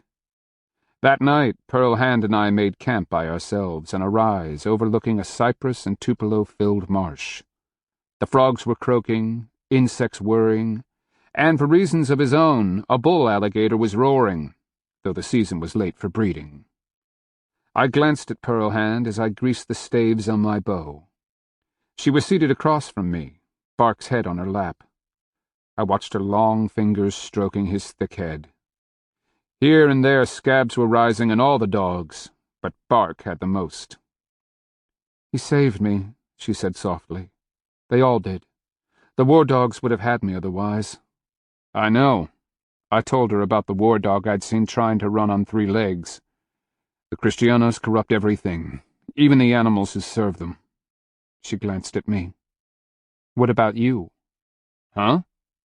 "You're Chickasaw, and you've just walked out of a town filled with the brutally murdered. According to your people's beliefs, your souls and body have been exposed to the shrieking souls of the dead. Death and violence have contaminated you. You're drenched in red power, Black Shell. A good Chickasaw would be desperate for a ritual cleansing. Most people would consider your body and souls polluted with war, death, and disharmony. I set the bow aside and stared at my arm and hand. I made a fist, watching the muscles of my forearm ripple, the tendons standing from the skin. In Napatuka, I wondered about that. I was swallowed alive by Horned Serpent. Perhaps I am a creature of the underworld now, living under a different power. I marveled at how my fingers wiggled, curled, and felt. I've seen war and atrocity before. Once I watched a Tuscaloosa army destroy a Kawasaki town that refused them tribute. Men died. Women and children were taken for slaves. I watched the Kawasaki Mikos hung in squares and tortured to death. One, a scarred warrior, endured the torture with such courage that the Tuscaloosa took him down, fed him, tended his wounds, and granted him his freedom. The ones who were made slaves were finally integrated into the households, made part of families. Many eventually ended up adopted into clans, marrying, becoming part of their new people. She nodded, perhaps having witnessed similar events. The Kristianos, I continued, are driven by something brutal and base. To them we are less than insects, beings without souls or feelings. They think of us as useful vermin to be tricked, used, abused, and discarded. To them the act of killing is nothing more than entertaining sport. I've known occasional chiefs and warriors who took enjoyment in butchery, she countered, but never an entire nation of them. No. A deep-seated revulsion rose in my gut. How can we ever make our people understand? Were we to walk into a Muskogee High Minko's palace and try to explain, he wouldn't believe us. It would be like trying to convince him that cannibal turkey had come back, or that an army of stone men were coming. Our people can't think in terms of the Kristianos. Their very existence defies our understanding. The stories will travel, Black Shell, but will they be believed? Even after we saw the dead in Tapaholata town, would you have imagined what happened at Napatuka? Only in my nightmares. We have to make people think in a way they can't even conceive of. Her fingers traced designs across Bark's skull. You must trust power, Black Shell. That doesn't reassure me. It shouldn't. Power is tricky. But you have no choice. The fact that Horned Serpent devoured you and still you came back makes you something very special. Believe me, there was nothing reassuring about it. She regarded me with level eyes. The day Bloodthorn made it back, he told me about the last time he saw you. You were so cold you'd stopped shivering and felt warm. According to him, you couldn't talk, couldn't think from the cold. That if you'd somehow made it to the shore, you were so disoriented you'd have stumbled into the Kristianos. And if your souls had fled from the cold, you'd have drowned. He said I should prepare myself to consider you dead. I would have been, if Water Panther hadn't pulled me into the underworld. And when it was all done, she insisted, Horned Serpent deposited you on the bank. You've been granted a marvelous gift. I can feel it in you. So can others. A difference that even an Usachili warrior can detect when you give an order. There was no one else to give it. My thoughts went to Bloodthorn. Where was he? Had he already caught up with the Kristianos? Had his sense of honor demanded that he attack them, alone and valiantly, hoping his death would free his souls to search the afterlife for Waterfrond? Horned Serpent must have known what was coming. I flexed my fist again.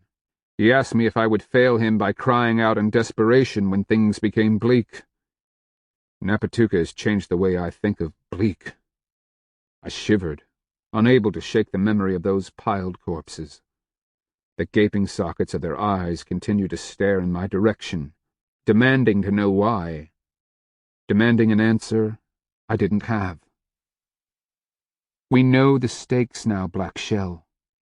I nodded, remembering everything that had befallen us since the day I was captured by the Kristianos.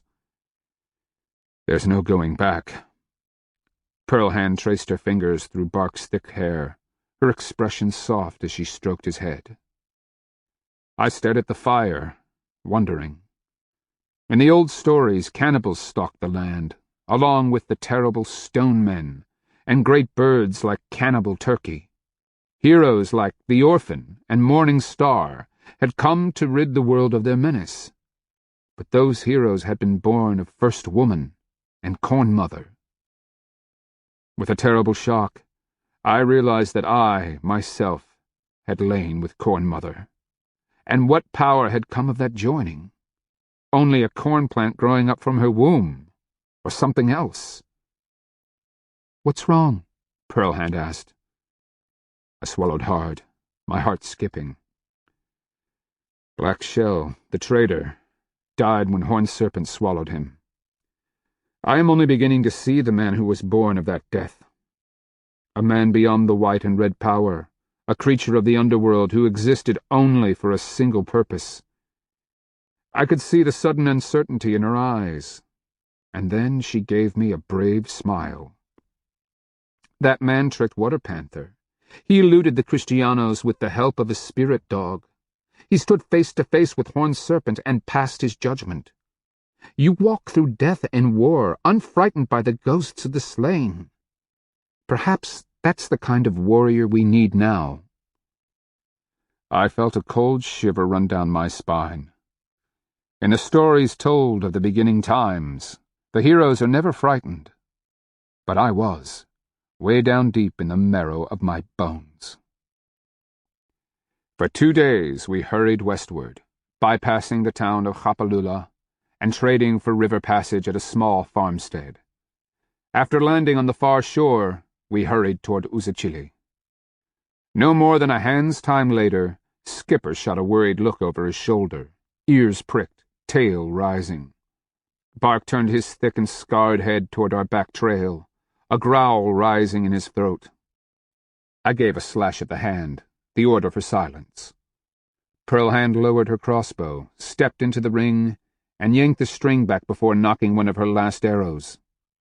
Squirm was already trying to weasel out of his pack. In an instant, I had my bow strung and an arrow ready from my quiver. A man appeared on the trail behind us, and I recognized Walking Thunder. Behind him came 4 more, all following along in our tracks. Each was painted for war, his hair bobbing in the characteristic palm tied atop the head. "Black Shell," Walking Thunder called. "Wait! We've been on your trail for a hard day."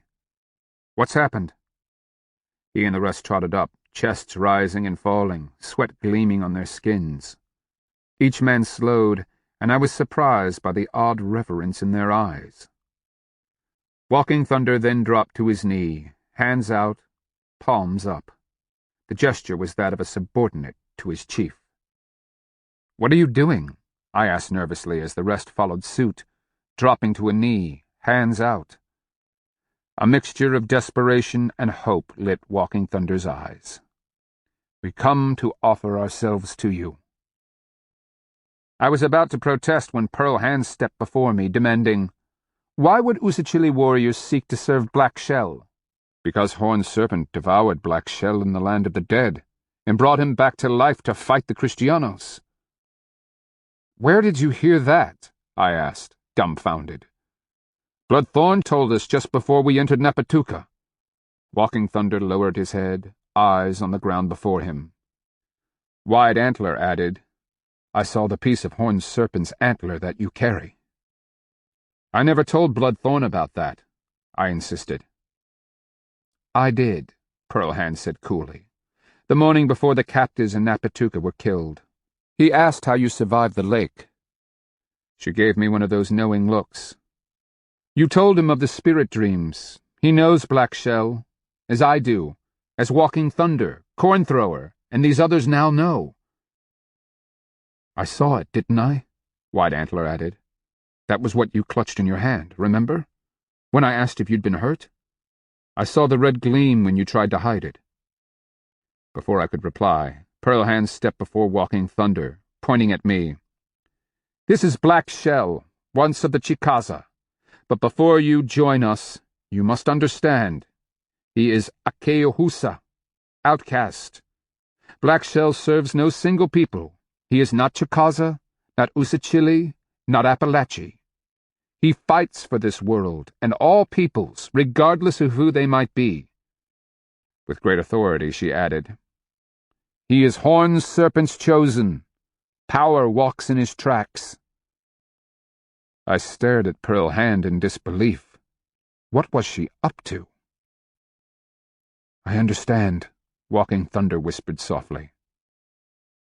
I couldn't stand it any longer. Why are you doing this? Walking Thunder kept his eyes carefully lowered. My people died at Napatuka. Like you, I am an orphan. An orphan? Did he mean the orphan? The hero from the beginning times? Orphan was one of Corn Woman's 2 children. When Corn Woman's menstrual blood dripped onto the ground, she dug it up and placed it in a pot. 10 months later, she was surprised to hear a baby crying. When she looked in the pot, she discovered the orphan and raised him along with her naturally conceived son, Morning Star. Equating me with him? Not to mention that I'd coupled most ardently with Corn Woman in that spirit dream. By Breathgiver's knees, this was too much. I took a breath, ready to protest. A sharp glance from Pearl Hand bade me still my tongue. In a low voice, she added, Our fight will be long and hard. It will take us wherever the Kristianos go. We will not stop until they are defeated. Those who would join us must renounce everything but the struggle to destroy the invader. Like us, they must have no single people, but all peoples. They are not Usachili, but of all nations. Can you do this? Walking Thunder swallowed hard, jerking a brief nod. I can. The others weren't looking so sure. Pearl Hand pulled Walking Thunder to his feet. Then join us. Walking Thunder? Bearpaw, one of his companions, asked, plainly disturbed. It was Wide Antler who turned to his friend. Bearpaw, your nieces lie dead and unburied in Napatuka. They were only supposed to carry Kristiano baggage as far as Napatuka. Instead, they were made to carry all day and bed Kristianos, one after another, all night. You saw the bruises. You know they did not serve men willingly. Bearpaw lowered his gaze as Walking Thunder said, Holata Usachili has abandoned the capital. His only goal is to encourage the Kristianos to pass through without further fighting. If you stay, Bearpaw, you will remain Usachili. But is that how you want to live the rest of your life? What about your souls? How will you ever forget? Bearpaw took a deep breath and extended his hands even farther. I will serve Blackshell. I am... He winced. No longer Usachili. I took Bearpaw's hands and pulled him to his feet. Long Arrow and Corn Thrower made their decisions, and I pulled them up too. My new warriors looked uneasy, nervous, as if these events had caught them off guard. Come, I said gently. We've got to make time. We need to be ahead of De Soto for once. If Holata Usachili has abandoned his town, the Adelantado will fortify it and send out raiding parties. He's low on captives, and this time, with your help, we're going to be ready for him. I gestured to the dogs and took up the lead, taking a fast pace down the trail. Behind the pack dogs, the warriors lined out, trotting along, their expressions anything but confident. So, Pearl Hand called from just behind me. It begins. What does? The mighty storm. You're the tornado, Black Shell, just as Horned Serpent intended. Do you have a plan? Just the glimmerings of one. Good, because if you can keep these men, inspire them, we have a chance. I called out, Are any of you from around the capital? I am, Corn Thrower called back. Do you know of any swamps outside the city? Swamps? Yes, there are many. Good. When we get close, I want you to show me which ones are the closest to Usachili town, and if there are any trails through them. As we continued, Pearl Hand asked, Thinking of something? Oh, yes. It's time we started using what we know against the Kristianos. And just what might that be? Their arrogance. I gave her a thin grin.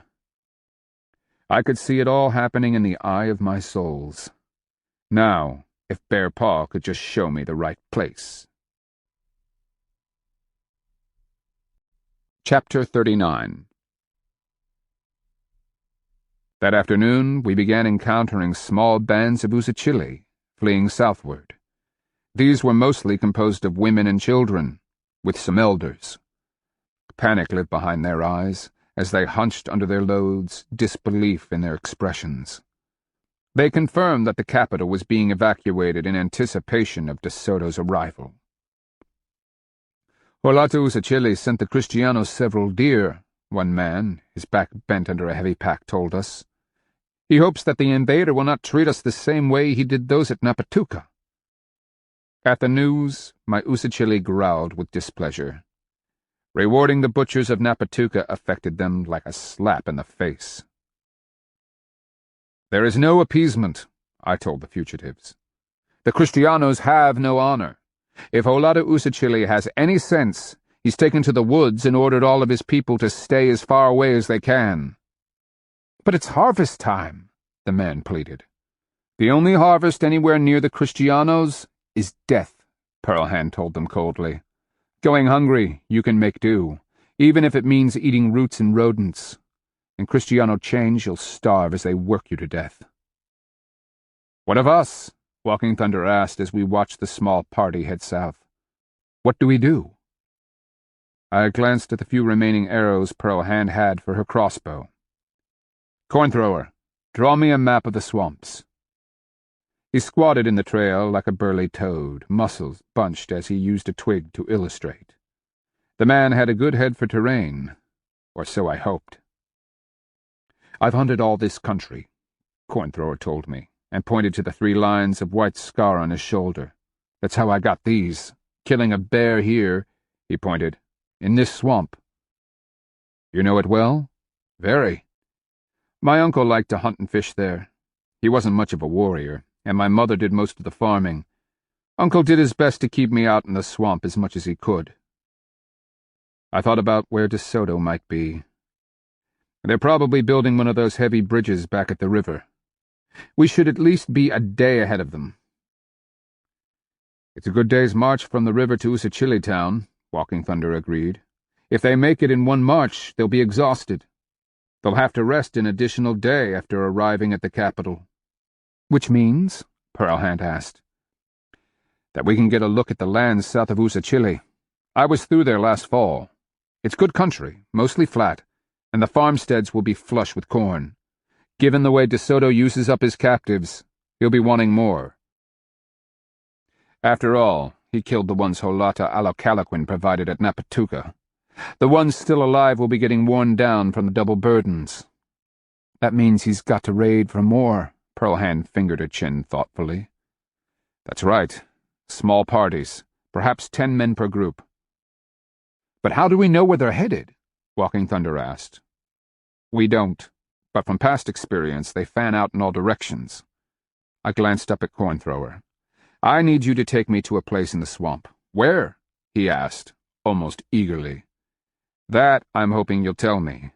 I bent down, using his stick to scratch the dirt. I want it to be something like this. Water here, land sticking out like a narrow finger into the swamp. A dead end. He studied my drawing and nodded. I know of such a place. Is there a good trail to it? Yes. One passable to Caballos? Very. The trees are old on the high ground, the way open. Then we may have work to do first. I looked up at Long Arrow, an affable man from Uriutina.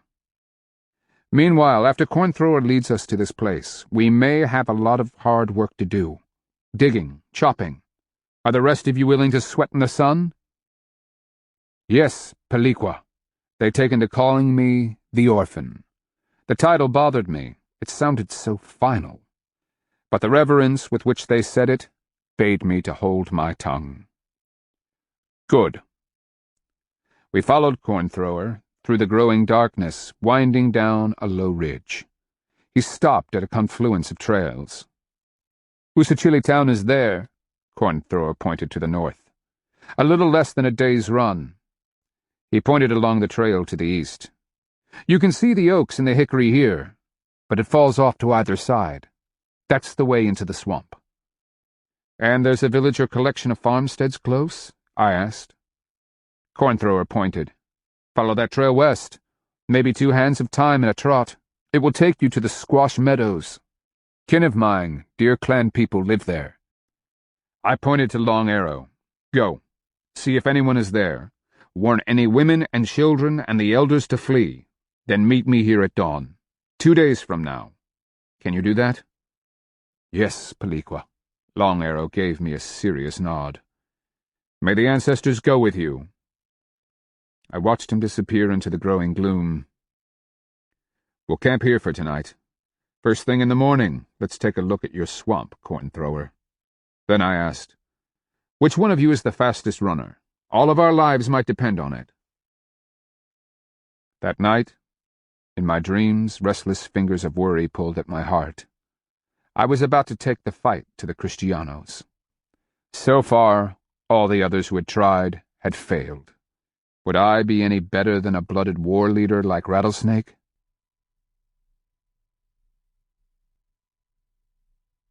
This ends Disc 11. Coming of the Storm, Disc 12. Other than the fact that Cornthrower had been right about the ridgetop being wide open, the place was perfect. The long ridge protruded into the swamp like a skinny finger. At the end it tapered into a narrow dip, then rose like a knuckle before vanishing into the water. The swamp around it extended in 3 directions, studded with bald cypress, tupelo, and water oak. Hanging moss draped raggedly from the branches, and cypress knees rose like oddly shaped teeth.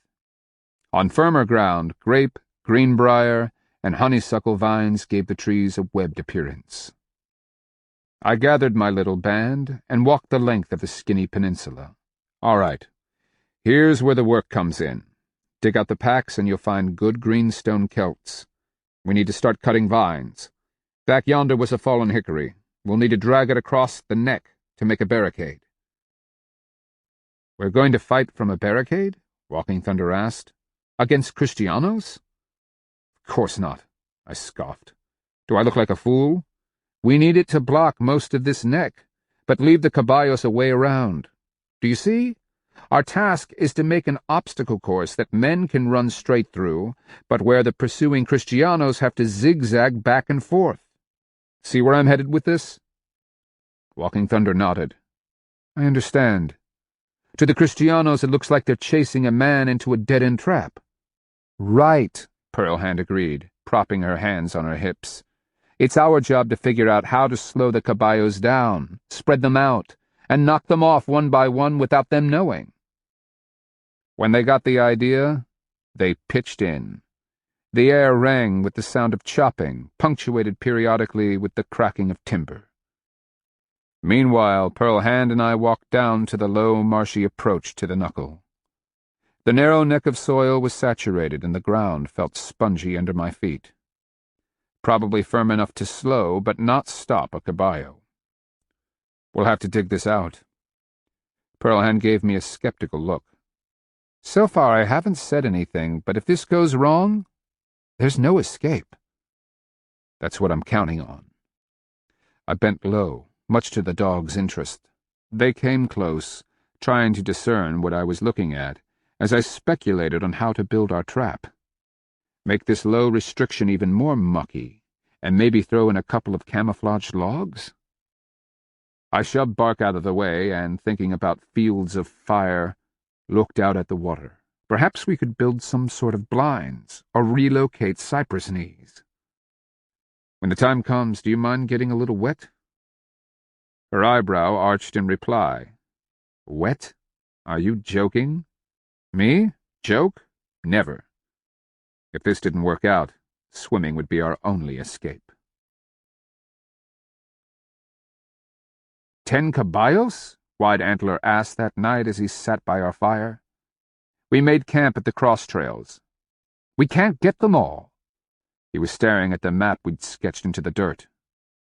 I looked up at the firelight reflecting off the branches of the great hickory that arched over the small clearing. I could see the nuts ripening above. The air had a chill, reminding me that the sun was heading south, that the harvest was beginning, and that soon the leaves would fall. We don't need them all, nor do we want them all, just a few. The foolhardy ones who can't resist.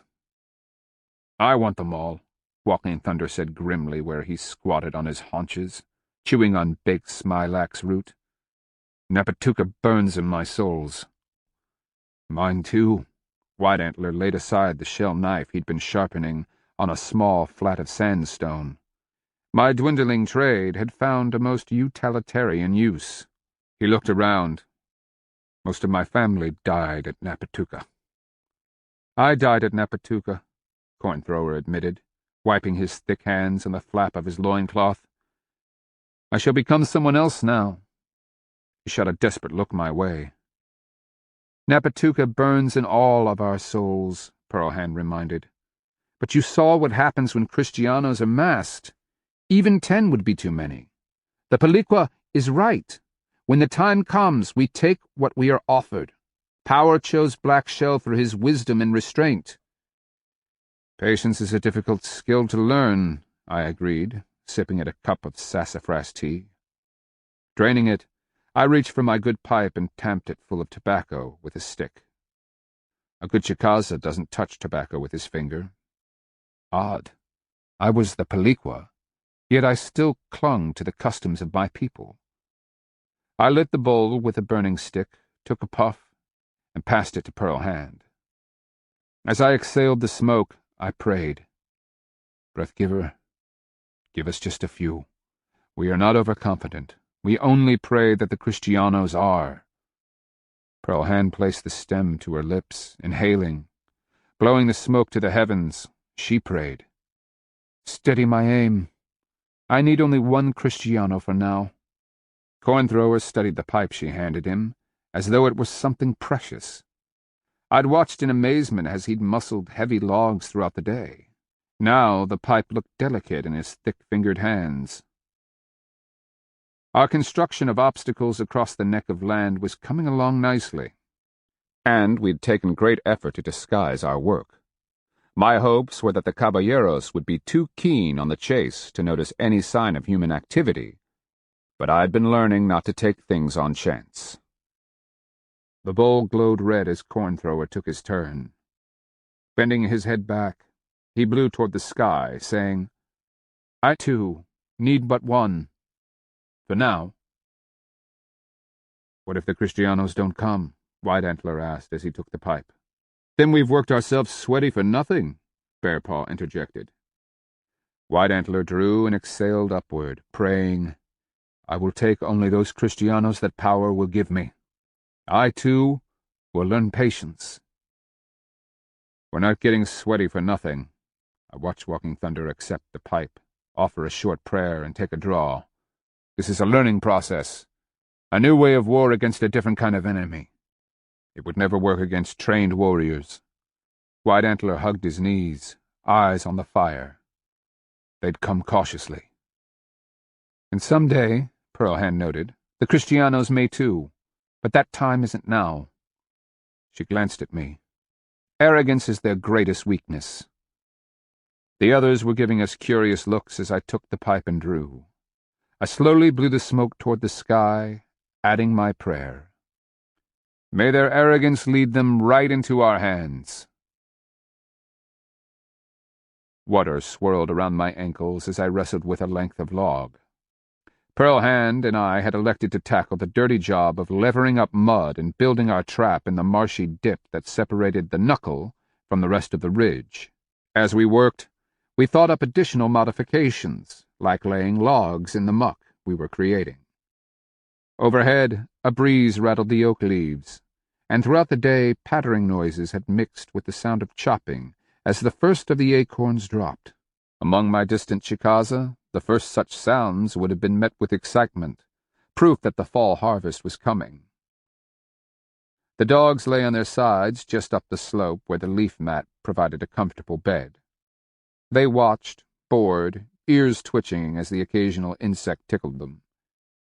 Skipper suddenly rolled to his belly, uttering a low woof. "Quiet!" I ordered, slogging out of the sticky mud. I caught movement through the trees and wiped my dirty hands as I reached for my bow. Long Arrow, my errant Uriutina, appeared, followed by two stringy young men in breechcloths. Their hair swung with each step, and they peered about cautiously. "Peliqua!" Long Arrow cried, and smiling trotted forward. "You're early." He kept grinning. "It wasn't as difficult as I thought. The people at Squash Meadows had already been warned by one of Holata Usichili's runners. They'd been hiding their food and valuables. These two boys are the fastest runners in the country, Peliqua. They have volunteered for a dangerous task." He lowered his voice. "And, of course, seek fame and glory in the process." I immediately figured out Long Arrow's angle. "And you, instead of being bait, can help spring the trap, right?" Long Arrow masked a smile. Then he went on to introduce the boys, or perhaps young men. They were at that indeterminate age. "Is there a canoe nearby that you can use?" I asked.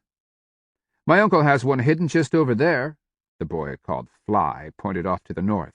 "It's a good one, made of cypress wood. It will carry us, plus 2 large alligator carcasses." "If you go get it, can you paddle back here, to this point, without getting lost?" I indicated the knuckle. He looked at me like I was an idiot. "Of course." "Then go. Beach the canoe at the end of the knuckle. Then come and find us." Fly left at a jog trot. "What news?" I asked. Long Arrow waved at a pesky mosquito. "The Kristianos are in Usichili town as of last night. According to the rumors, they have been harassed the entire way. Anyone who strays too far from the main column is shot at. A couple of them have been killed while trying to pick corn from the fields. Shot from ambush." I considered that. "Then they'll be angry, ready to put us in our place as they did at Napatuca. But Holata Usichili will not openly oppose them. Word is that the Adelantado has requested the great Holata travel to the capital and have counsel. Usichili has refused, I hope?" Long Arrow gave me a quick nod. "Lessons learned hardest are the lessons learned best." He squinted at 3 logs half sunk in the muck. "What is this?" I slicked mud from my thighs. "You're looking at the only route caballeros can follow to capture 2 fleet-footed boys who've just fled onto the knuckle. They'll never try to cross that. It's not finished yet." I grinned with what I hoped was confidence. "When Pearl Hand and I are through, they won't even hesitate." Then Long Arrow looked back at the haphazard barricades of branches, vines, logs, and brush that we'd built across the neck. From where we stood, Walking Thunder could be seen weaving grapevines between trees. Is Walking Thunder leaving a big enough gap? After all, the boys will be fleeing at a full run.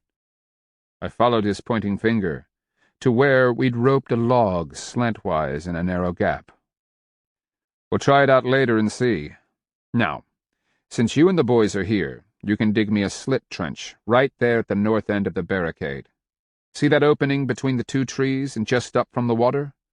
I need it to be narrow, not more than 2 hands across, with logs set long ways along the lips of the trench.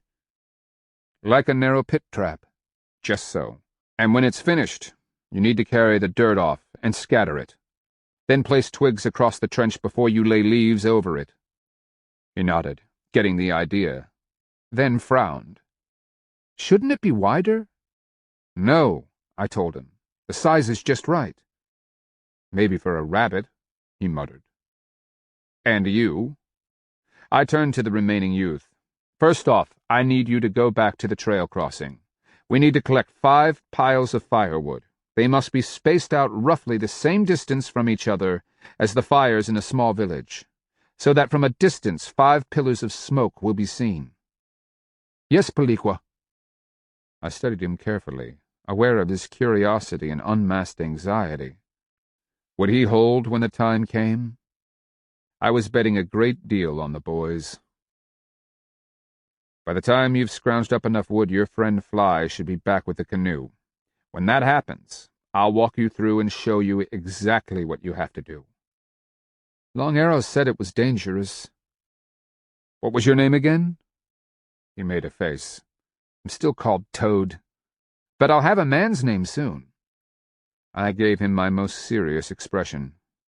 "Toad, if you and Fly do this correctly, you'll both have earned your man's names. On Horned Serpent's honor, I promise that." At the sudden excitement in his eyes, I suffered a stab of worry. What if it all went wrong? Images from Napatuka, Tapalaholata, and all the other places came back to haunt me. I had to ask myself, how often has it gone right? Chapter 40. Slogging in mud up to my waist, I heaved. With Bearpaw's strength assisting me, I rolled the final heavy log into place, watching mud spatter as it settled beside its mate. We laid 3 logs long ways, through the narrow marsh below the knuckle. Hidden behind the knuckle's rise rested the canoe that Fly had brought. In every other direction stretched open swamp, shaded by cypress and tupelo, dotted here and there with water lily, duckweed, and clumps of grass in the occasional shallows. I leaned my head back, hearing the buzzing of insects, the melodic birds chirping in song. Something made me glance to the right, and there, perched on a cypress knee, Anhinga watched me. "Go tell Horned Serpent we're counting on him," I growled. "Tell him we're trying to do this smart for once." The bird watched me for a heartbeat, then dove neatly into the water, rings widening where he'd disappeared. Bearpaw was staring at me, and then at the rings spreading where the Anhinga had disappeared. "You've got to watch those Anhingas," I told him. "You never know which world they'll fly to, or to whom they'll say what." "Yes, Paliqua." I grinned, then slogged my way out of the muck, sluicing mud from my legs. "Are the fires set as I asked?" Bearpaw glanced back up the ridge. "They should be." I gestured to the logs. "Then let's add the finishing touches to this. I say we pull up grass by the roots and lay it over the ooze. Maybe add a couple of saplings, trees like hickory, that wouldn't grow in muck. As soon as this dip looks like solid ground, we can light the fires." "Bait for the trap," Bearpaw agreed. He waded out from where we'd been digging with sharpened sticks and sloshed water to wash the goo from his hide. "It's been a lot of work." "Oh, yes." I couldn't help but admire the way my small band had pitched in. "Now let's just hope the Kristianos are so carried away with the chase they don't realize what's happening." Later, as I walked up the ridge, I double-checked everything. Here and there we'd hauled in logs and brush and left it in piles to break up the open spaces. Anything to make the raised ground look as if 13 people hadn't been working like slaves to rearrange it. We were ready. Now all I had to do was rehearse my little band so that they understood exactly what I wanted. If it fell apart, the best outcome would be that the Kristianos simply turned tail and fled. The worst would come if they figured out what we were doing and came ahead slowly. Then either we'd have to swim for it or die. I made a face as I stared out at the swamp. Did I have the courage to trust myself to the water again? I absently fingered Horned Serpent's sapaya, where it rested in the pouch hanging from my neck. Nightmares lay in that direction. The morning was calm, and I stood, my head back, as 5 columns of smoke rose above the trees. Periodically, one of the youths would toss a juniper or pine branch on the blaze, and for a few moments a darker plume would rise. Then it was back to green branches that kept the smoke white and clearly visible from a distance. The waiting had begun, and with it came indecision. Had we picked the right place? Were we close enough to Usachili town? Was our trap too far for one of the patrols to investigate? Would the Kristianos really come? With each passing finger of time, I fretted. pacing up and down the jutting sliver of land, ensuring that everyone was in position. Being down near the knuckle, it took all of my will to keep from running back to check on Toad and Fly. They had the most critical job, keeping the fires going until the Kristianos arrived. And what if the Kristianos brought war dogs with them? We'd planned for that eventuality, but I'd place our dogs just above the slope that led down to the knuckle. At my call, they might be the difference between success and disaster. If I was wrong, the Usachili boys would pay with their lives. I spun around, staring at the low spot that joined the knuckle to the main ridge. From here, it just didn't look right. Had we placed the logs sufficiently far apart? Would the Kristianos see the difference? Would they recognize the two blinds floating on either side of the trap? We tried to make them look like muskrat houses. "Will you just sit?" Pearl Hand asked. "This may take a couple of days." "If they come at all." "I'm betting on the Southerners." "Me too." I slapped hands to my hips and glanced at where my bow and quiver waited. The Kristianos will be exploiting their skills at woodcraft. Toad assures me that our fires should be visible all the way to Usachili. If we're right, the traders will tell De Soto it's a distant village. I began to pace again. If caballeros aren't here by tomorrow, they're not coming. "Exactly," Pearl Hand agreed. She was sitting on the leaf mat, her crossbow and 3 iron-tipped arrows ready at hand. What if the boy tending the fires is caught by surprise? What if he doesn't blow the conch horn we gave him? What if you don't shut up?" she grumbled. I smothered a smile. "So the waiting is getting to you, too." "No," she shot back. "You are. Trust the Kristianos to be themselves. The only way they won't come is if De Soto doesn't linger in Usachili. But he will." "Why?" "Think, Black Shell. Use your head. Would the man you saw in Uriotina be in a hurry to leave a big, fortified town full of food while he's low on slaves? You saw him. He thinks this whole country is his. He broke any organized resistance at Napatuka. But Long Arrow also said that his men were being harassed, ambushed. He might—" The hollow sound of a conch horn carried through the thick trees. "Blood and pus," I muttered, my heart skipping. "They're here." Pearl Hand sprang to her feet, placing a foot in the loop and stringing the crossbow. I scrambled for my bow, wrapping it around my leg and using my hip to string it. Then I grabbed my quiver. Pearl Hand had her 3 arrows in her left hand. She paused long enough to say, "Shoot straight, my love. Don't miss." "You either," I added, and trotted down to the low spot that joined the knuckle to the ridge. At the water's edge, I glanced back at where the dogs waited, alert now, watching. "Stay!" I shouted and gave them the hand sign. "Down and stay!" I watched as all but Bark dropped to their bellies. Oh yes, if they were going to make a mess of it, Bark would be the one.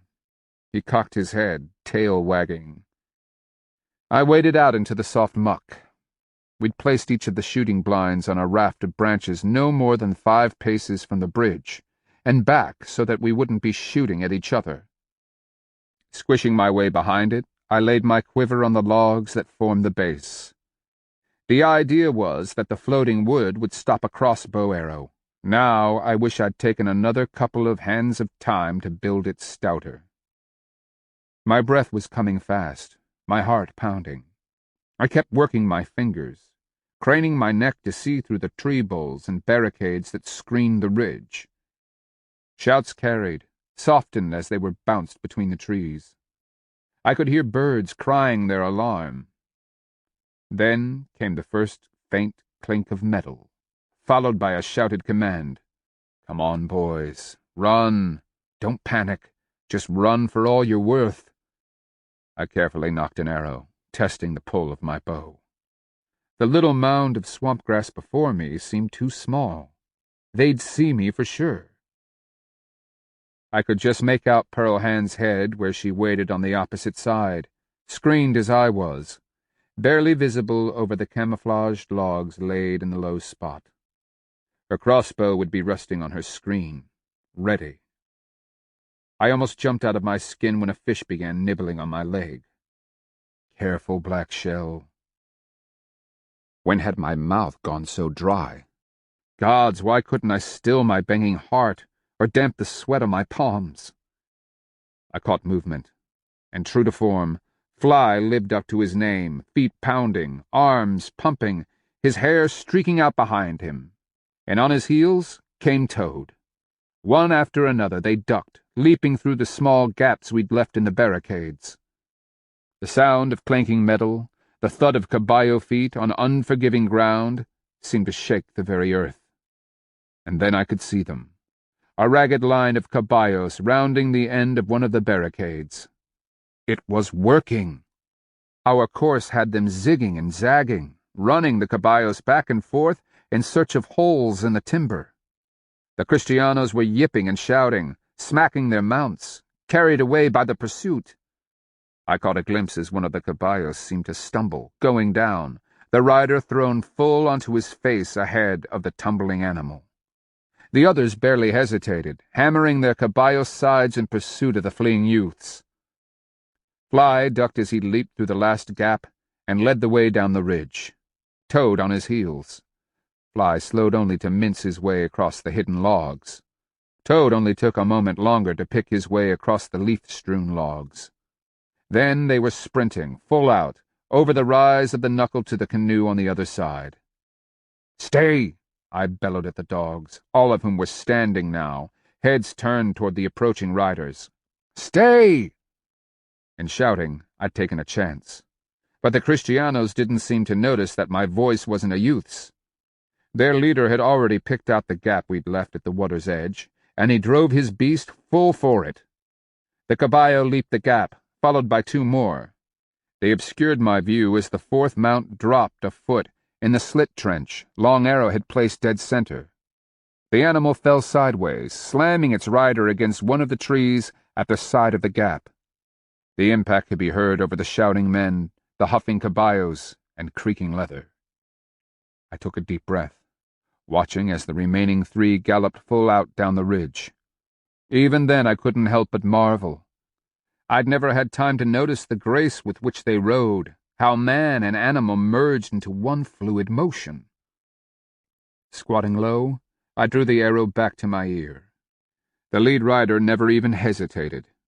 The great gray caballo hit the grass-covered dip at full speed, making 2 steps before a hoof slipped through the scattering of leaves and twigs that masked the slippery logs. The beast went down, straddling the length of a log, sliding on its belly. To my amazement, the rider kept his seat, though his feet were dragging in the ooze. The second caballo went wide, sinking up to its belly in muck. Its rider fell, slamming into the rear of the first. In the confused tangle, men and animals thrashed. Men were shouting, the caballos trying to buck their way out of the mess. The final rider barely pulled up, his copper-colored mount sliding on all 4 feet, settling back on its haunches. When he turned his mount, my arrow arched into the copper caballo's underbelly. Then instinct from long practice took over. I drove shaft after shaft into the animal as it stood, wheeled, and began to sidestep. Meanwhile, the rider, feet forward in the stirrups, sawed at the straps, seeking control. That was the moment the dogs arrived, barking and snapping, adding to the confusion. The great copper-colored caballo tried to bolt, bucking several times before it went down on its knees. The rider stumbled off, fell to one side.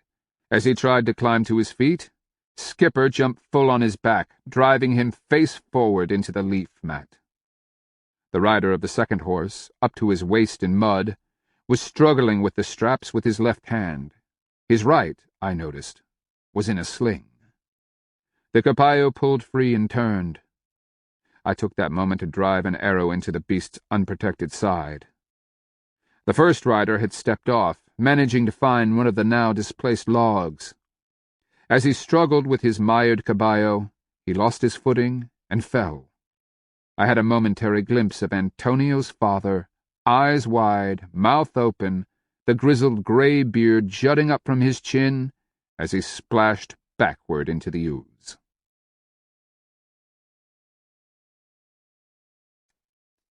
Chapter 41.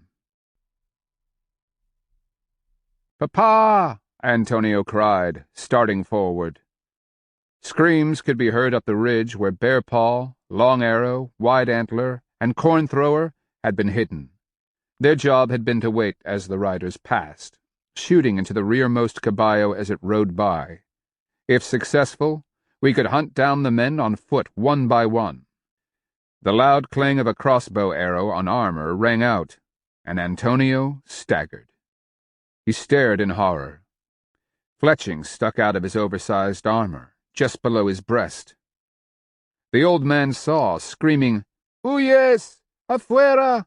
Ahora! Salvate, Antonio!" "Papa?" Antonio looked up with disbelief. The image of Antonio wading through dying men, his sword slinging blood, filled my memory.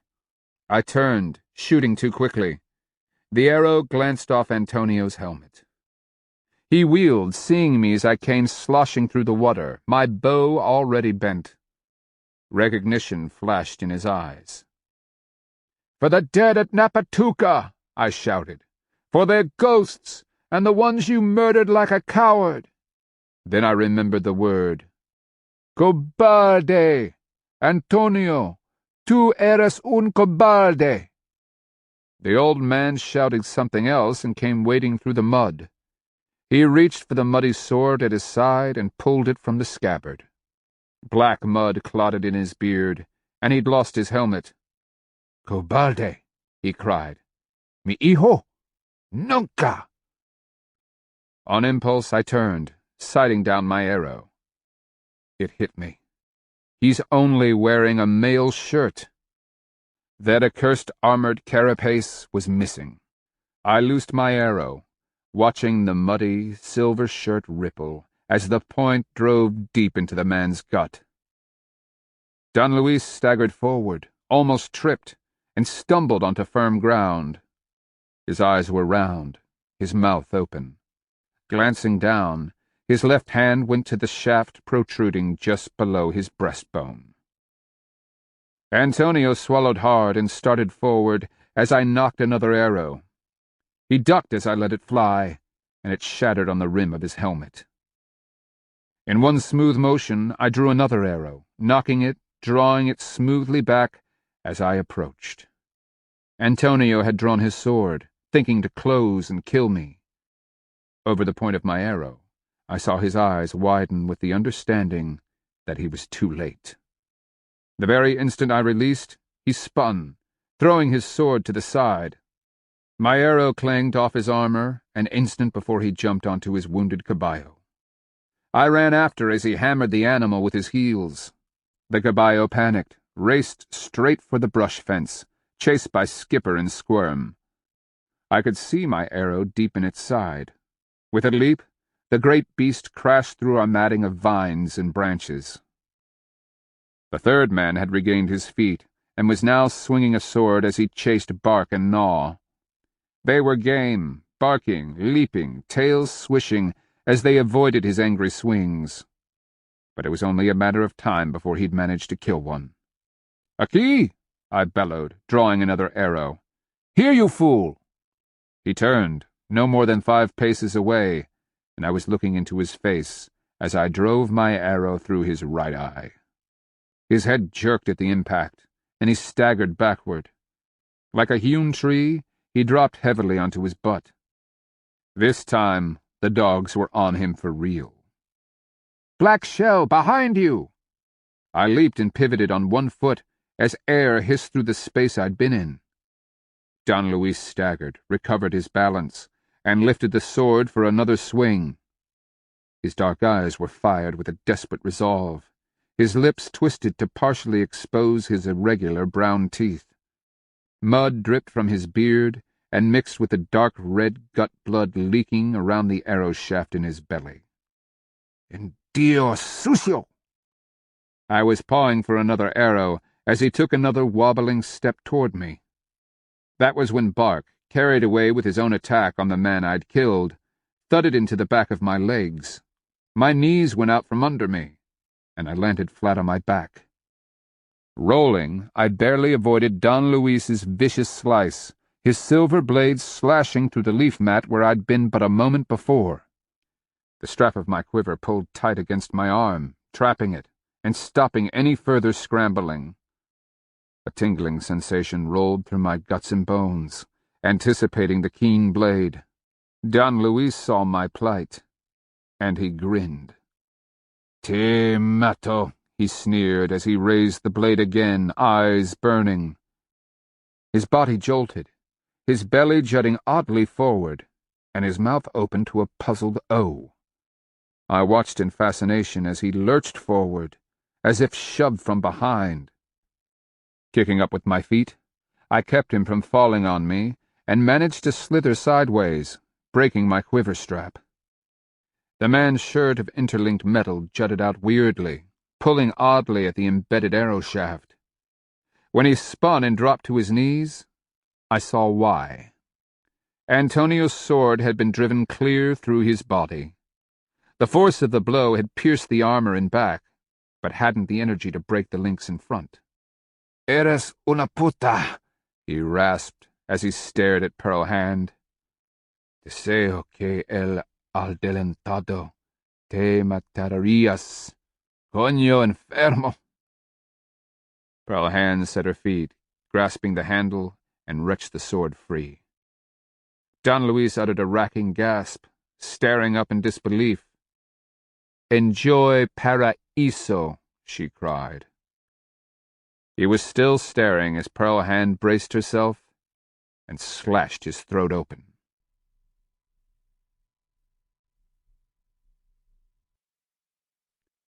Chapter 42. Pearl Hand, efficient as always, stepped over to the coppered-colored caballo and stripped a quiver of crossbow arrows from the animal. The owner's weapon remained lashed to the saddle. "There's still more of them." I pointed up the ridge where shouts could be heard. She nodded, then indicated the caballo as it floundered sideways off the log, almost rolling in the churned mud and water. "What about that?" "Later. Come on." I paused long enough to pick up the man's sword, thankful it wasn't covered with dog blood. After a hand command, Bark and Gnaw fell in behind us. At the first gap, the caballo who stepped into the trap was 4 paces uphill. Its right front leg hung and flopped with each step. The man who'd hit the tree lay flat on his back, his face scraped and bleeding. He must have still been dazed because there was no recognition in his eyes as we approached. I lifted the sword, feeling its heft and balance. I owned 2 now. He never knew what hit him. At the next trap, both caballo and rider were dead, the latter with an arrow driven through his throat. The caballo had been dispatched with a sword. Walking Thunder, followed by Bearpaw and Wide Antler, came trotting in our direction, each carrying a sword or lance matted with crimson. 3 got away, Walking Thunder announced by way of greeting. "How are the boys?" "Alive." I waved out at the swamp. "They made it safely to the canoe. They're out there some—" "No, we're not," Toad called as they came trotting up the slope. "And we've got our men's names now." "Yes," I mused. "You do." Cornthrower appeared between the trees, a grin splitting his wide face. "How many did we get?" 7 out of 10, Wide Antler cried. Then he shook a fist at the ridge. "And those 3 are running like rabbits from a fox." "Antonio's caballo was gut-shot," I added. "It won't make it far. They'll have to double up, or one will have to walk." "What next, Peliqua?" Bearpaw asked in wonder. 3 got away?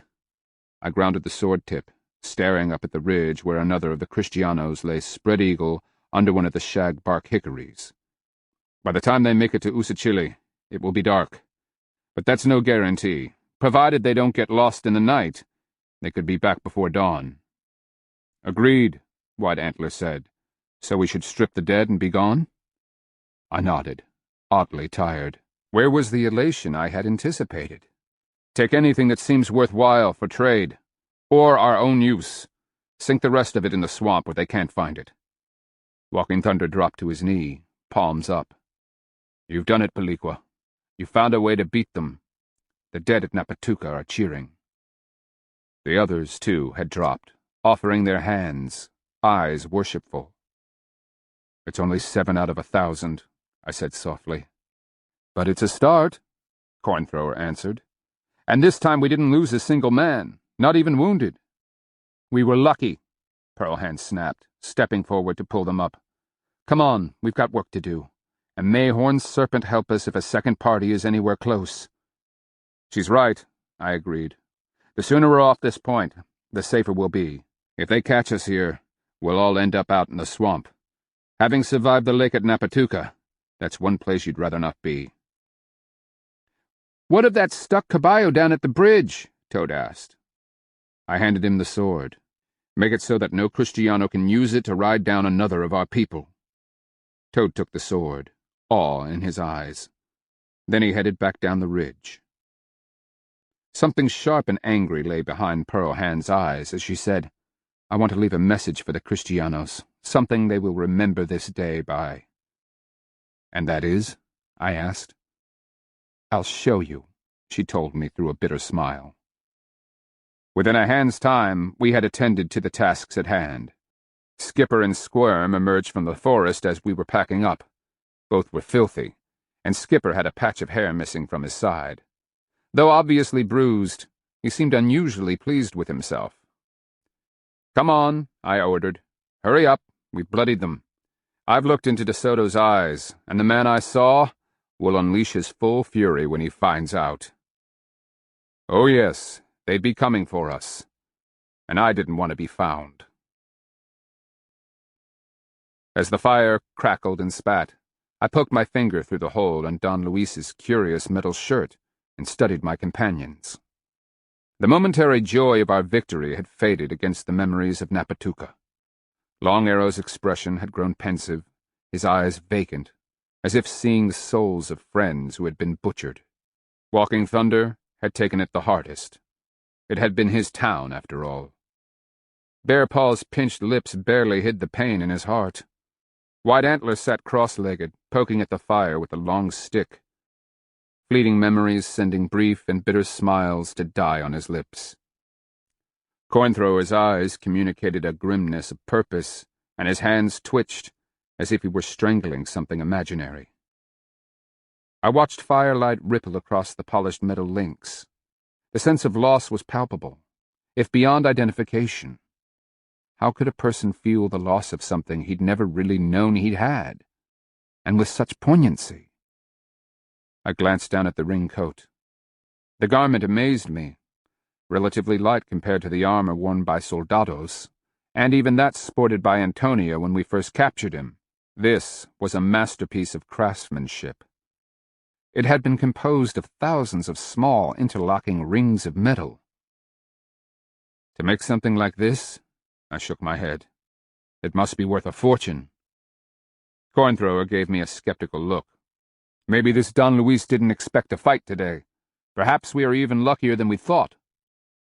Pearlhand took the shirt of rings, studying it. There are few of these, and they are only worn by the nobles. See how the hierro is so polished that it shines? Maybe it's pretty, but wouldn't they have tested the effectiveness of these? Why wear such a thing, when an armored breastplate over batting provides better protection? She ran the pliant metal over her fingers and glanced at my bow. They've been in the south, Blackshell. Your bow is of northern manufacture and takes a much stronger pull than the average Timacuan hunting bow with its cane-tipped arrows. But even my bow can't penetrate the average soldado's armor. She held up the fine ring shirt. Well, let's hope all the nobles wear such things in the future. I nodded. Think Antonio made it back to Usachili? Your shot partially penetrated his armor. Pearlhand shrugged. Maybe.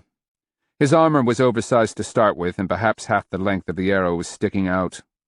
I don't think it would have been enough to kill him. We best assume he lived. I reached for my pipe. One way or another, he knows his father is dead, and that we killed him. Long Arrow leaned forward, his face hawkish in the firelight. This Antonio, he's a Kristiano sub-chief? Like an Aniha? More like an Appalachian clan chief, I said as I packed tobacco into the pipe bowl. With his father dead, I assume he's now Don Antonio. I thought about the way he'd tried to imitate his father that day at the council, and I remembered how Don Luis had rebuked him for trying to have us detained. I wonder if he's up to it, or if De Soto is going to wish the old man was still alive to keep the brat out of trouble. Pearl Hand smiled grimly as she bent to the fire and retrieved a burning stick. She held it as I drew on the stem and filled my lungs with smoke. Exhaling, I called, "Thank you for the small victory we won over the Kristianos. Tell the dead at Napatuca, Tapalohalata, and elsewhere that the orphans have begun to strike back." I passed the pipe to Pearl Hand. She drew, offering her own prayer to power. The pipe was passed among our warriors, one by one. I listened as they called out to dead family, assuring them that Napatuca and their deaths were not forgotten. "What did Don Luis say before you killed him?" I shot a glance at Pearl Hand. I couldn't follow much of it. "It doesn't translate exactly, but he said my sheath is diseased, and that I would lie with any man." I studied her. "Is that why you were so adamant that we leave him hanging naked and upside down from a tree?" She gave me a half-lidded appraisal. I thought about how the mortal remains of Don Luis had looked, his pale white skin shining like a beacon against the greens and browns of the swamp. "Antonio will be very annoyed with us."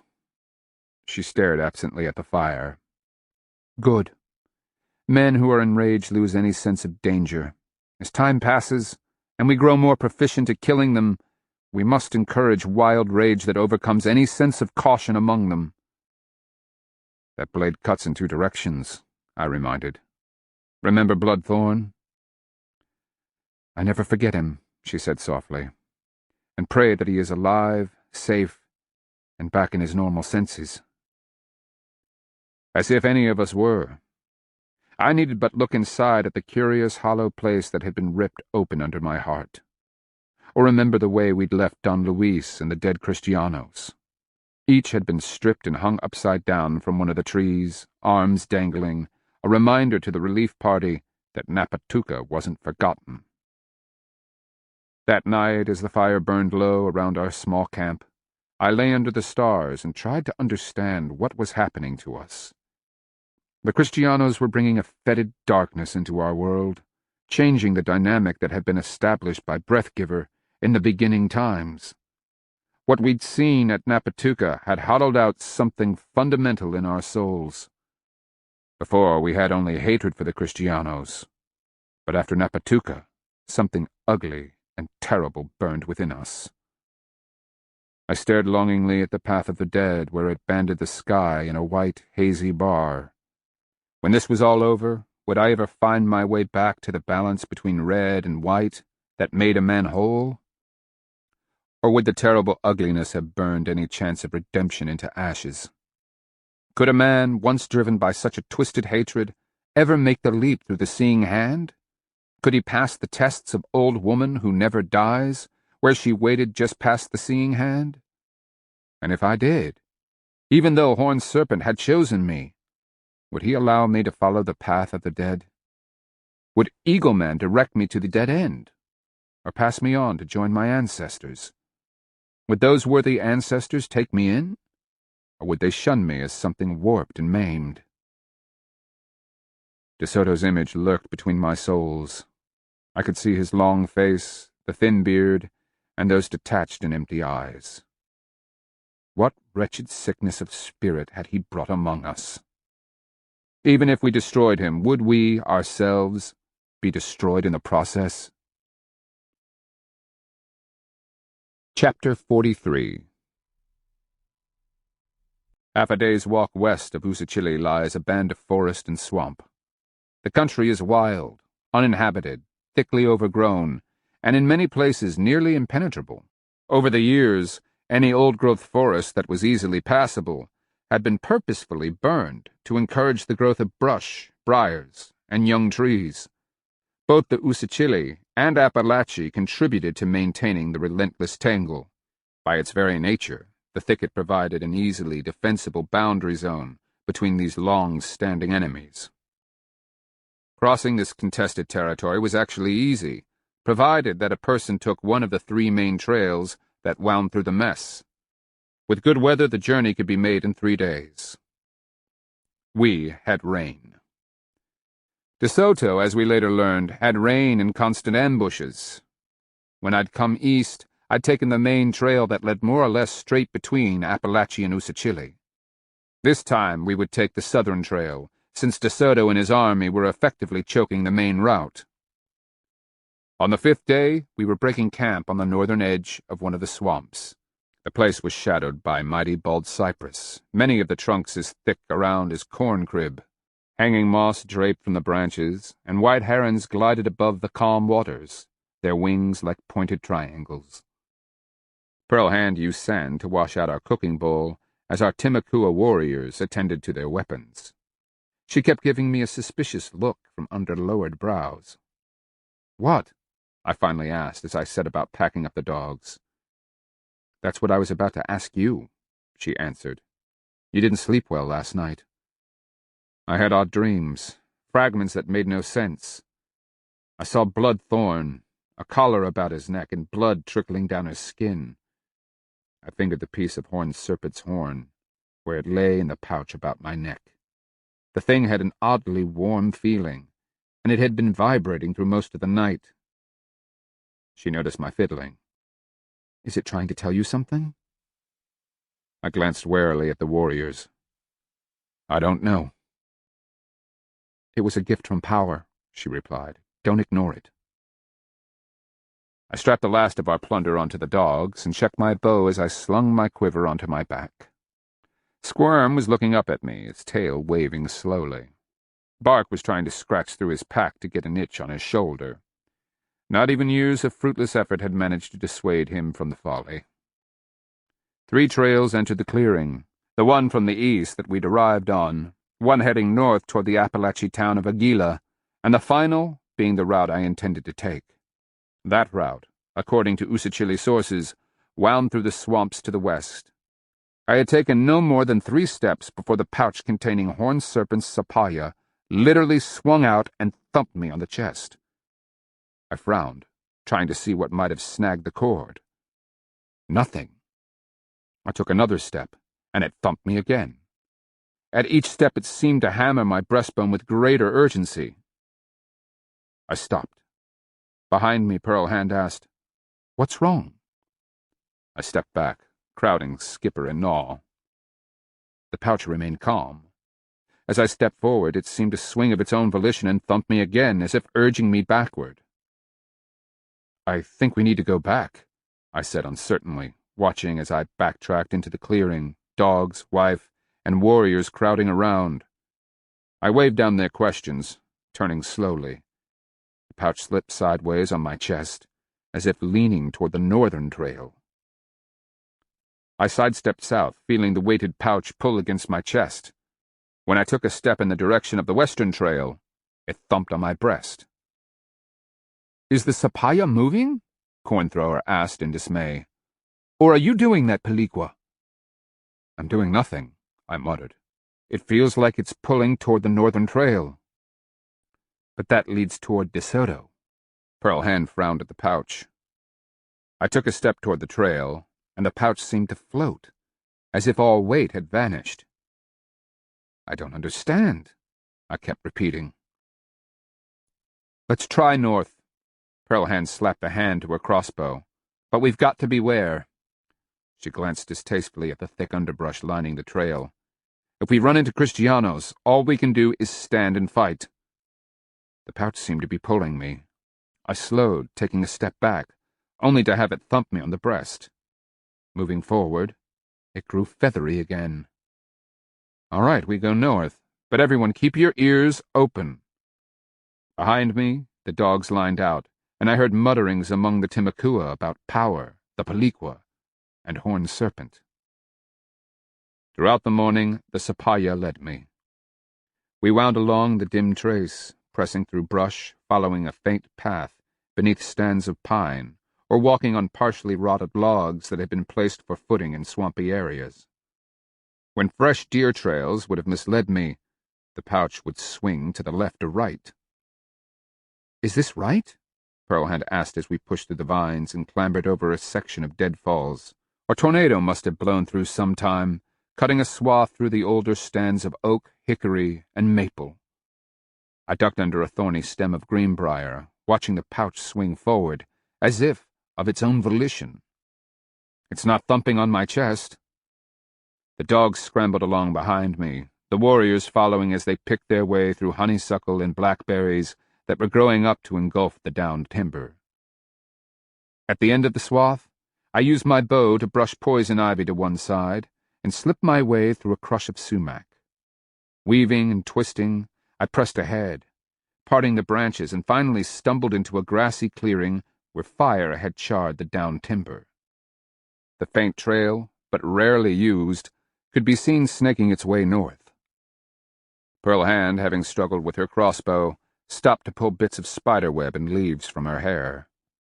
The pouch seemed to swing out, as if demanding I move.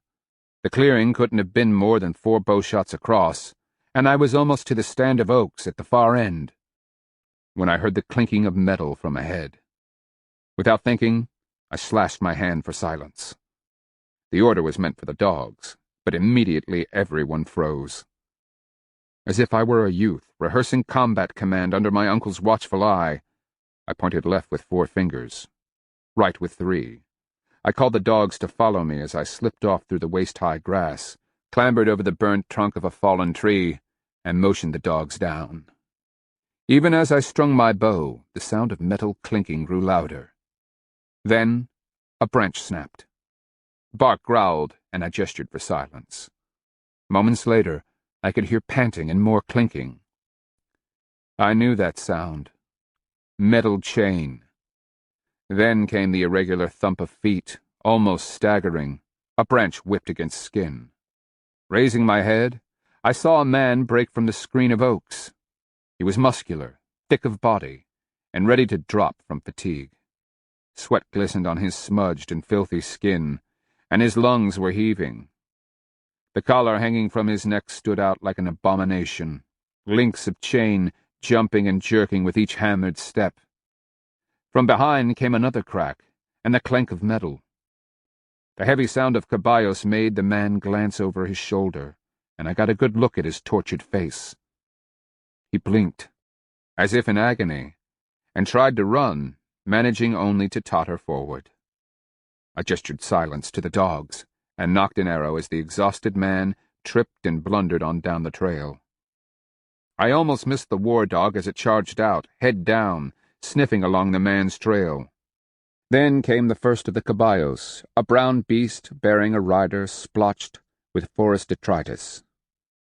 Behind him followed 3 more. I waited as they passed, then shouted, "Now!" My arrow drove through the gap where a batted cloth hanging covered the caballo's side. As my dogs went charging out, barking and growling, the caballero's mount began bucking sideways into the obscured deadfall. Fouled by the rotting trees and branches, the animal careened onto its side, crushing its rider amid snapping timber. Knocking another arrow, I started forward as the second rider tried to spin his caballo and flee.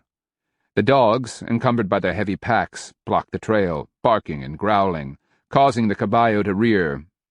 Clutching his crossbow with his left hand, the caballero made the mistake of spurring his animal off into the grass. I saw him stiffen, rising from the stirrups, then his mount stumbled into a hole and pitched him off one side.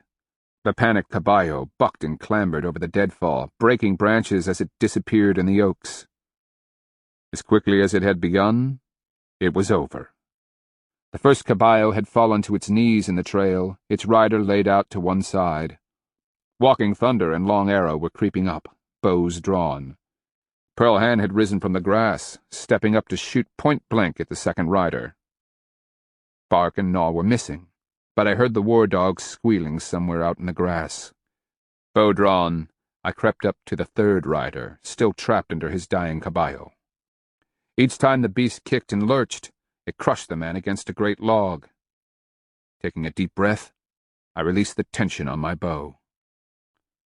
White Antler, a Kristiano sword in his hands, was stalking up from behind the man. I silenced Skipper with a gesture and took a head count. We were all alive and unwounded. Then I trotted back down the trail to where the escaped slave had dropped to his knees, gasping for breath. "Thank the sun and the ancestors. I couldn't have gone any farther," he panted softly as I strode up. "Thank Horned Serpent." I stared down at him. "Because of you, we can claim 3 more for the dead at Napatuka." "Black Shell?" He seemed half dazed. "It's all right, Aniha. You're safe now." The others were gathering behind me, staring down in disbelief. "How did you escape?" I asked. "I used a piece of sandstone, one of the pieces you gave me. I was able to grind a notch in the chain, dabbing feces on it when they came checking. If they catch us grinding at the chains, we are killed outright as a lesson to the others. Man, woman, child, it doesn't matter. This morning, when they overran a Gila town, I escaped in the confusion. So they've attacked the Appalachee." Bloodthorn looked up. "Can you believe it? After fighting their way out of Usachili, they caught the Appalachee completely by surprise. That's the only reason I was able to escape. The Kristianos were so obsessed with catching new slaves, they didn't keep watch on the ones they already had. I sawed a link in 2 and slipped away. I thought maybe I could reach one of the southern trails. Head home." He swallowed hard. "Just bad luck. I was running. One of the caballeros searching for Appalachies saw me and shouted. I thought I was going to be caught again." I said, "You weren't. And we've some experience at taking collars off, and this time we can use metal to loosen the buttons." I was such a fool. I just wanted to die. "If you're over that now," Pearlhand said, "you're welcome to come with us. We're headed to Appalachie. There are Kristianos to kill there." Still kneeling in the trail, Bloodthorn dropped his head into his hands and began to weep. Epilogue. I fingered my pouch, wondering that it had led us to Bloodthorn, urging us to be at just the right place, at just the right time. I watched my little band as they sat around the fire. The rich smell of cooking venison was borne on the night breeze as haunches crackled and hissed over a thick bed of glowing coals. Pearlhand sat to my right, Bloodthorn to the left. His neck was raw where the collar had been. Like me, he would have scars as a reminder. The rest of the orphans sat in a ring, listening as Bloodthorn told his tale. I knew the story. It had happened to me once upon a time. "Yes, Antonio recovered Don Luis's body." Bloodthorn took the pipe White Antler offered him. He pulled on the stem and blew the smoke up at the cloudy night, then passed it to me. As I drew and exhaled, he told us, "Believe me, they are upset. Perhaps infuriated is a better word. They know you now, Black Shell. Your story is being told among the Usachili captives. The Kristianos know you as El Huerfano." "The orphan," Pearlhand translated. Bloodthorn shot me a sober look. "The traitor, the one you knew his ears, accompanied by Ortiz and Antonio. He looked me up the night before we reached Aguila, seeking information about you." "So Antonio's alive. And healing. Last I saw, his right arm was still in a sling, but the infection's subsiding. The puncture in his side is sore, but doesn't slow him down." Bloodthorn shook his head. "No matter what, neither of you must ever be captured by him. I saw it in Antonio's eyes. Death lay there." How did they discover that you knew the Peliqua? Bearpaw asked. The traders repeat anything Usachili captives discuss. Bloodthorn rubbed his hands absently. The Kristianos are learning, and that's something to consider. It will make the future a more difficult place for us all. Many of the soldados are growing dissatisfied. All they have found is war and women. They want riches. I handed the pipe to Pearl Hand. Heading straight into the Appalachie? I think they're going to get a belly full of war. Bloodthorn turned his attention to me, and then Pearl Hand. Antonio knows you're following De Soto. He kept quizzing me about your movements, habits, and so forth. Pearl Hand crinkled her nose in disgust. What did you tell him? Bloodthorn shrugged. What could I? You are a well-known trader, a man of honor. He already knows you were a captive once and that you've killed his father. Ears, however, has told him more. About the things you did at Iraparakoki's town. From others they know that you've advised our holatas that you were part of the attempt to kill De Soto. His gaze grew serious. Even De Soto knows who you are. I fingered the sapaya, feeling its outline through the pouch. We are given no guarantees. We knew that from the beginning. Power is with us, Corn Thrower said earnestly. Just like when it led us to you in Niha. It must be used cautiously, I reminded. We are but weapons in a great war.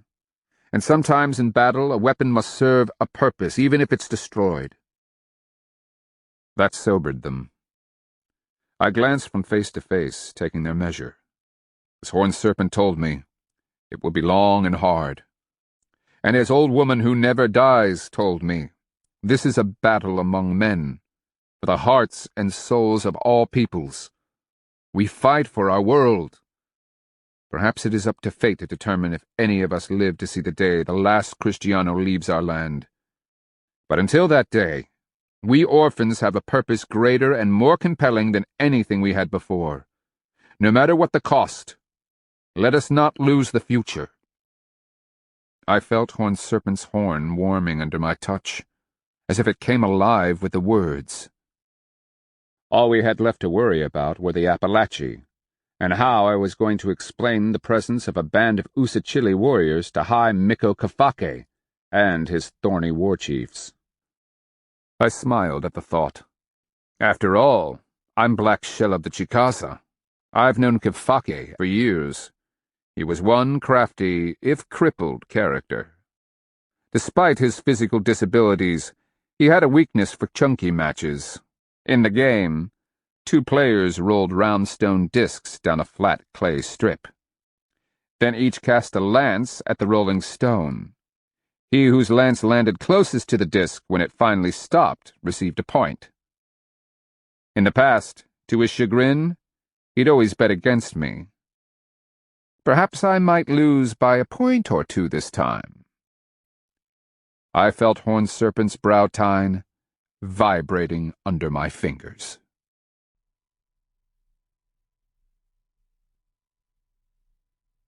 The end.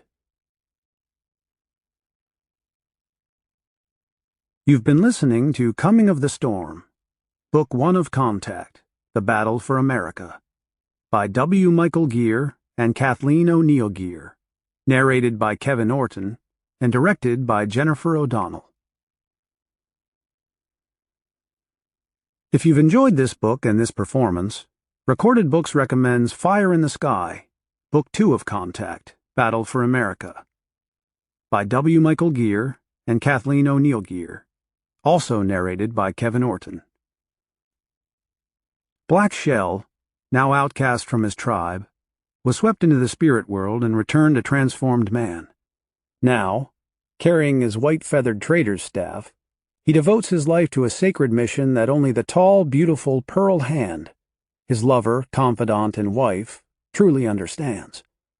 Black Shell has seen what the incomprehensibly violent, shining-armored invaders are capable of doing to his world, and knows that if his people are to survive, he and his orphans, a small band of fierce warriors, must kill as many Kristianos as they can. You'll find a wide selection of titles in the Recorded Books catalog, including bestsellers, mysteries, classics, histories, and more. Call us toll-free or log on to recordedbooks.com to learn about our latest releases and special offers, order another recorded book, or to read author interviews and narrator profiles. Don't forget to ask about easy 30-day rentals by mail. And thank you for being a Recorded Books reader.